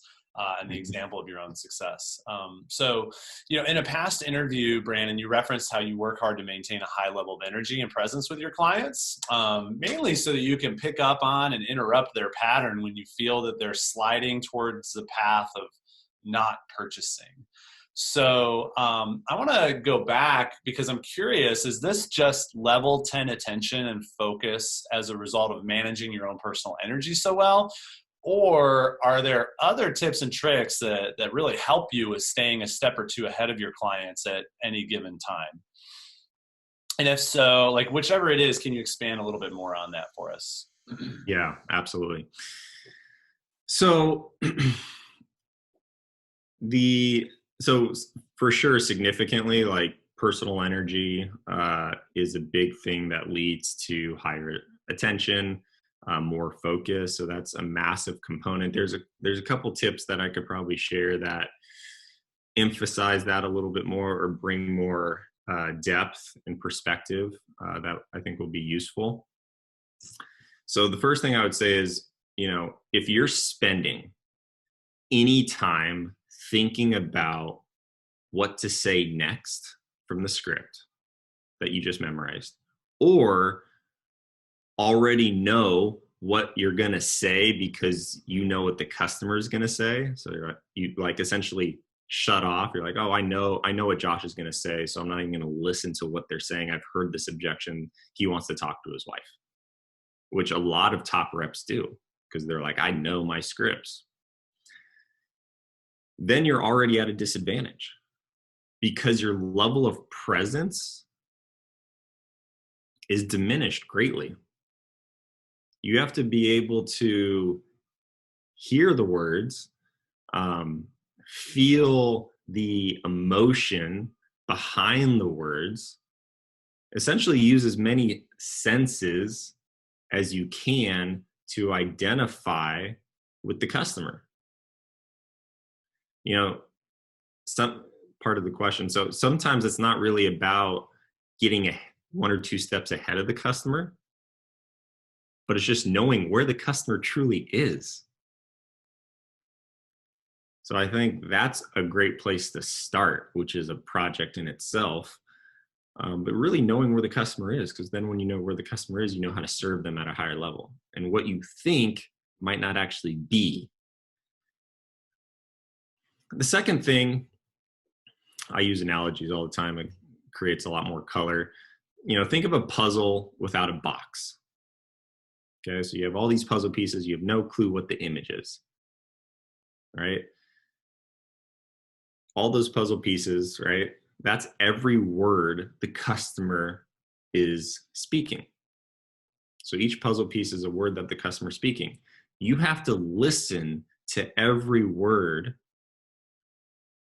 right? And it's critical to listen to every word. Otherwise, you're going to miss out on some of the puzzle pieces, essentially.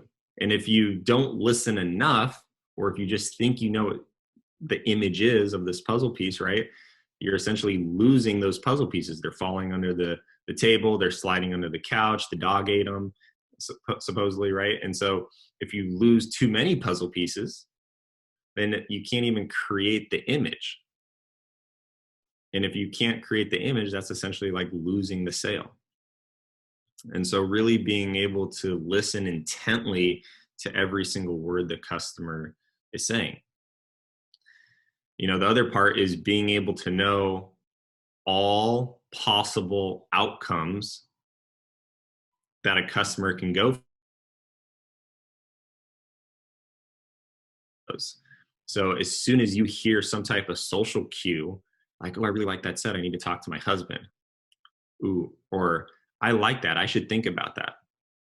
Like I hear that word, it's like, okay, that's an objection that's going to be coming up, where it could be said so passively that you don't even acknowledge it. So then everything, and so you need to shift based on what you're hearing. It's like, oh, I love that set. That's a good thing to think about. Okay, cool. That's going to be coming later. So how can I position my words around that? It's like in knowing, so you got to know all the possible outcomes. You guys have, Josh, you've probably seen the, it's like not a meme, but you turn on the faucet of water and it says, well, which cup is going to fill up first? And you have to look really closely to know, because they're all different, right? So you have to know the last cup, which is the sale, you have to know where the water is going to go. And so you can't spend any time thinking about what I'm going to say next or assuming what the customer is going to say, but be fully present. And then once you see that, it makes it easier to know what to say based on what the customer is experiencing. Yeah, and this is really a skill set that I think it's important for people to understand is developed really only through experience, right? Mm-hmm. And I think that it's something that you get better and better at every year, Brandon, because of the amount of time and energy that you invest into customer conversations, you know, and it's also kind of like illustrating the snowball effect, right? So, you know, the steeper the hill that you roll the snowball down, the faster the snowball goes and the bigger it gets by the end. You know, and so if you give yourself more shots with a customer in a shorter period of time, you're going to garner the experience and really develop this skill set at a much faster rate than if you work a fraction as hard as you could if you were bringing your absolute best forward. So, so something to think about as you listen to and watch this, you know, the question you got to ask yourself is, how can I get myself in the game more often and in a much higher quality way so that I can get more shots, so that I can have more of those conversations, so I can, you know, really, it's like studying that meme that you're referencing even more often than you currently are. It's like reading your favorite book over and over and over again to really deepen the lessons from that book, because, you know, you really like it that much. So if you really want to get your absolute best results and you really want to be able to be 100% fully present with the customer and always be able to know what all the different potential outcomes are and how to adjust and adapt in the game, you have to play at a championship level, but you also have to practice at a championship level as well. And so practice comes through experience. I think it's an important lesson that's important for people to really understand it here. So last question for you, Brandon, and then we'll wrap this puppy up. How do you personally develop new sales skills? And what's your process for skill development in any of the key skill set areas? Also, what do you believe are the cornerstone skill sets that people need to develop in order to maximize their results? Yeah. So, you know, asking the question, what does a sale, how does a sales skill set get developed? Like, how does one come about? Well, you have to try something that you think works on a customer. But how do you know what will work? Well, obviously through trial and error, but the best way is you need to be the customer. You have to essentially immerse yourself as them through the process. And once you are them, you can then ask the powerful question, what does the customer need to be feeling right now? And how do I lead them to feeling and thinking a certain way, the desired outcome?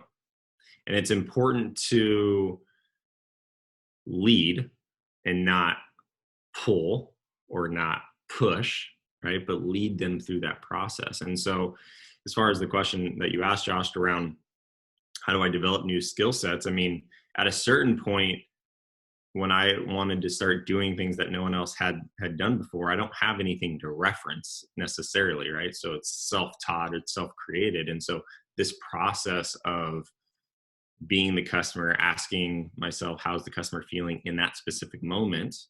And what do they need to feel to move forward process helped me come up with language and questions that move the customer from point A to point B.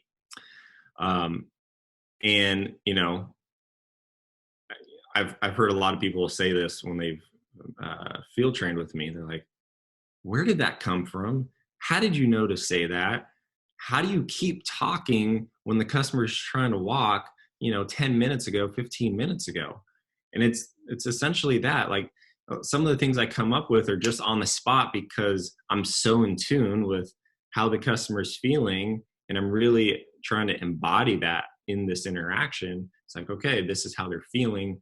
So, if I was in that situation, what do I really need to feel safe to, purchase it right then and there? So I would say that's, a big part of it. And then as far as the cornerstones,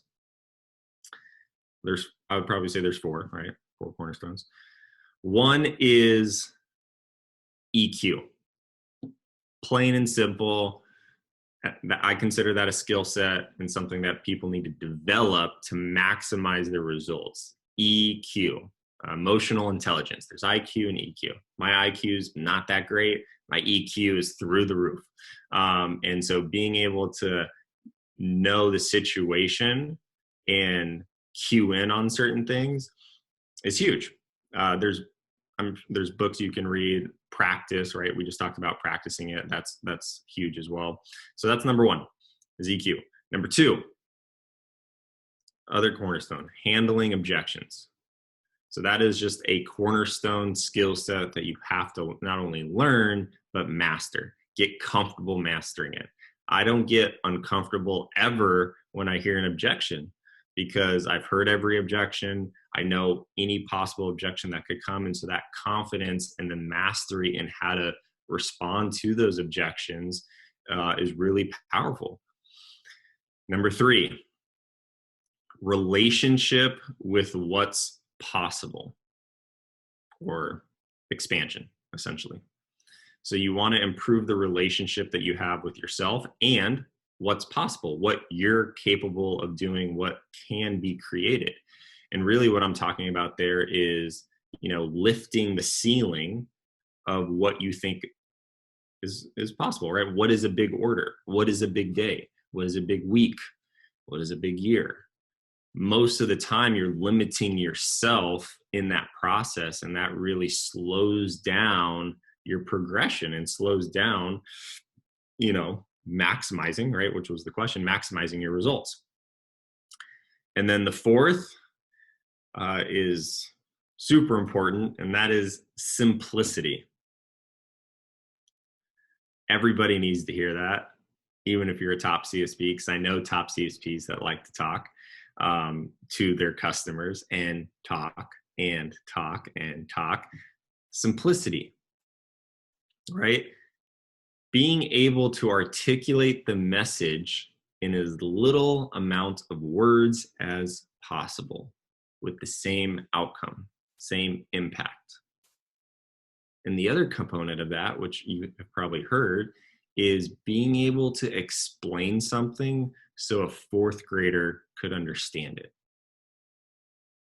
So being effective in the words that you're using, and part of that is also using a lot less words to deliver the same message. If you focus on those 4 areas, in my opinion, everything else will kind of just fall into place. And those are huge pillars that have a huge correlation and impact to maximizing your results. That's great, Brandon. And I just want to say thank you for the time today. I mean, we covered a lot of different bases, from, the breakdown of your business and your $1 million year, to your motivations, to your skill sets, to, handling objections, to, really all sorts of different things, the challenges and how you overcame them, being adaptable, just so many different bases. And I appreciate you being willing to, be challenged by some of these questions, and also be able to just articulate your thoughts around this in a way that I think people will really comprehend and understand, and be able to take home and do something with in their own personal lives and their own businesses. And so I just want to say thank you on behalf of the entire community for your time today. Thanks for just showing up as you always do in a world-class way, and best of luck to you as you work through the rest of this year, my friend, and adapting to the challenges that we're all facing right now. Yeah, absolutely. Well, I'm grateful to be able to be here and offer value to everyone listening, and I'm sure you got a few good nuggets from it. So thank you for your time as well, and everyone who has been listening and paying close attention. So our last speaker is our wrap-up speaker for the day today, and that is Mr. Dane Espegard. And if you don't know who Dane is, he's a top-performing division manager. In fact, many years now, he's been in the top 5 DVMs in the entire country for the year, and he is a powerhouse leader when it comes to recruiting, when it comes to developing great people who perform at a high level, and when it comes to managing and working with some of the best CSPs in the business. CSPs like Burt Wicks, John Kloby, Seth Kinzer, Kelly Kinzer, Jill Sieben, Jeff Teresi, and many more have worked with Dane over the years. And Dane has just been, one of those people who really understands what it takes to perform at the highest level. And so, when you look at Dane from 10 years ago, he's a totally different person than the Dane of today. And it's really been because of his commitment to performing like a champion, and the personal and professional growth and development that it takes to really perform at the highest level, and just how to really grow himself and, revolutionize himself into the best version of himself year after year after year, so that he can do an even better and better job. And so, I was talking with Dane in preparation for this today, this talk today, or this meeting today. And one of the things that really impressed me most was just a routine that he shared about how he makes it possible for him to continue to do more, like grow his sales or grow his business every year, while also working a little bit less every year, or a little bit more efficiently every year. He talked a lot about systems, and he talked a lot about just a step-by-step process that he has followed in his business and his personal life every year to just help him level up without having to work harder, right? And so, it's been about, how do I work hard and work smart at the same time so that I can grow in all areas of my life? And I think that that's a powerful question that all of us want to be able to answer. And what I love is that Dane has done it for many years now personally himself. And so if there's anybody who knows how to do this and how to teach how to do this, it's Dane Espegard. So grab out your notebooks, grab out your pens. I'm super excited about having Dane talk with you today. And I'm 100% confident that anyone watching, no matter what level you're at in the business, no matter how successful you are, has something they can learn from Dane today. So I'm going to go ahead and turn it over to Dane. Dane, the floor is now yours, buddy. Wrap us up, send us home strong. And for those of you that are watching, don't jump off after Dane is done, because we're going to go straight into the Push Week prizes. So make sure you stick around after Dane's message. We'll talk to you soon. Hey, all right. Thank you for the kind words, Josh. I'm fired up to have the opportunity to address this amazing group. Let me start off by saying wow. Wow in regards to a few things, right? Wow what in the world has just happened these last few months? This is absolutely crazy. And I want to first off just start by commending everybody that's here for being here. I think that we obviously all have a lot of things that we're dealing with right now, and it's more difficult now than ever to kind of understand where somebody is at personally. I also want to say wow to the number of powerful people that are here today, here to grow, here to learn, here to be inspired, here to reach the next step, here to learn so that they can then teach to others as well. What you're doing amidst everything that's happening is amazing. And there's really no blueprint for something like what we're experiencing right now. And I think that's one of the things that is telling to somebody's true character is how they respond in a situation like this. And for you, and I'm speaking to every single person that is here today, for you to respond by being here, trying to learn and take your business to the next level, I think that's a pretty awesome response to something like this. It's been so cool to watch over the last couple of months, the leaders within our business, the titans within the professional sales field, to step up and take action, right? And it's also pretty inspiring to watch some that wouldn't necessarily have been put on the same echelon, right? Not necessarily the great, who've used this as their opportunity to really step up and make a name for themselves. I think that's also something to take note of. When Josh asked if I could speak on next level thinking, I was pretty excited. And the reason I was pretty excited about this is something that has really had a big impact on my business and my life.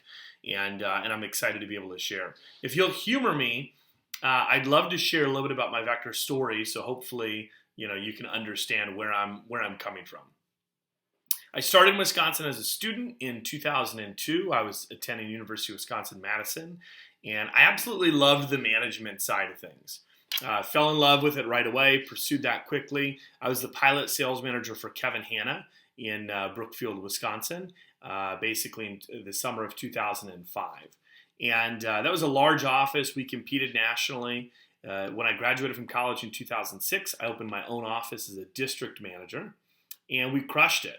I was in a smaller market. I was in Racine, Wisconsin, Racine and Kenosha, and we really crushed it. And we had 300, I think we recruited 340 some people, sold $460,000 in our first 8-9 months. And I loved it. And that summer and fall was a whirlwind. The next year, my business grew. And then the year after that, I was promoted to be a division coordinator. Right. So pretty fast. That first year as a division coordinator, I had $1 million year in 2009. And so, up to that point, I faced some struggles in the business, but nothing that was, that had been too difficult. And then 2010 happened and we tanked.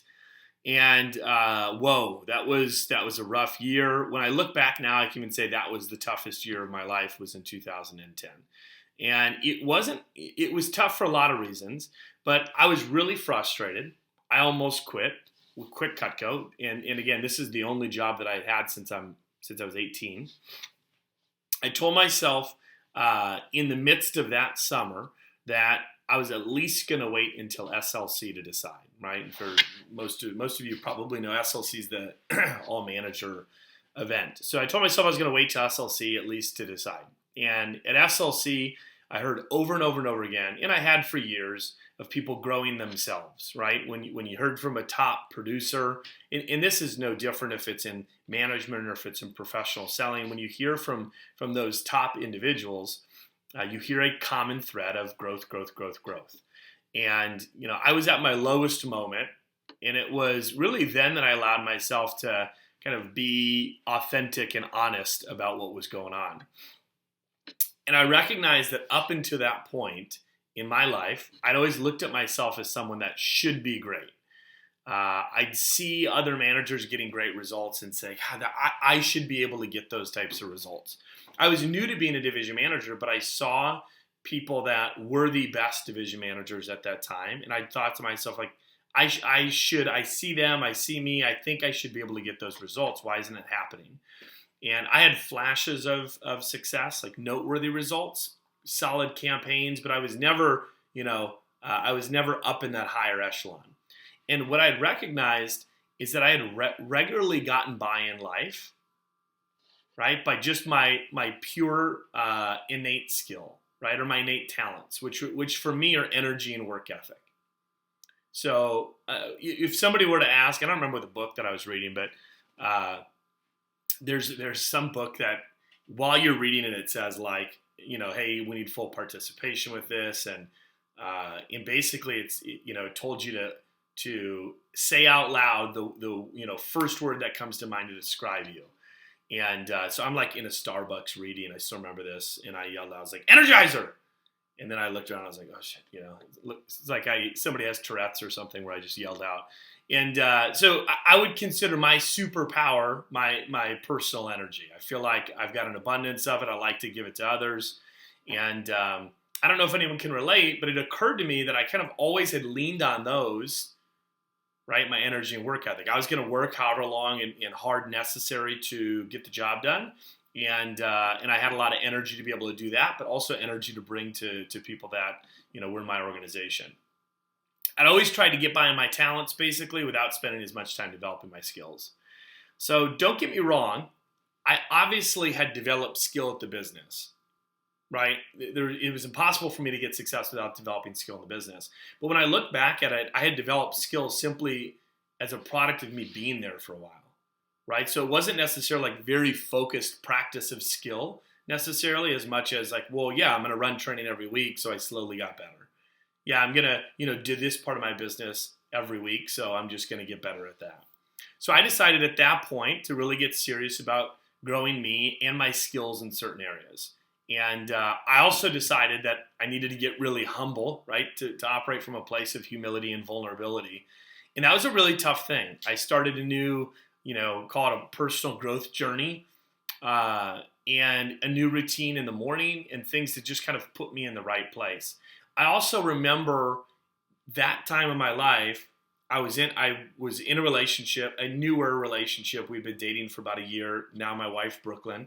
And, at that time, I was working a lot.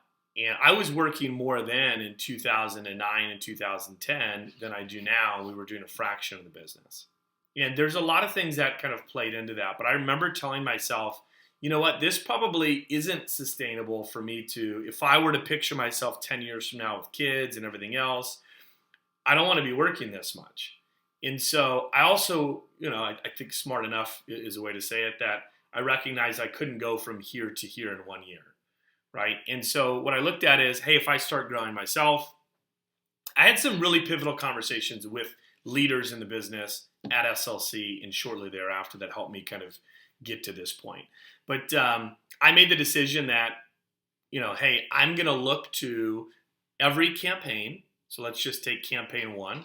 I'm going to look at my previous year's campaign 1. My number 1 objective has to be to grow the business, but I also am going to commit to working 5% less.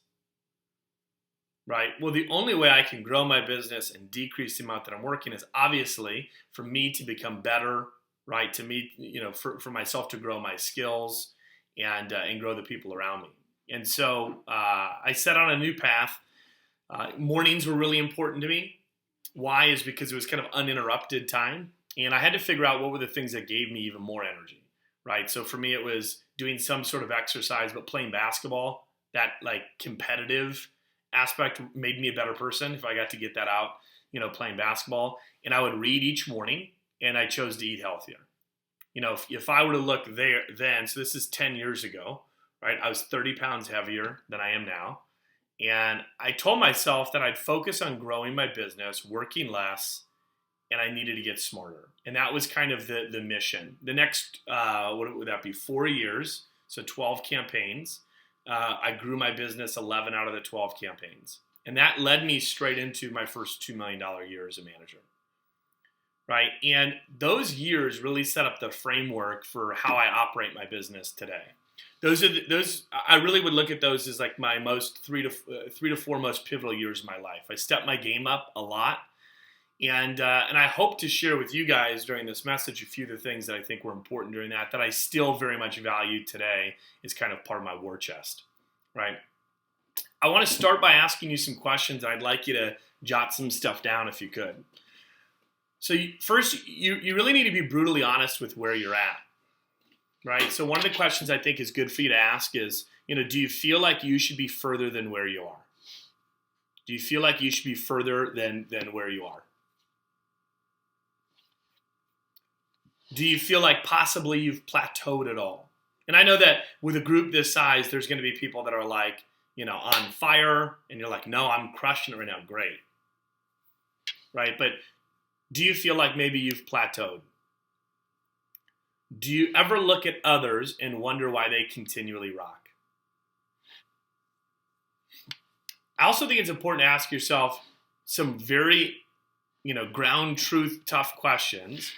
The first question is, let me look at the last 3 to 6 months. What have I actually done to grow myself? You don't have to share these answers with anyone, right? But I do think that there's value in you being really honest as you jot your answers down. What have I actually done to grow myself? This does not mean work harder. This does not mean I showed up for something. Right? Like if you were to say, what's your growth plan been the last 3 to 6 months? Could you articulate that? Let me ask another tough question. Are you in better shape right now than you were last year at this time? So bringing the physical body into it. Are you in better shape right now than you were last year at this time? Are you in a better mental place right now than you were 12 months ago? Are your relationships better right now than they were 12 months ago? How's your bank account? Is that better right now than it was 12 months ago? And lastly is, where's your energy at? Do you find yourself having more or less energy than a year ago? And I'm asking these questions because to me, everything's connected. And these are all reflection. These are all scoreboard, right? You think about when we play a sport, one of the reasons that we like to play a sport is because we get to see how we're doing regularly. There's a scoreboard. And with life, there is a scoreboard too if you choose to actually look at it that way. Right? Bank account. It's a scoreboard of self-discipline, right? A scoreboard of intentions. So is health, your body. Say it's the exact same thing. And when those things are applied to your business, you see big wins in your business. Okay? So let me go through a few things that have really helped me. So number one, please jot down gratitude. I could talk about gratitude for quite a long time. I think John, Mr. Thank You Israel, does a pretty good job of doing this for this community. So I'm going to spare you on a lot of the stuff with this, but I do think it's worth sharing. When I considered leaving, I started to look around at other jobs that were available if I were to leave, right? So I was talking to my peers and seeing what else was out there. Through that process, I actually started to appreciate even more what I had. What I had here at Vector, what you have here at Vector and Cutco. I was fully autonomous. Right? I didn't have somebody breathing down my neck. Like it was really up to me, and that's such a valuable thing. I had total flexibility of schedule. Yes, there are things that we must do no matter what our job or our role is, but I still had the ultimate say in what I was going to do or not do. I had a coach and manager, call them what you'd like, that truly cared about me as a person, my family, my well-being, my performance. I value that quite a bit. I had an unlimited income opportunity. So do you. And when I think about that one's such an interesting thing because, a lot of times what we'll do is we'll look at our opportunities, what it is right now.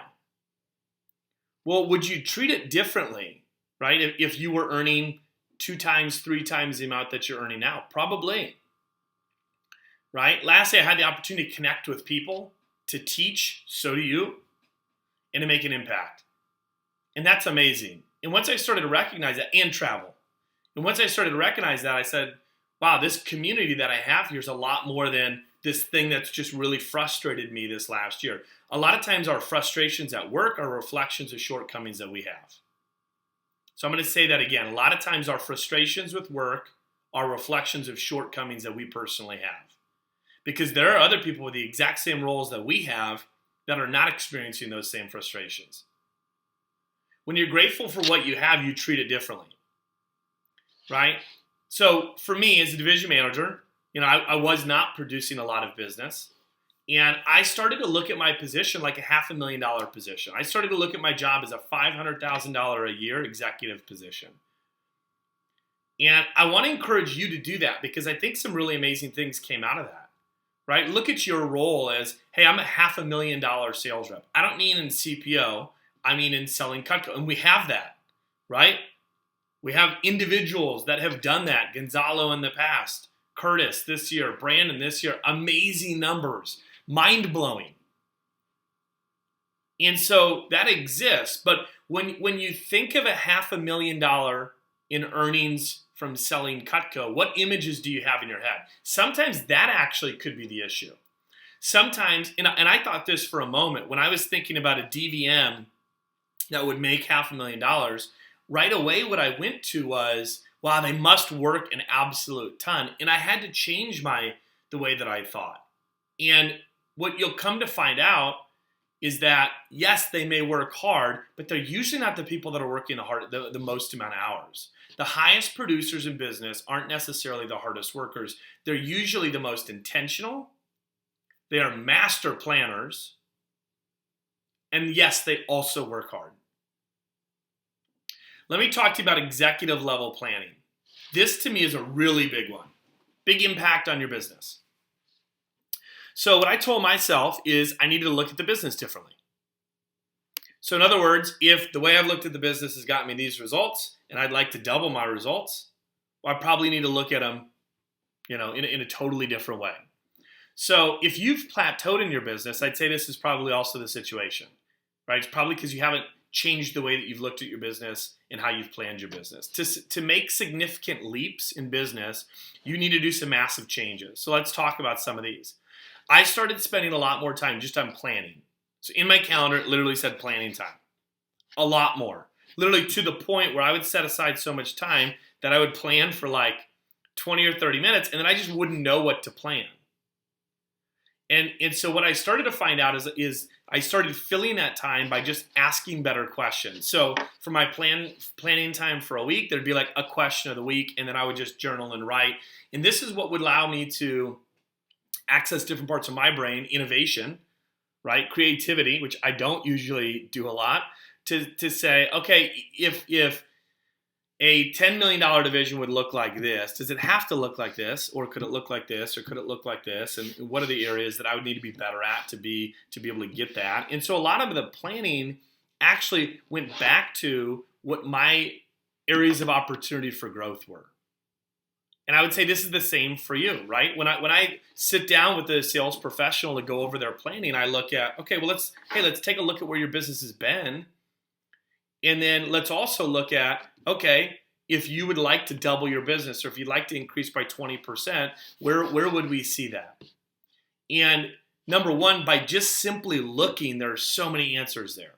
So I encourage you to get a second set of eyes on your stuff when you're doing your planning. This could be your DVM. It doesn't have to be. It could be a fellow CSP or a coach that you have.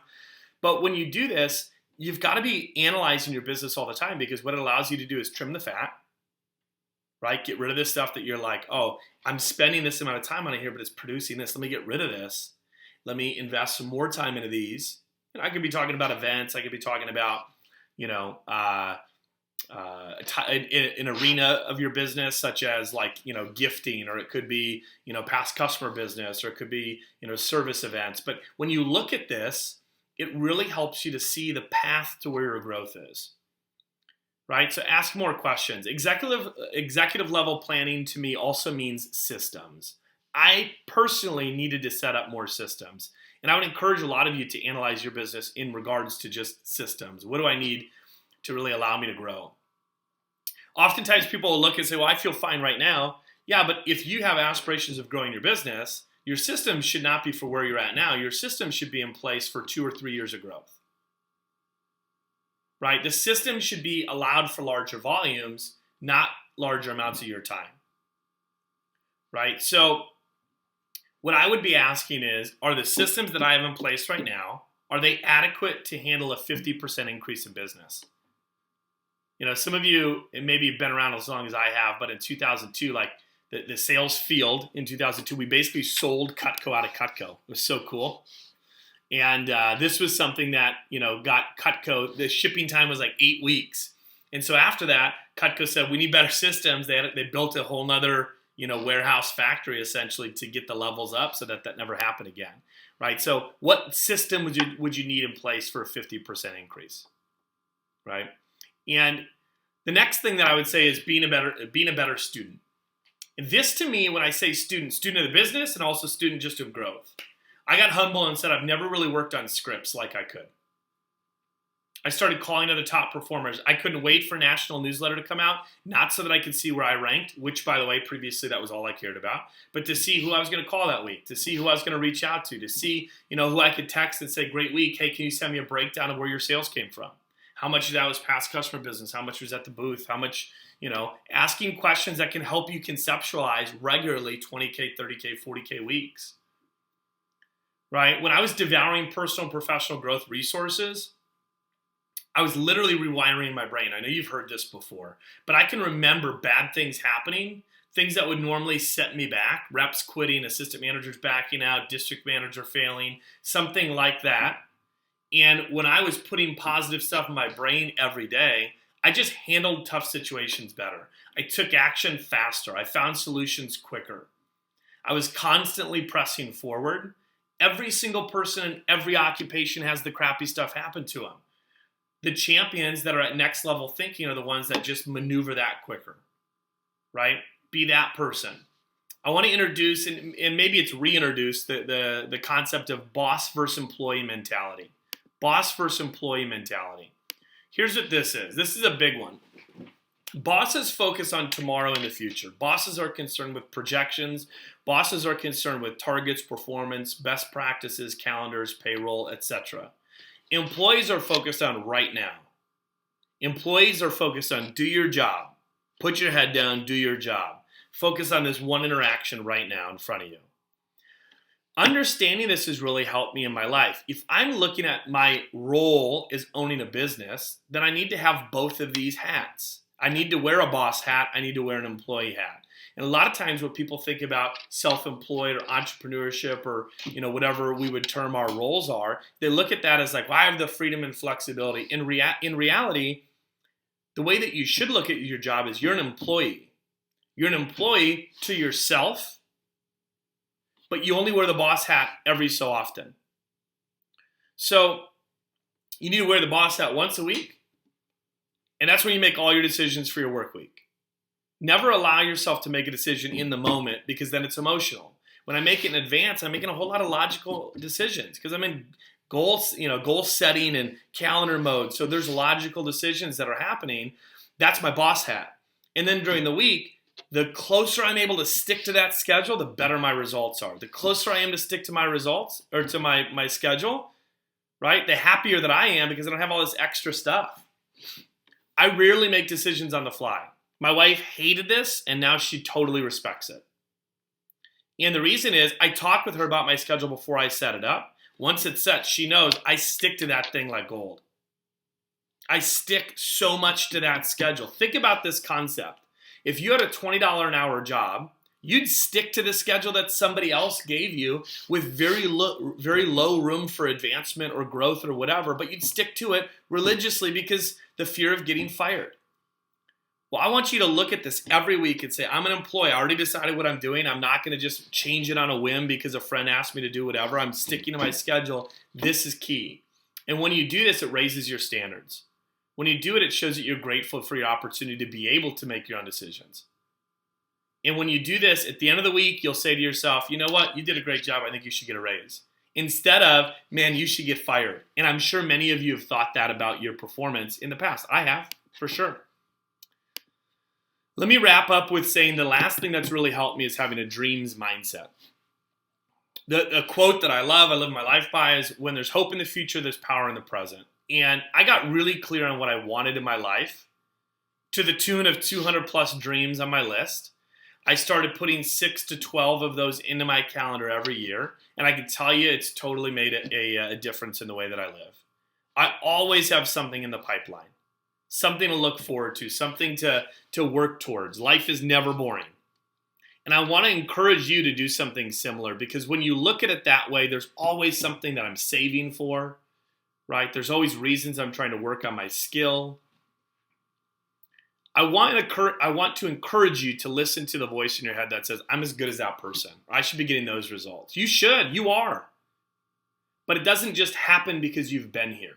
It doesn't just happen because as a result of the amount of time that you've been here. It's dedicated time. It's intentional time. Allow yourself to be confident and optimistic, but remember, you've got to be different to get different results. Right? My challenge that I have for you is try and raise your output. Right? What if you were 10% more in every area? Right? What if, I'm going to use a call example. I know this is so easy. Hey, instead of 20 calls in an hour, it's 22. Instead of 30 calls in an hour, it's 33. Instead of whatever, right? But what if you just focused on 10% increases? And what if you also looked at, hey, what would it look like for those of you that are working a lot if I cut back 5% but was still able to grow my business? Is that a business I'd want to be in? And I think the answer is yes. If you want a better life, you need to be better. If you want a better business, you need to be better. Step up your standards, expect more out of yourself, show gratitude for your position by growing your business. I hope you guys have a great event. Thank you so much for your guys' time. I really appreciate it. Thank you, Dane. That was some really powerful stuff. I've got a series of questions written down here in my notes right now of just powerful, quality questions that I can be asking myself, asking the people that I mentor and coach, asking, the people on my team to help make sure that we are always working on, just getting to that next level professionally and personally. And I just appreciate you walking us through how you've been able to do that year after year after year for yourself. So, all right, now it is time. The thing we've all been waiting for all day today, the thing we've all been working so hard for over the past 3 weeks here, and I'm very excited to introduce you to the Rep Development Team. I don't even know who all is going to be here and dialing in today from the Rep Development Team, but I would not be surprised if it's the whole team. So just so you know, the National Rep Development Team works in Al DiLeonardo's office. And these guys are, they're such amazing people. I've had the pleasure and the luxury of being able to work alongside this team for years. And, when you think about, just the national trips that we go on, when you think about the conferences that we go to, when you think about the virtual summits like this, or you think about, any of the national push weeks, any of the prizes that we do, the silver cups and the trips and just the Rolexes and just everything that we have the opportunity to earn through our hard work and our sales every year. Every single one of those opportunities behind the scenes is taken care of and made possible by the Rep Development Team. Loretta DiZiano, Nikki DeVise, Scott Gorell, John Fiacco, Trent Booth, John Kane. I'm sure I'm missing someone, and I apologize if I am, but, I'm just doing this off the top of my head. But here's the thing I want you all to know. Ever since March 7th, after executing both trips, the national manager trip to Paris and the national rep trip to the Dominican Republic, this team has been dug in to massively support the field.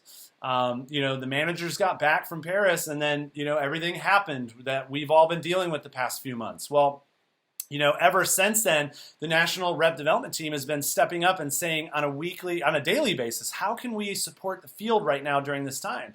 They're the ones that have really made it possible for us to do the virtual events that we've been doing. So this event, the National Sales and Service Bootcamp that we did back in March. All of those things are happening. The behind-the-scenes work is all done by the National Rep Development Team. They've been making more one-on-one calls to people, more than ever, one-on-one calls to people just to check in and see how people are doing and see, what they can do to support those people. They've been writing handwritten cards and sending those out to people in the mail. They've been doing a ton of community and team support calls. I mean, I'm on video with them, a couple times a week already right now, and I know that they're doing way more calls with other people than the calls that I get to be on with them. And so, here's what I believe. When it comes to a team that wants to make sure that we all can do our jobs better out here in the field, and that we all have the tools, the training, and the support that we need to be able to perform at the highest level, I believe that there's no one that works harder than these people to make sure that that opportunity exists for us. So, just a big thank you to Loretta, John, Scott, and the whole team behind the scenes that helps make this stuff possible.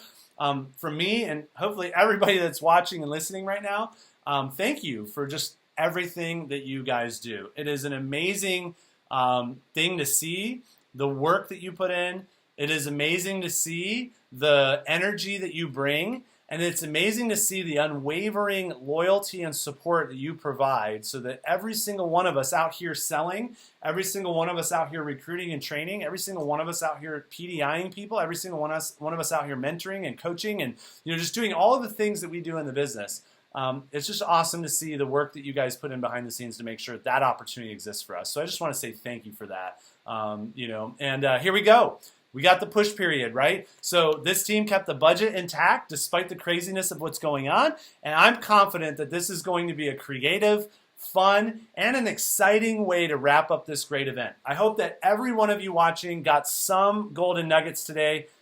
Hopefully, most of you got a myriad of golden nuggets today, like an overwhelming number of golden nuggets today that you can take and implement into your business to help you be successful. And I just want to encourage you to go back through your notes and circle what are the 3, 4, or 5 biggest needle movers, the things that are going to move you the needle the most with your sales, with your ability to perform, with your success in the days and weeks and months to come. Go write those things down. Circle those things in your notes. Write them down on your actions list, and then build those things into your calendar right now so that you can maximize the value and the explosion that you personally could experience as a result of being here all day for this event and hearing from all of these amazing speakers. So, without further ado, I want to go ahead and turn it over to our National Rep Development Team to show us all of the prizes and who won all of those prizes for the Push Week that we all just wrapped up this past week. Team, the floor is yours. Hello, everybody. Welcome to the most exciting part, if I do say so myself, of the virtual summit, and that is our Push Week countdown. We called it Start Summer Strong, and you did not disappoint. Our summer is off to the best start we could possibly have imagined. We have some amazing prizes here. I have an amazing group of staff here that are going to be your Push Week entertainers for the day. And without further ado, I would like to introduce you to our 50K and under Push Week representatives, which will be Nicole DeVise and Raquel Rivera. Take it away, girls.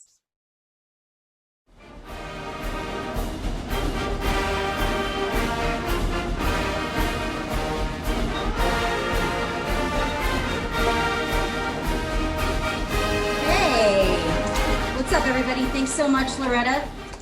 All right, we're gonna go right to the automatic winners of the 50K and under category. Starting with number 25, we have Tavin Shirtliff of the Central Region. Number 24, Taylor Shaw, Central Region. 23, Connor Heller of the Midwest Region. Number 22, Robert Clark of the Eastern Region.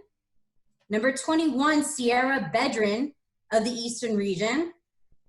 Number 20, Miranda Moore of the Southwest Region. We have number 19, Jordan Fuji from the Central Region. Number 18 is Sheldon Kislinski from the Southwest Region. Number 17, Sean Hendershot from the Central Region. 16 is Henry Volkman from the Central Region. Number 15 is Lance Large from the Northeast Region. Congratulations. 14, Aaron Thigpen, Eastern Region. 13, Aiden Basco of the Southwest Region. Number 12, JJ Ruff, Southwest Region. Number 11, Desiree Tran from the Western Region. And now Nikki's gonna come at you with the 10 to number 1 places. All right, so for our top 10, we have number 10 from the Eastern Region, Kenny Pierpoint. Number 9, from the Southwest region, Gavin Daigle. Number 8, from the Western region, Zanin Ventura. Number 7, from the Southwest region, Eli Tomlin. Number 6, from the Central region, Brian Johnson. Number 5, from the Central region, Zach Mulzer. Number 4, from the Western region, Miguel Sanchez Torlido. Number 3, from the Southwest region, we have Reagan Lelu.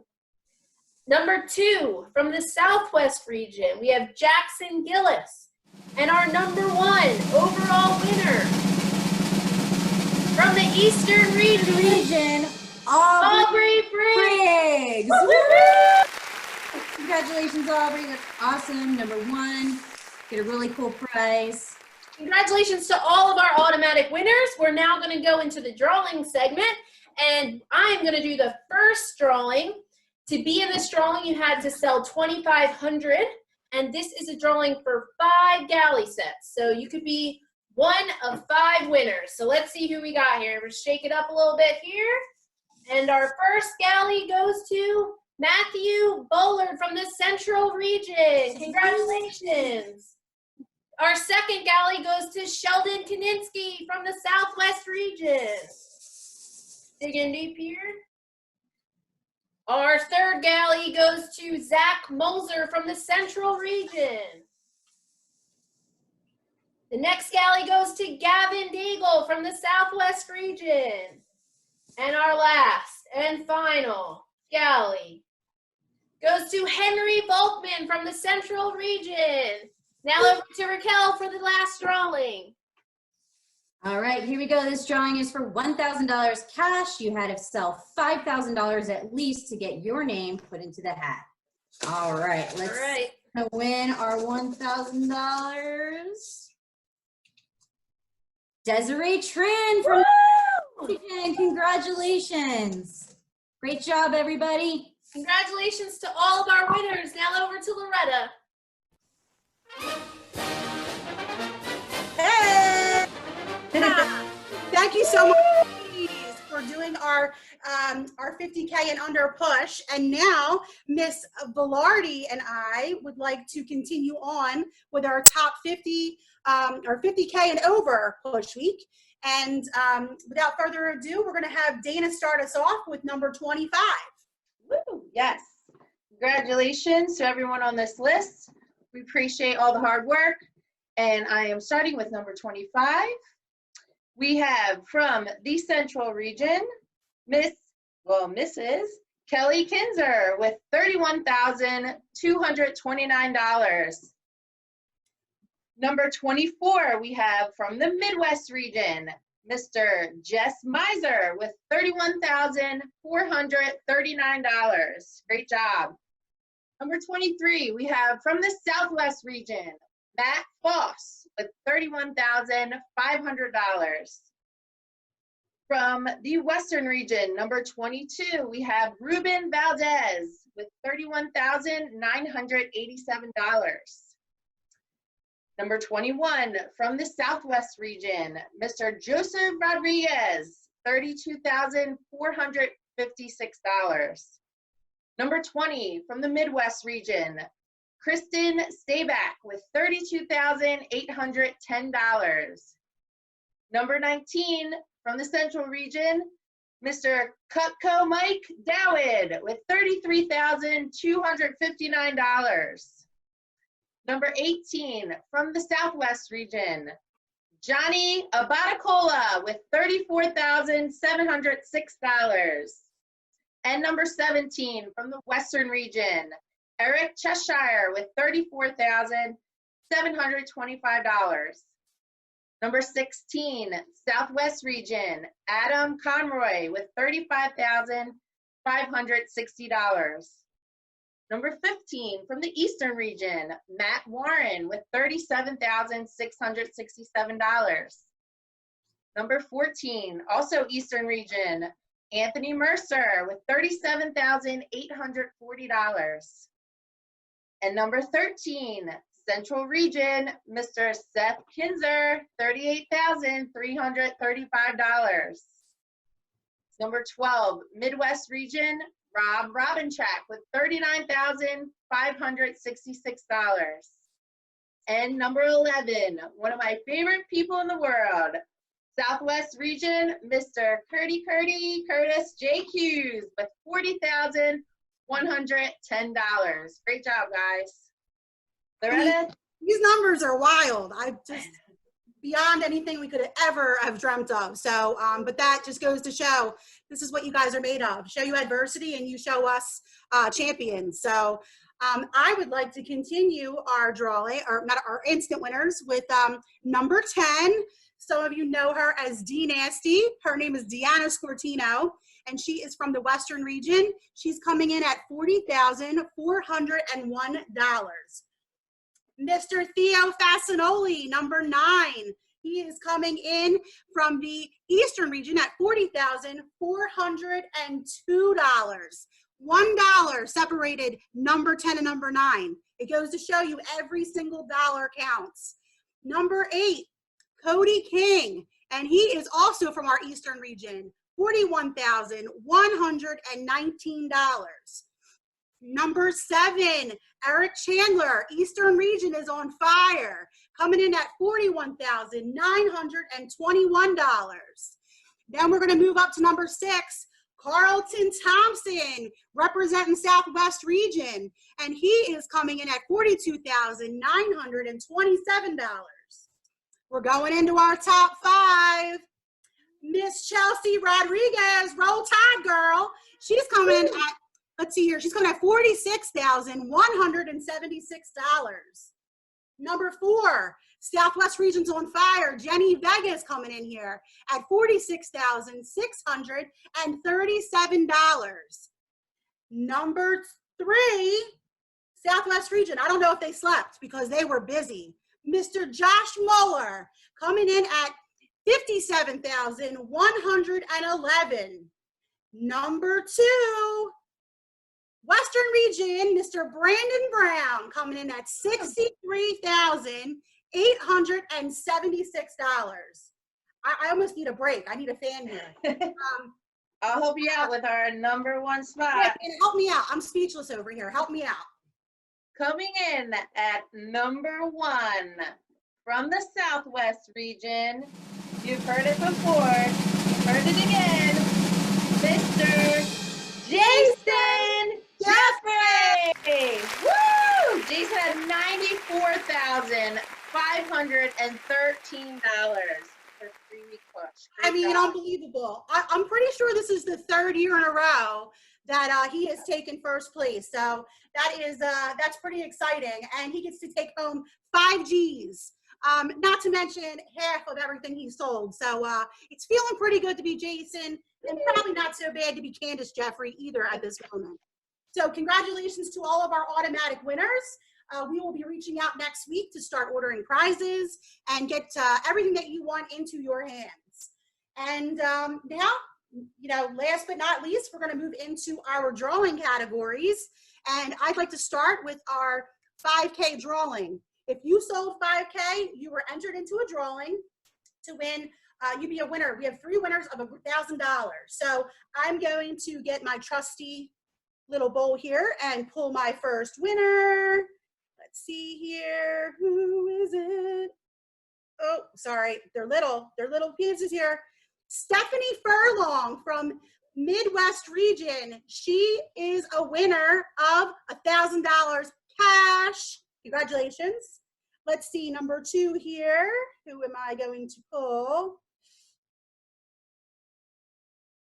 My eyes are bad. I'm 40 now, Vernon B. Williams the 5th. Making an appearance. Taking home that grand. Congratulations. And our 3rd and final winner of $1,000 is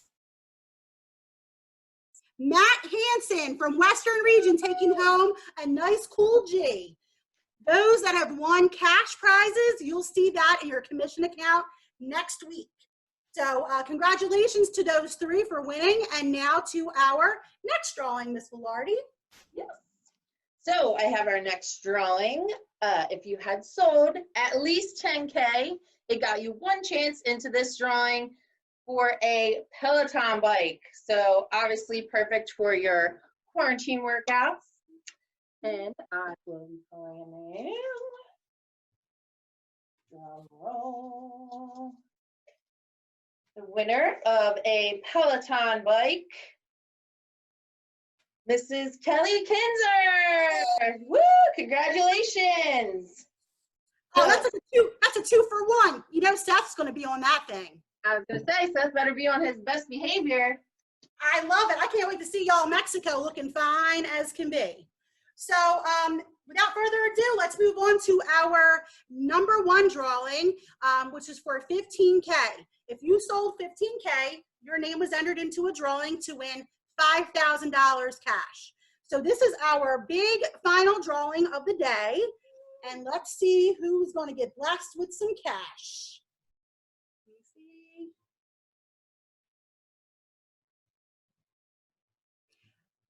Canada representing. Sally, no, you just won yourself 5K cold hard cash that's going to be deposited into your commission account next week. So don't forget, we did not forget Canada. Oh, Canada, we did not forget you. Congratulations. I just wanted to say thank you to Dana, thank you to Raquel and to Nikki for helping us. This might be one of the most fun ones that I've done yet, which is crazy because we're all at home and we're all alone, but yet we're still together. I wanted to say to everybody, thank you for joining us for our virtual summit. I hope that you got a lot out of the content that we put together for you. It is also going to be available for you to rewatch as many times as you like. If you had to step out, if you had a sales call, I mean, I know people are living their lives and they have all kinds of stuff going on right now. So you didn't miss anything. You can rewatch it as many times as you'd like. Like I said, we're going to reach out next week. We're going to start ordering prizes, getting those goods into your hands as soon as possible. And we're always here for you. Whatever you need, we're here to help you.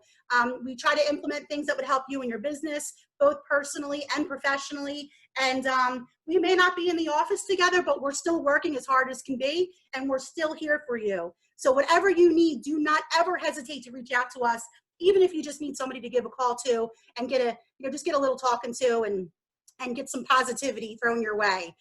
We enjoy it too. We love talking to everybody. I've connected more with more people than I ever have being in my office. So this has been a little bit of a blessing in disguise. If you look for the gold, it is there. So congratulations, everybody. What a great start to the summer. Keep working hard and I don't know, keep on rocking. Congratulations. Stay safe. See you guys soon.